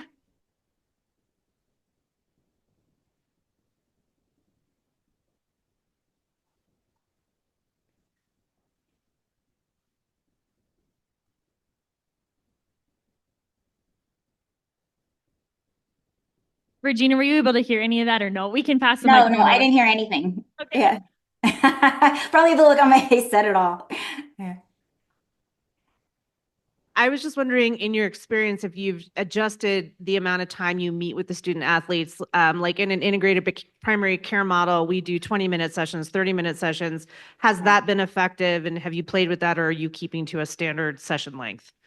Okay, great question. In the counseling center, standard sessions were an hour. I kept mine to 30 minutes and sometimes a 15-minute check-in. Sometimes it was just hey, we're following up on the last session, or I maybe gave that student athlete some homework and just wanted to check in with them later. So I had both 15-minute sessions and 30-minute sessions with student athletes. Coaches, their sessions are 50 minutes to an hour biweekly. Each coach gets 2 sessions a month. I mean, they're totally privy to more if they want that. But that's what I have with every coach at Fort Lewis right now scheduled. Thank you, Regina. Anything else before she hops off? I do want to say that I am super passionate about this work, and I really started this program just by myself. It was just me going into athletics. I had the support of incredible people, which was our AD, Travis Whipple, and Kendra Gallegos, Rico Gallegos, who is our Dean of Student Engagement. And they really gave me just the green light to go ahead and meet the student need. So that was paramount, to have that level of support, but also that level of autonomy. That being said, this is something that can be recreated on any campus. I mean, I am essentially a one-woman show, and it's just this year that we started our mentorship program, and I'm bringing other people in to do this work and really training coaches to do what I do, as well, because we all have the capacity to be kind to one another. We all have the capacity to check in and say, hey, how are you doing really? And being super intentional about that. And so if anyone out there is looking to start a program and they're like, where do I start? I don't even know.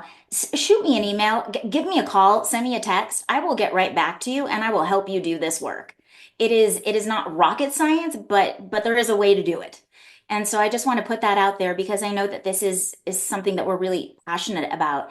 And it can be a complex thing. I've been a counselor and therapist for 20 years.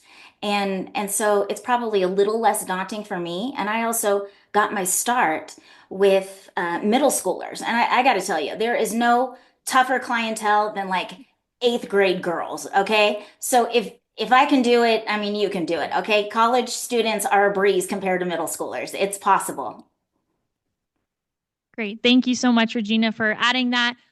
We appreciate your support from the RMAC standpoint. Obviously a standard that we're looking to build across all of our campuses. So thank you so much for sharing that. And I will share your contact information as well. So thank you very much. Best of luck with your next panel, but thank you. Everyone, bye-bye. Okay, we will go ahead and move into our panelists now.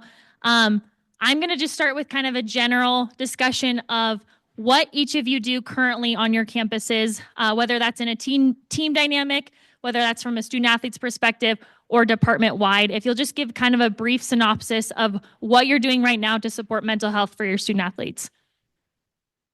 John, you can start if you want. We can just kind of go down. For sure. You guys hear me on the, here we go. We're good. Our campus is pretty small. It's 1,500 in terms of traditional undergraduate students, that 18 to 20-year-old kid that's on campus, living in dorms, in that type of situation. But in our department, what we're trying to do is normalize crossover with our counseling services as soon as we can. And so our freshman student athletes that come in to CCU, we have a whole time slot in our orientation to make sure our director of counseling services is in front of them virtually on day one since they arrived at campus, knowing that it's a touch point that we feel like is valuable, but also one that as an athletic department, we really trust. And I think that's one of the hardest things working with college students is how do you build the rapport quickly? How do you establish trust quickly? And how do you have relationships that are enduring?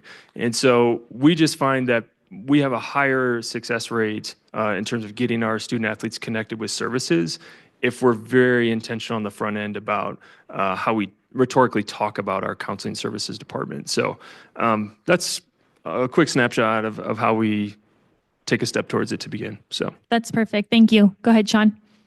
Hello, everyone. My name is Sean Belzer. I'm a current sophomore at UCCS. I am a member of the men's soccer team, and we are just starting our spring season. I have also been fortunate enough to work with UCCS SAC, Student Athlete Advisory Committee, and as of this last January, I've been fortunate enough as well to represent the RMAC at the national SAC level. And I haven't really gotten into the nitpicky work yet, but I am excited for the work that will come and everything that I'm working with Audrey with and the rest of the conference to represent the voices of our student athletes. Within UCCS, it's been really a really good start for us this semester. I want to quickly touch on, so with SAC, we at UCCS, we focus more on it's more generated towards legislation, helping out athletic departments and hosting events. In terms of the mental health side, SAC actually kind of lets another program take spark. And if you were here yesterday, you may have heard Dr. Jess talk about her Mountain Line Strong program.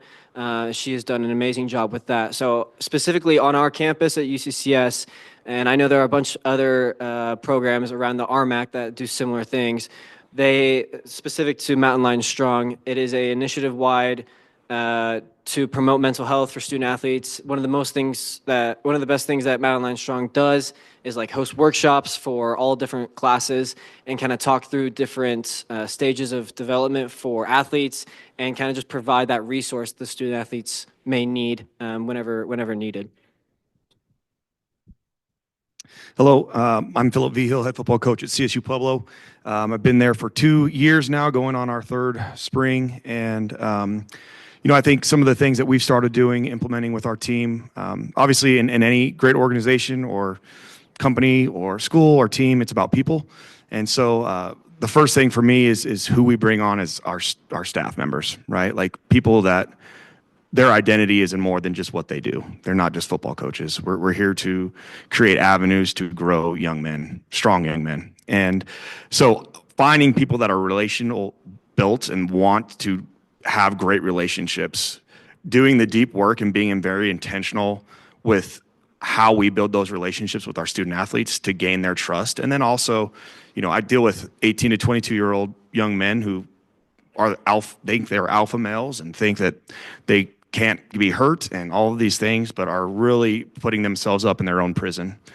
And so we talked a lot my first spring when we got there about mental health, about if there's anything that you need, we can get you over to our counseling center and we can get you the help that you need if you don't feel comfortable talking to a coach about it. Where we kind of made a breakthrough was our first fall. We actually brought Miss Marla, our therapist, to our facility. And we talk about mental health every single week, setting up appointments every single week. And she's there every single Wednesday, just our football players, from 9 a.m. to 4:30 p.m. And she's booked solid all day long. And it's been really good for us. I think the biggest proponent that I've found, is the more vulnerable that we are as coaches, the more willing they will be to be vulnerable.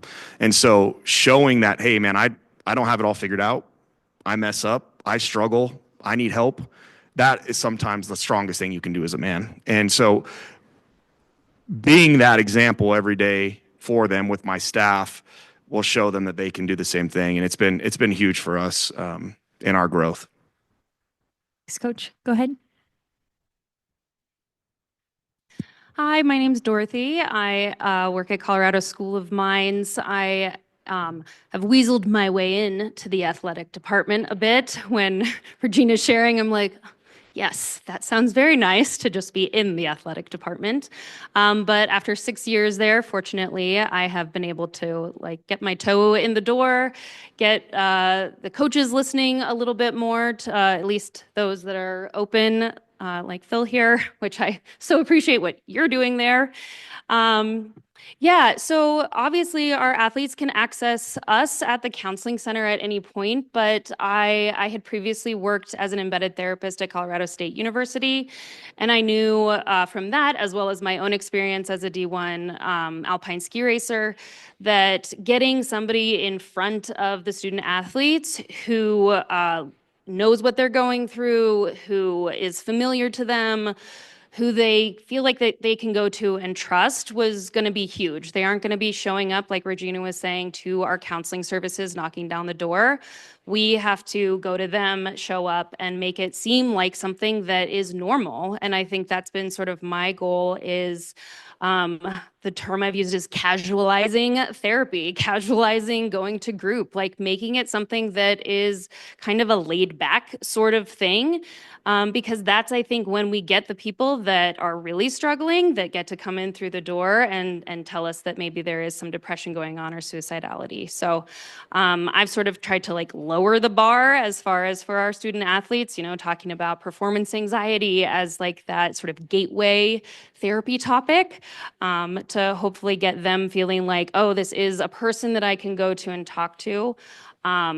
I love working with athletes, but I do try to like allow them to say like, you can reach out to me to schedule with me, or you can schedule with one of our other therapists. If like my vibe isn't sitting well with you, we have male therapists, other backgrounds that, you know, I can understand if you don't want to come meet with me. But yeah, it's taken a lot. I've definitely needed the champions within the department, but I think compared to Regina's experience, they've been fewer and farther between for me. I was told pretty early on that the athletes don't really struggle with mental health. They get the best grades, they stick around the longest. And yeah, that was from like the supposed champion that I was introduced to when I first arrived. And so it has definitely been an uphill battle. The head athletic trainer has been the champion that now we finally like have an embedded injured athlete support group that's just getting started. But yeah, it's been a challenge, but like I love it. I mean,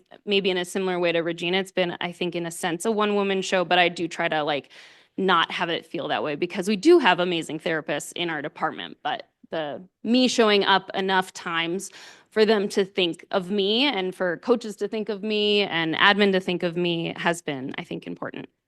Yeah, that's great. Thank you. I liked your gateway topic term. I like that. The performance anxiety, I think, is obviously number one step, but if they can get kind of their foot in the door, as you're saying, I think that's great.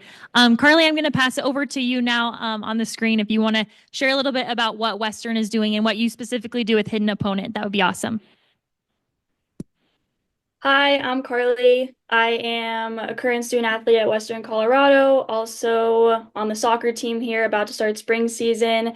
And I think here at Western, we have a lot of mental health resources, events going on. And my goal right now is to try and connect it all together and try and just help each other out in the different departments that have been mentioned in the panel as well before me, and especially working with the Hidden Opponent, which is a nonprofit organization focused on bringing awareness to student athlete mental health. Through this, me and one of my teammates applied to be campus captains, which basically just means that we try to put on various events or stuff around mental health at least one time each month. And it's really opened the door to opportunities that I've realized I can access at Western, not only for mental health resources, but areas that mental health awareness needs to be strengthened, especially in our rural community surrounded by just pure mountains. So some of the things that have been recently going on is even last night we had Wellness Fest, which brought in not only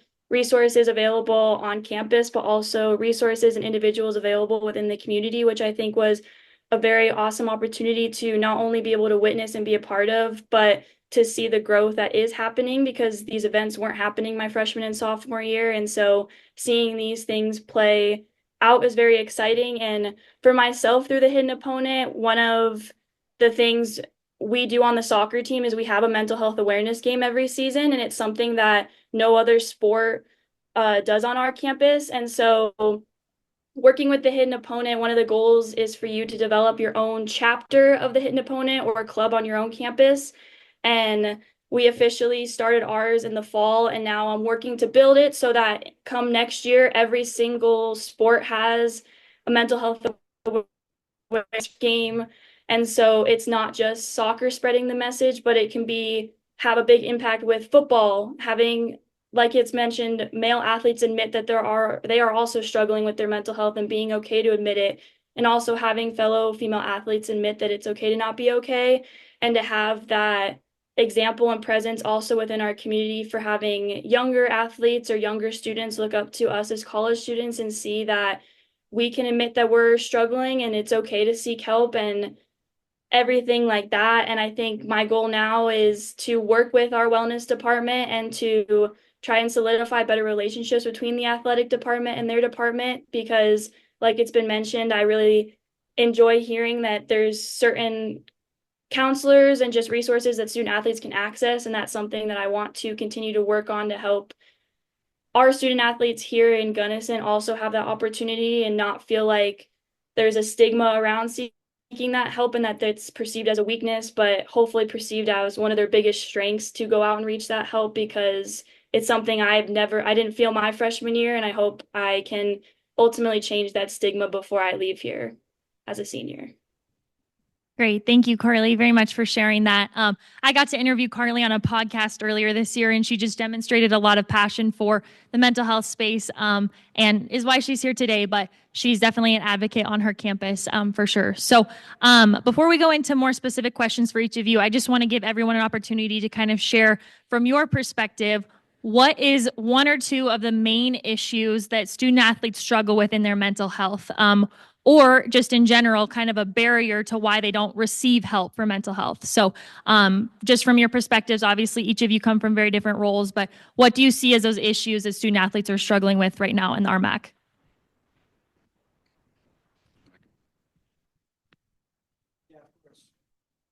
Got it? There we go. So as a student athlete perspective, I would say short answer, overload, right? And it's good to get involved. It's good to deal with stress, deal with adversity, but it can come to a point. And myself personally, others around the RMAC, other student athletes, there's times when not the trainings or not lifting, but everything on top of it, doing school, and especially across the RMAC that from what I've noticed at the short time being here, I'm only a sophomore, like I said, very competitive. All of our student athletes are very competitive and have high standards, high goals. So with that, they are trying to put so much on themselves. They're trying to do well in class, as you should be, perform on the field, perform on the court, wherever you're at. And sometimes it can get to a level that is, I wouldn't say unattainable, but is far to reach.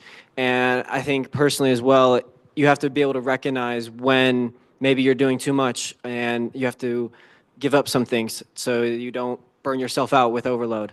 But I think also from a student athlete, that's the change that needs to happen. Being able to recognize, okay, maybe I'm doing too much, something else is falling, so I need to take something away to even out school, soccer for me, other sports, and make it a more level playing field so you can perform at your best at all degrees. I think from my perspective, the two things that I see that are the biggest issues, the first one I think is identity. And these young men and what they view themselves as, like every first meeting I get in front of our team and I say, I'm a husband, I'm a father, and I'm a football coach. I could walk out that door and get a phone call and I'm none of those things anymore. Like what is my foundation on? And so I think a lot of these guys have a lot of pressure from home. Most of my guys, more than half of them, come from single parent homes. They're the first person in their whole family to go to college. They feel like they have to provide everything for their mom, for their younger siblings, whatever that looks like.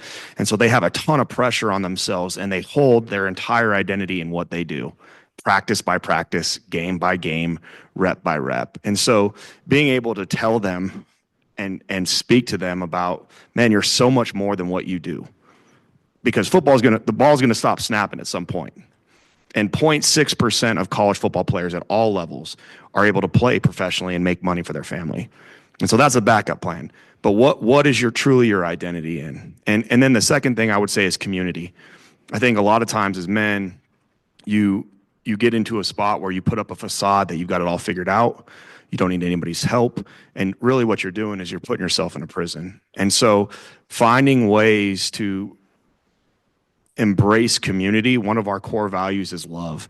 And we're very intentional about how we go about building connection, not only with me and my staff, but my staff with my players and myself with my players and player to player and how we go about those things. And I think those are the two biggest things that I see are struggles with our student athletes.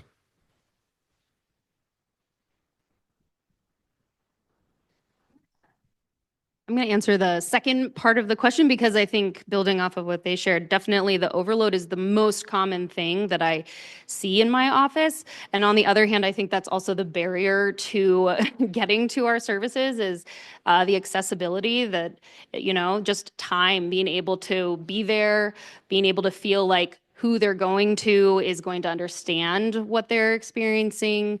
And I think the more that we can open up accessibility, making, having a designated person like Regina in an athletic department allows for that accessibility to increase so that a stigma is more reduced, right? This person is there for what you are going through. They know what you're going through, and that they just can even get there. I mean, with this group that I just started, finding a location is one of the biggest barriers, right? Like we put it in the athletic training conference room and they show up and they're like, could this be anywhere else? It's far from campus, as well as like, I'm going to see all my other friends here.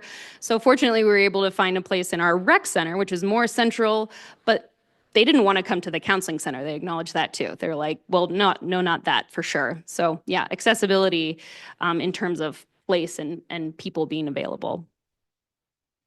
Yeah, I would echo everything that's been shared already, and maybe even there's probably a lot of clinicians in the room, but I think clinically, the big issue is a lot of people are showing up with anxiety or depression, and I think that's become more a bigger part of coming of age. I've been working with college kids for over 20 years now, and they've all been going through that process of coming of age, and it's really messy, and you need people that can live alongside you during that process.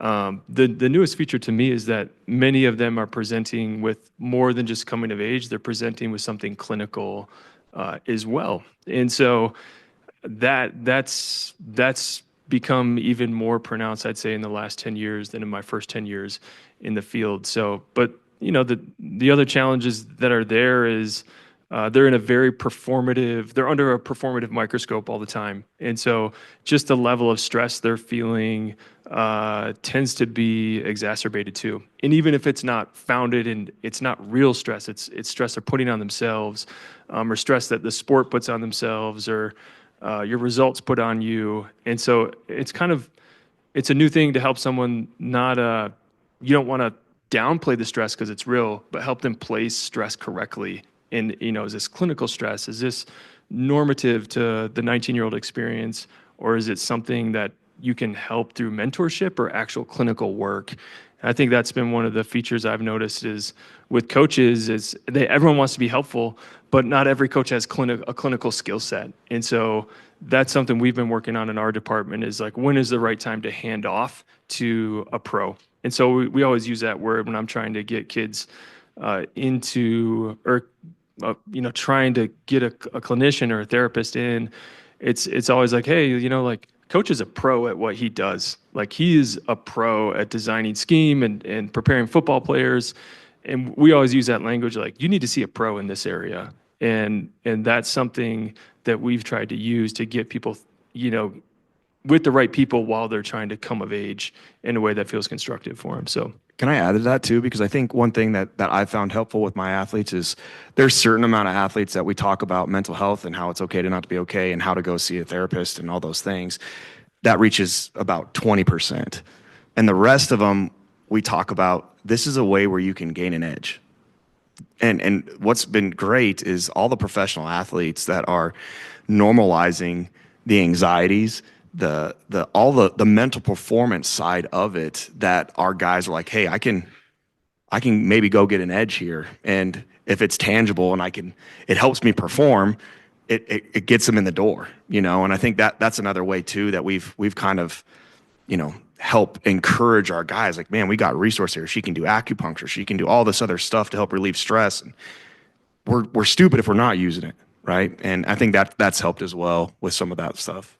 Yeah, thank you for adding that. I think also from my perspective as a recent student athlete, you focus on recovery, you focus on nutrition, you focus on things that take care of your body because that's an athlete, they know how to do that. But as you're saying, Coach, I think it's a matter of understanding that that's another part of your performance and a part of who you are that goes into your play. So I think that's great. Thank you guys for sharing that. Carly, I'll open it up to you before we go into more specific questions. I think something I want to add for how student athletes struggle is when you make that transition from high school to college, there is so much change that happens. And I think that leads to a lot of the stress and anxiety and potential depression. For myself, being an out-of-state student, I'm 12 hours away from home if I drive. So it's not like I can go home on the weekends if I need to go see my family. And even the closest girls live 4 hours away from home. So having that aspect of you're changing friends, you're changing where you live, you're changing living on your own, you're changing having to literally manage your whole life. And especially being a fall sport, you literally jump right into 7 or 6 straight days of soccer. You're traveling every other weekend. You have to figure out your time management skills now that you're in college. And I think having one thing after another change so quickly in such a short amount of time, especially as freshmen and underclassmen, it's a lot of things to try and juggle on your own. And there wasn't a ton of guidance when I first came into the program and came to Western. And I think that has slowly gotten better over time, but I still think there's a lot of things that can help with that huge change in a 17 to 18-year-old's life before they can fully grasp the idea of college and fully welcome themselves into the community that they're now part of. And I think one of the reasons, especially here, it's so hard to reach out to those resources and utilize them is it takes a lot of courage to do so, because it's not like the person to your right and left is doing it. And so for myself, I want to be that pioneer almost that can help be the first person to cross that line and hopefully be the leader of like, I went and seeked help and it's okay to, and that hopefully the people will follow behind me and it'll become more of a natural thing to seek help and not so much of, like I mentioned, that stigma around needing to always be okay and always be all right with the change that's happening constantly around you. Great. Thank you, Carly, for that perspective. That bodes well into what we're talking about next. Sean, I'm going to go to you. I want you first to kind of boast a little bit about your national SAC representative role. That is a huge honor that you are now a part of. So I want you to talk a little bit about that. But then, as Carly said, I think there's been this stigma that's been built up around mental health for student athletes. Describe how at a national level you hope to kind of break that stigma and work with other student athletes like yourself. Yeah, thank you. It's been really amazing to be a part of a role that's nationally. Like, I'm part of a bunch of other student athletes, very like-minded people who have similar goals and similar ambitions to just help student athletes get the best out of themselves. Like I said, I was technically started in January, so I haven't yet quite gotten into the heavy work of it, but just from the small amounts that I have, I've already started communication with my fellow national SAC representatives across the country at the D2 level. And just hearing from their stories and their perspective, it's really kind of opened up my perspective and my opinion of where things are at. Being in Colorado Springs, UCCS, this past semester as well, it was a smaller niche, so there's a lot less things that you see going on when comparing it to the national level. So hearing these stories from everyone else has kind of opened up my perspective on it all. To your second question, Audrey, the stigma around everything, I believe that, like, when student athletes are able to, as I mentioned, get into the door, take that first step into the door, and then they come out of it feeling better, getting the help that they need, ultimately they come out of it and they say, hey, they tell their teammates, the people that they are close with, hey, I did this, they open up more, this is what I did, and this helped me. So I think if we're able to get more of our student athletes into the door first, then it's just going to keep on growing and growing to get more and more in, because once the first one gets in, then they tell others and it gets around social media, all of that, and it grows from there. Yeah, that's perfect. Thank you, Sean. I think a big part of why I wanted Sean to be here today is because he is representing our whole conference now at a national level. So the fact that Sean places so much emphasis, and UCCS, where he's coming from, places so much emphasis on mental health, I think is an amazing first step into how we can create more of a national conversation around this. So I'm just, again, really proud of you, Sean, and excited to see where that role kind of grows. Carly, I'm going to pass it over to you now. If you would, please tell us a little bit about the importance of expanding mental health support into rural areas like Gunnison. I know that there's a lot of different ways that people can get support in more urban areas, but oftentimes in rural areas that's limited. So tell us a little bit about how Gunnison has kind of combated that, and Western specifically. Yeah, I think like I mentioned before, Gunnison is of such a small town and it's solely surrounded by mountains. And so even the closest town to go and just do a fun thing such as like bowling is an hour away. And so I think not having so many quote unquote positive, healthy outlets of going to see a movie or going bowling or doing anything like that, having it so far away in access is hard. And so it really relies on having more mental health resources within the community. And I think even on campus, there has been an increase in the amount of resources available and offered to students. And even our counseling sessions, it was like, I'm pretty sure 7 per semester, and now it's unlimited, which is amazing because I never want a student to feel like they can only go and speak to someone 7 times. So being able to have that unlimited access is amazing, but also within the community, there is growing resources in mental health. And I think in both areas on campus and off campus, there can always be growth. I think there can be growth no matter in a rural or urban community, but in a rural community especially, there just needs to be that extra level of support. And I think that comes from the community in Gunnison. We are so tight-knit and we're always there to support each other. And even in my work with the Hidden Opponent, and through my classes, I've gotten the opportunity to work in the middle school and with some pretty amazing individuals within the school that are working to increase the students' mental health. And even tomorrow, I want to brag about it, but I'm a part of their kindness assembly, and I've been working with the leaders in the middle school with the girls to try and create and cultivate this event solely around kindness. And I think small events like that hold so much power without us even knowing it in a rural community can do so much because there is that slight lack of resources due to how small of a town we live in. So I think making sure that you can focus on cultivating those small events that can have and lead to more impactful have more impact on the people within the community is really important. And I just hope that with my time here, I can help continue to grow the resources within the school and also within the community to help as many people as possible. That's wonderful. Thank you, Carly. You should absolutely brag about it for sure. But okay, our last question is kind of, I'm going to tie both Coach Vigil and John into this, but from both of your perspectives, tell me about the importance of working together in an athletics department. Obviously, from an athletic director and administrative standpoint, and then from a coaching standpoint, how do you work with your administrators to do so? Coach Vigil, I know you have great support from Paul Polinsky, your AD down at Pueblo, and then John, you have experience as a coach. So how does that kind of dynamic work, and how does it have to work to be able to support your student athletes in the mental health space? And going first on this one is maybe I'm at a deficit there, but I think communication is huge. I think particularly around mental health. I think if your basketball program is isolating and they don't want outside input or they don't want their AD's input, that gets really hard to get those kids access. And I think one of the things we're spending a lot of time on right now in our professional development monthly meetings is how do we create more transparency throughout our department, not just related to mental health, but just conversationally, so that we can create a higher amount of acuity to when, is there certain themes that our volleyball team is picking up on that are going to be important for our soccer team and things like that. So that's something we've been leaning into is high amounts of communication across to every team laterally, and then, horizontally as well, from administration down to coaches.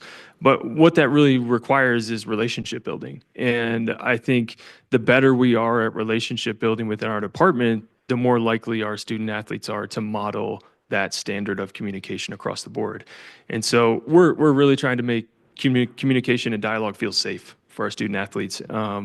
And I'm a little biased. My wife's a clinical mental health therapist, so she, always is leaning into me like, what are you doing for the kids? What are you doing for the kids? And for me, it's continuing to be strong dialogically across all teams and administration, but also just kind of be relentless about how often we're putting our clinical department in our space.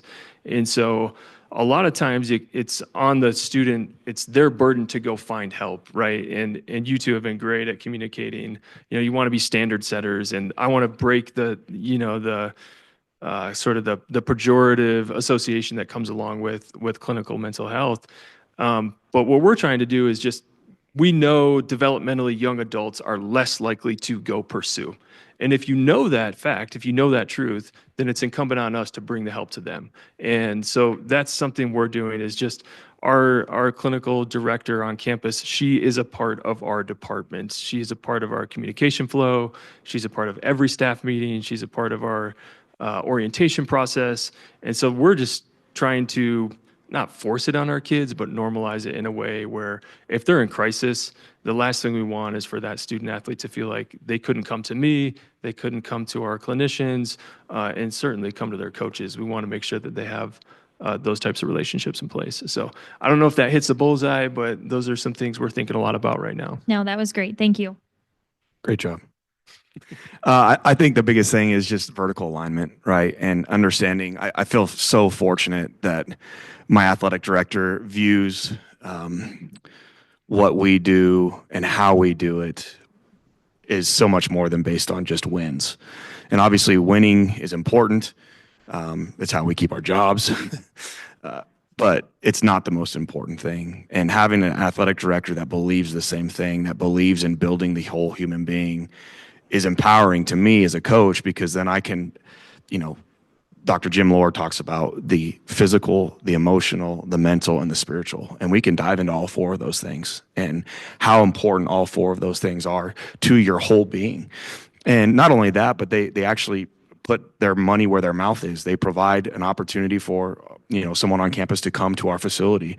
And then we also have a former coach that's getting his doctorate right now, and all he does is sports psychology, so performance-based sports psychology. And so he's giving us the tools to be able to provide our athletes opportunities to get that help that they need. And it's been huge for us.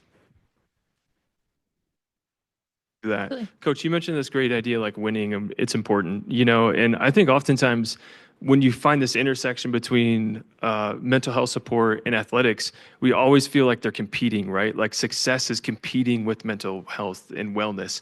And I think like we don't need to villainize winning in this conversation. I often think it's so helpful for our young people to experience flourishing in any context, right? And so if they're experiencing a healthy team culture that's winning and they're developing, just callousing towards certain things in life that they're going to need, skill sets, like that winning can actually be a model for like, all right, I've committed to something, I've been engaged in this process, and coaches asked me to do all these crazy things, and then it produces the outcome that you're all chasing. I think in the same regard, if we're encouraging our young people to pursue winning or health in the mental sphere, it's a really awesome just sort of modeling that can actually chart parallel as opposed to, counter to each other. That's actually it. I talked to my staff about, winning for us is a necessity. I mean, we're really teachers, right? That's what we are, as teachers, and ultimately when I go meet my maker, it's not going to be about wins or championships or graduation rate, right? It's like, I gave you Timmy for 4 or 5 years. What did you do with Timmy? How did you lead Timmy? How did you develop Timmy? And so really winning, I've got 140 kids that want to learn and get better at football. And winning gives me validation to teach the things that are really important. That's why winning is so important. Because winning ultimately, outside of that, we won a championship this year. The next day, we were back to work. It does not satisfy. It will never ultimately satisfy you. And so talking to our players about those things, I think that is really what our role is, right? And that's why God has placed me on this earth, So not being politically correct, I don't care. Thank you all very much for sharing. We're going to have to open it up now to questions, but just thank you all so much for your perspective.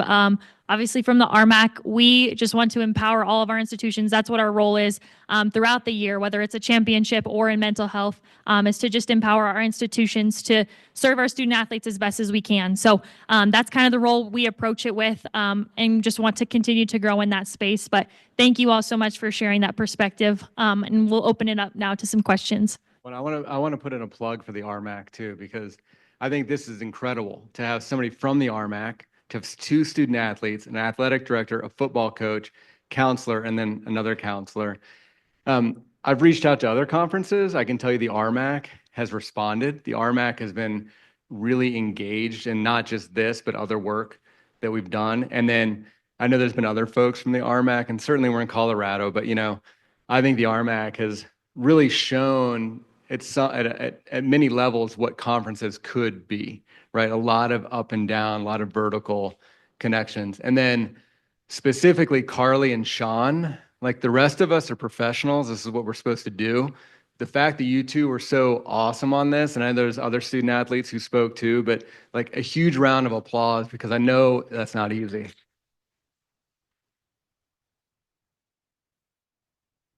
And one of my favorite red shirts has a question.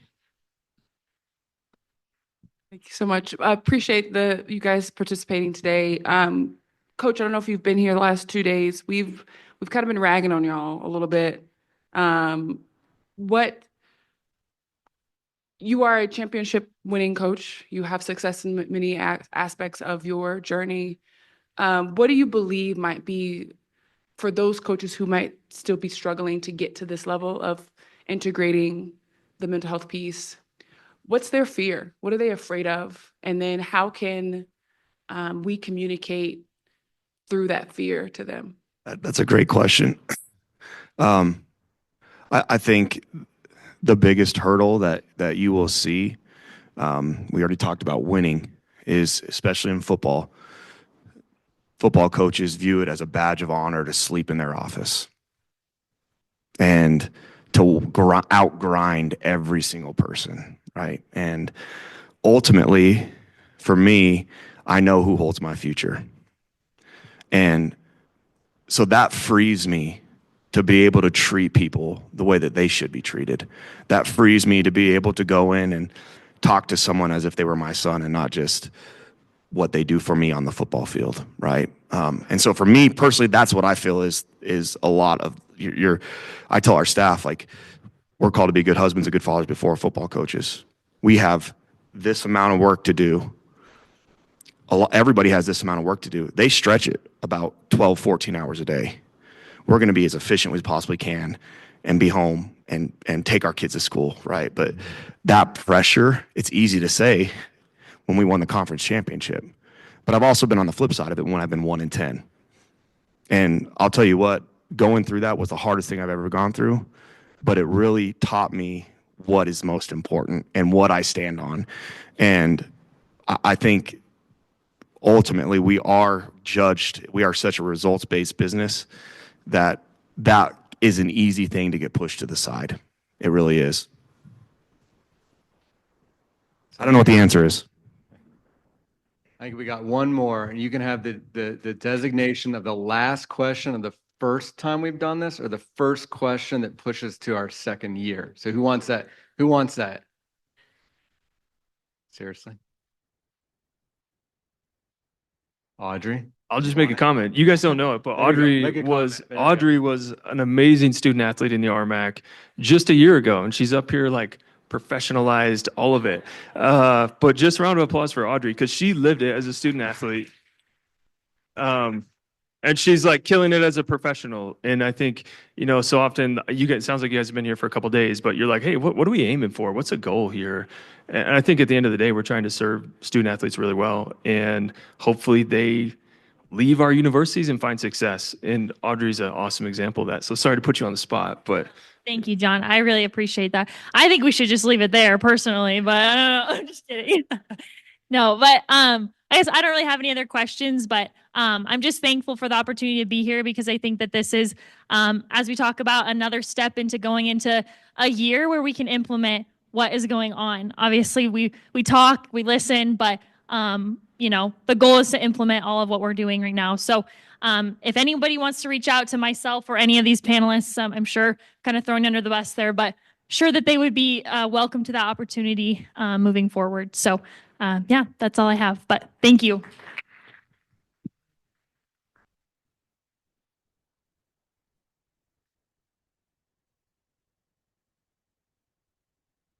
Thank you, everybody. That was awesome. So I think on the official time, we have like the next half hour to close out. I'm going to try and make it a lot faster. Anybody against that? Okay. So, and Daphne, if you want to make comments, you have to walk up here. So I think we mentioned a couple times when we started this, we really had no idea what to expect. People would ask me, like, what do you think's going to go on? And I said, I think we're going to get somewhere between 6,000 and 6,000 people. I really have no idea. And when pushed, I think we said, all right, if you're going to push me, I say 125 people showing up, we'll call that a success. I don't actually know how many people have shown up, but I believe yesterday the height we got was 190. There were at least 35 to 40 people signing in online, and I've heard that some of those were watch parties. Today or last night, we had about 140, 150 at the panel. And then today we exceeded 100. So pretty much across the board, whatever we thought was going to happen, I think we exceeded dramatically. Over 100? Over 100 online. Okay. So there you go. I can't count even when numbers are in front of me. And then there's been a lot of people have said thank you. And like my awkward piece of me says thank you back. Usually when people say thank you to me, it's like a weird like response. But actually, this is a time I actually mean like the reverse thank you, because we had ideas and the ideas could never have been reality if people didn't actually show up, right? So for us, and I think what we showed was we had an idea. We thought there was a need. We thought people were engaged in this. We thought people would respond and want to try to do something. The fact that people showed up, I think actually validates that. So I just huge thank you to everybody who showed up to this, who put their faith in it, who I know some people were probably like, I don't know what this thing is. I know there's some folks who are like, why haven't I heard about this before? And we're like, because it's never happened before, right? And so huge amount of faith just to show up and take advantage of this. And I have to say, I knew who was talking. I had no expectation about how well it would go. I think every speaker was amazing. I think we did not really repeat any panels. Certainly there were certain people with the same roles, et cetera, but I don't think any panel was a repetition. I thought we had awesome, just awesome speakers, awesome perspectives. I thought it was amazing. And that's actually not because we put it together. That's actually, again, what everybody was able to bring to the table. And the amount of enthusiasm, like I said, we had a good problem to have where nobody said no to us. And I used to, when I was in the Department of Defense, I had a boss who said, he'll ask 10 people to do something because 2 people will say yes. And we asked 10, and I'd say 9.8% or 9.8. And the only 0.2 was because their schedule wouldn't allow for it. So it just an amazing, amazing response. So this has been awesome, far exceeded anything I really could have ever asked for. I guess in the back of my mind, this is kind of what I was hoping, but really never, I don't know. I was even yesterday morning, which I can't believe was yesterday morning, when I saw the room fill up, I was still like, wow, like this is actually happening, right? I saw the registrations coming through and I could see, and you expect a lot of people don't show up, but people showed up. So that was awesome. So thank you, everybody. If you want to give yourselves a round of applause, because really, you're why this was a success. So a couple of things moving forward. We are working on an evaluation. You're not allowed to say like Matt has bad hair, changes hair, anything like that. We already know that that's the case, right? But want to know like constructive feedback. We do know that there's some things that we'll do differently in the future. And just kind of know, like what I would like to know is, are people really interested? And you can do a show of hands right now, like who's interested in a second year? All right, I think we got like 98%. And the rest just weren't paying attention. Yeah. So the idea here is that this was the kickoff. The idea was to really show that there's interest, to show that we could do something. We've already had people saying, hey, we want to help support this moving forward. And then the big idea is not to have annual conferences. The big idea is to build a coalition, build like interest groups, build certain tracks, continue to get people together. Like with the policy panel, the legislative panel, there's no reason to go it alone, right? And as Marcus said, you get like 8 states in, that kind of takes you to that next national level. Like we want to do what we can to really build those connections so people don't have to go it alone. They don't have to take it to their state on their own. They can really build it. They can work together. Same thing with the dissemination and best practices. Like, let's see what we can do to streamline that, see what we can do to connect. You know, we're not there yet, so it'll take us a little bit of time, so be patient, but that is the goal moving forward. And the hope then is that what we can do is once a year, bring everybody together as an in-person and virtual, because, you know, that allows more people to connect, touch point. So that's the hope. We'll look at timing for next year. You know, Denver in February can be 80 feet of snow or 80 degrees, right? So we can certainly think about, you know, when do we hold? Weather was awesome, which we totally predicted. So weather held out, weather was awesome, but we can look at what the timing is. We know that there's some championships occurring right now, so we can take a look at that, see what makes most sense for everybody. But I'm just like so excited that this all happened. Reminder that we've got a couple of those additional trainings. And I know some people express interest in the suicide prevention, the Vital Cog that we offer. Alex is still out there. So if you want us to at some point provide suicide prevention training, like let us know. We charge for some things, but pretty much I think that will be anybody who wants us to come and do it. I don't think we'll charge you to come to a training. We do train the trainers as well. We do have to charge for that one a little bit, but we'll make deals with everybody. So if you want it, talk to Alex, talk to her, and we have the 2 extra trainings. I want to say one thing. Say it. So one of the takeaways from the past 2 days, someone said, dream big. This was my dream. I have dreamt about doing this for years. So this poor guy stuck with me because this has been amazing. And honestly, this could not have happened without our incredible partners that started a year ago working on this. And so thank you. I have made new friends. I feel so inspired by all of you. And this is just the beginning. So thank you, guys.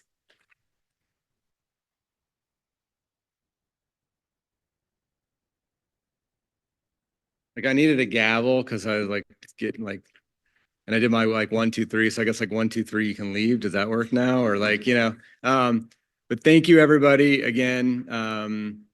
We have this space a little bit longer, so we'll transition around 3 to the other training. And the ones, they're like, it's kind of right behind us. So, but we can direct people who are sticking around to where the rooms are. Otherwise, you know, continue to network. The only thing we do, I think we have to have all the tables. If you got a table outside, I think we have to have them broken down by 3. But otherwise, you know, keep connecting. Look out for an email with the evaluation. And then, like I said, be patient, give us a little time. But the idea is to continue to build what we think will be a real actual coalition. So thank you, everybody.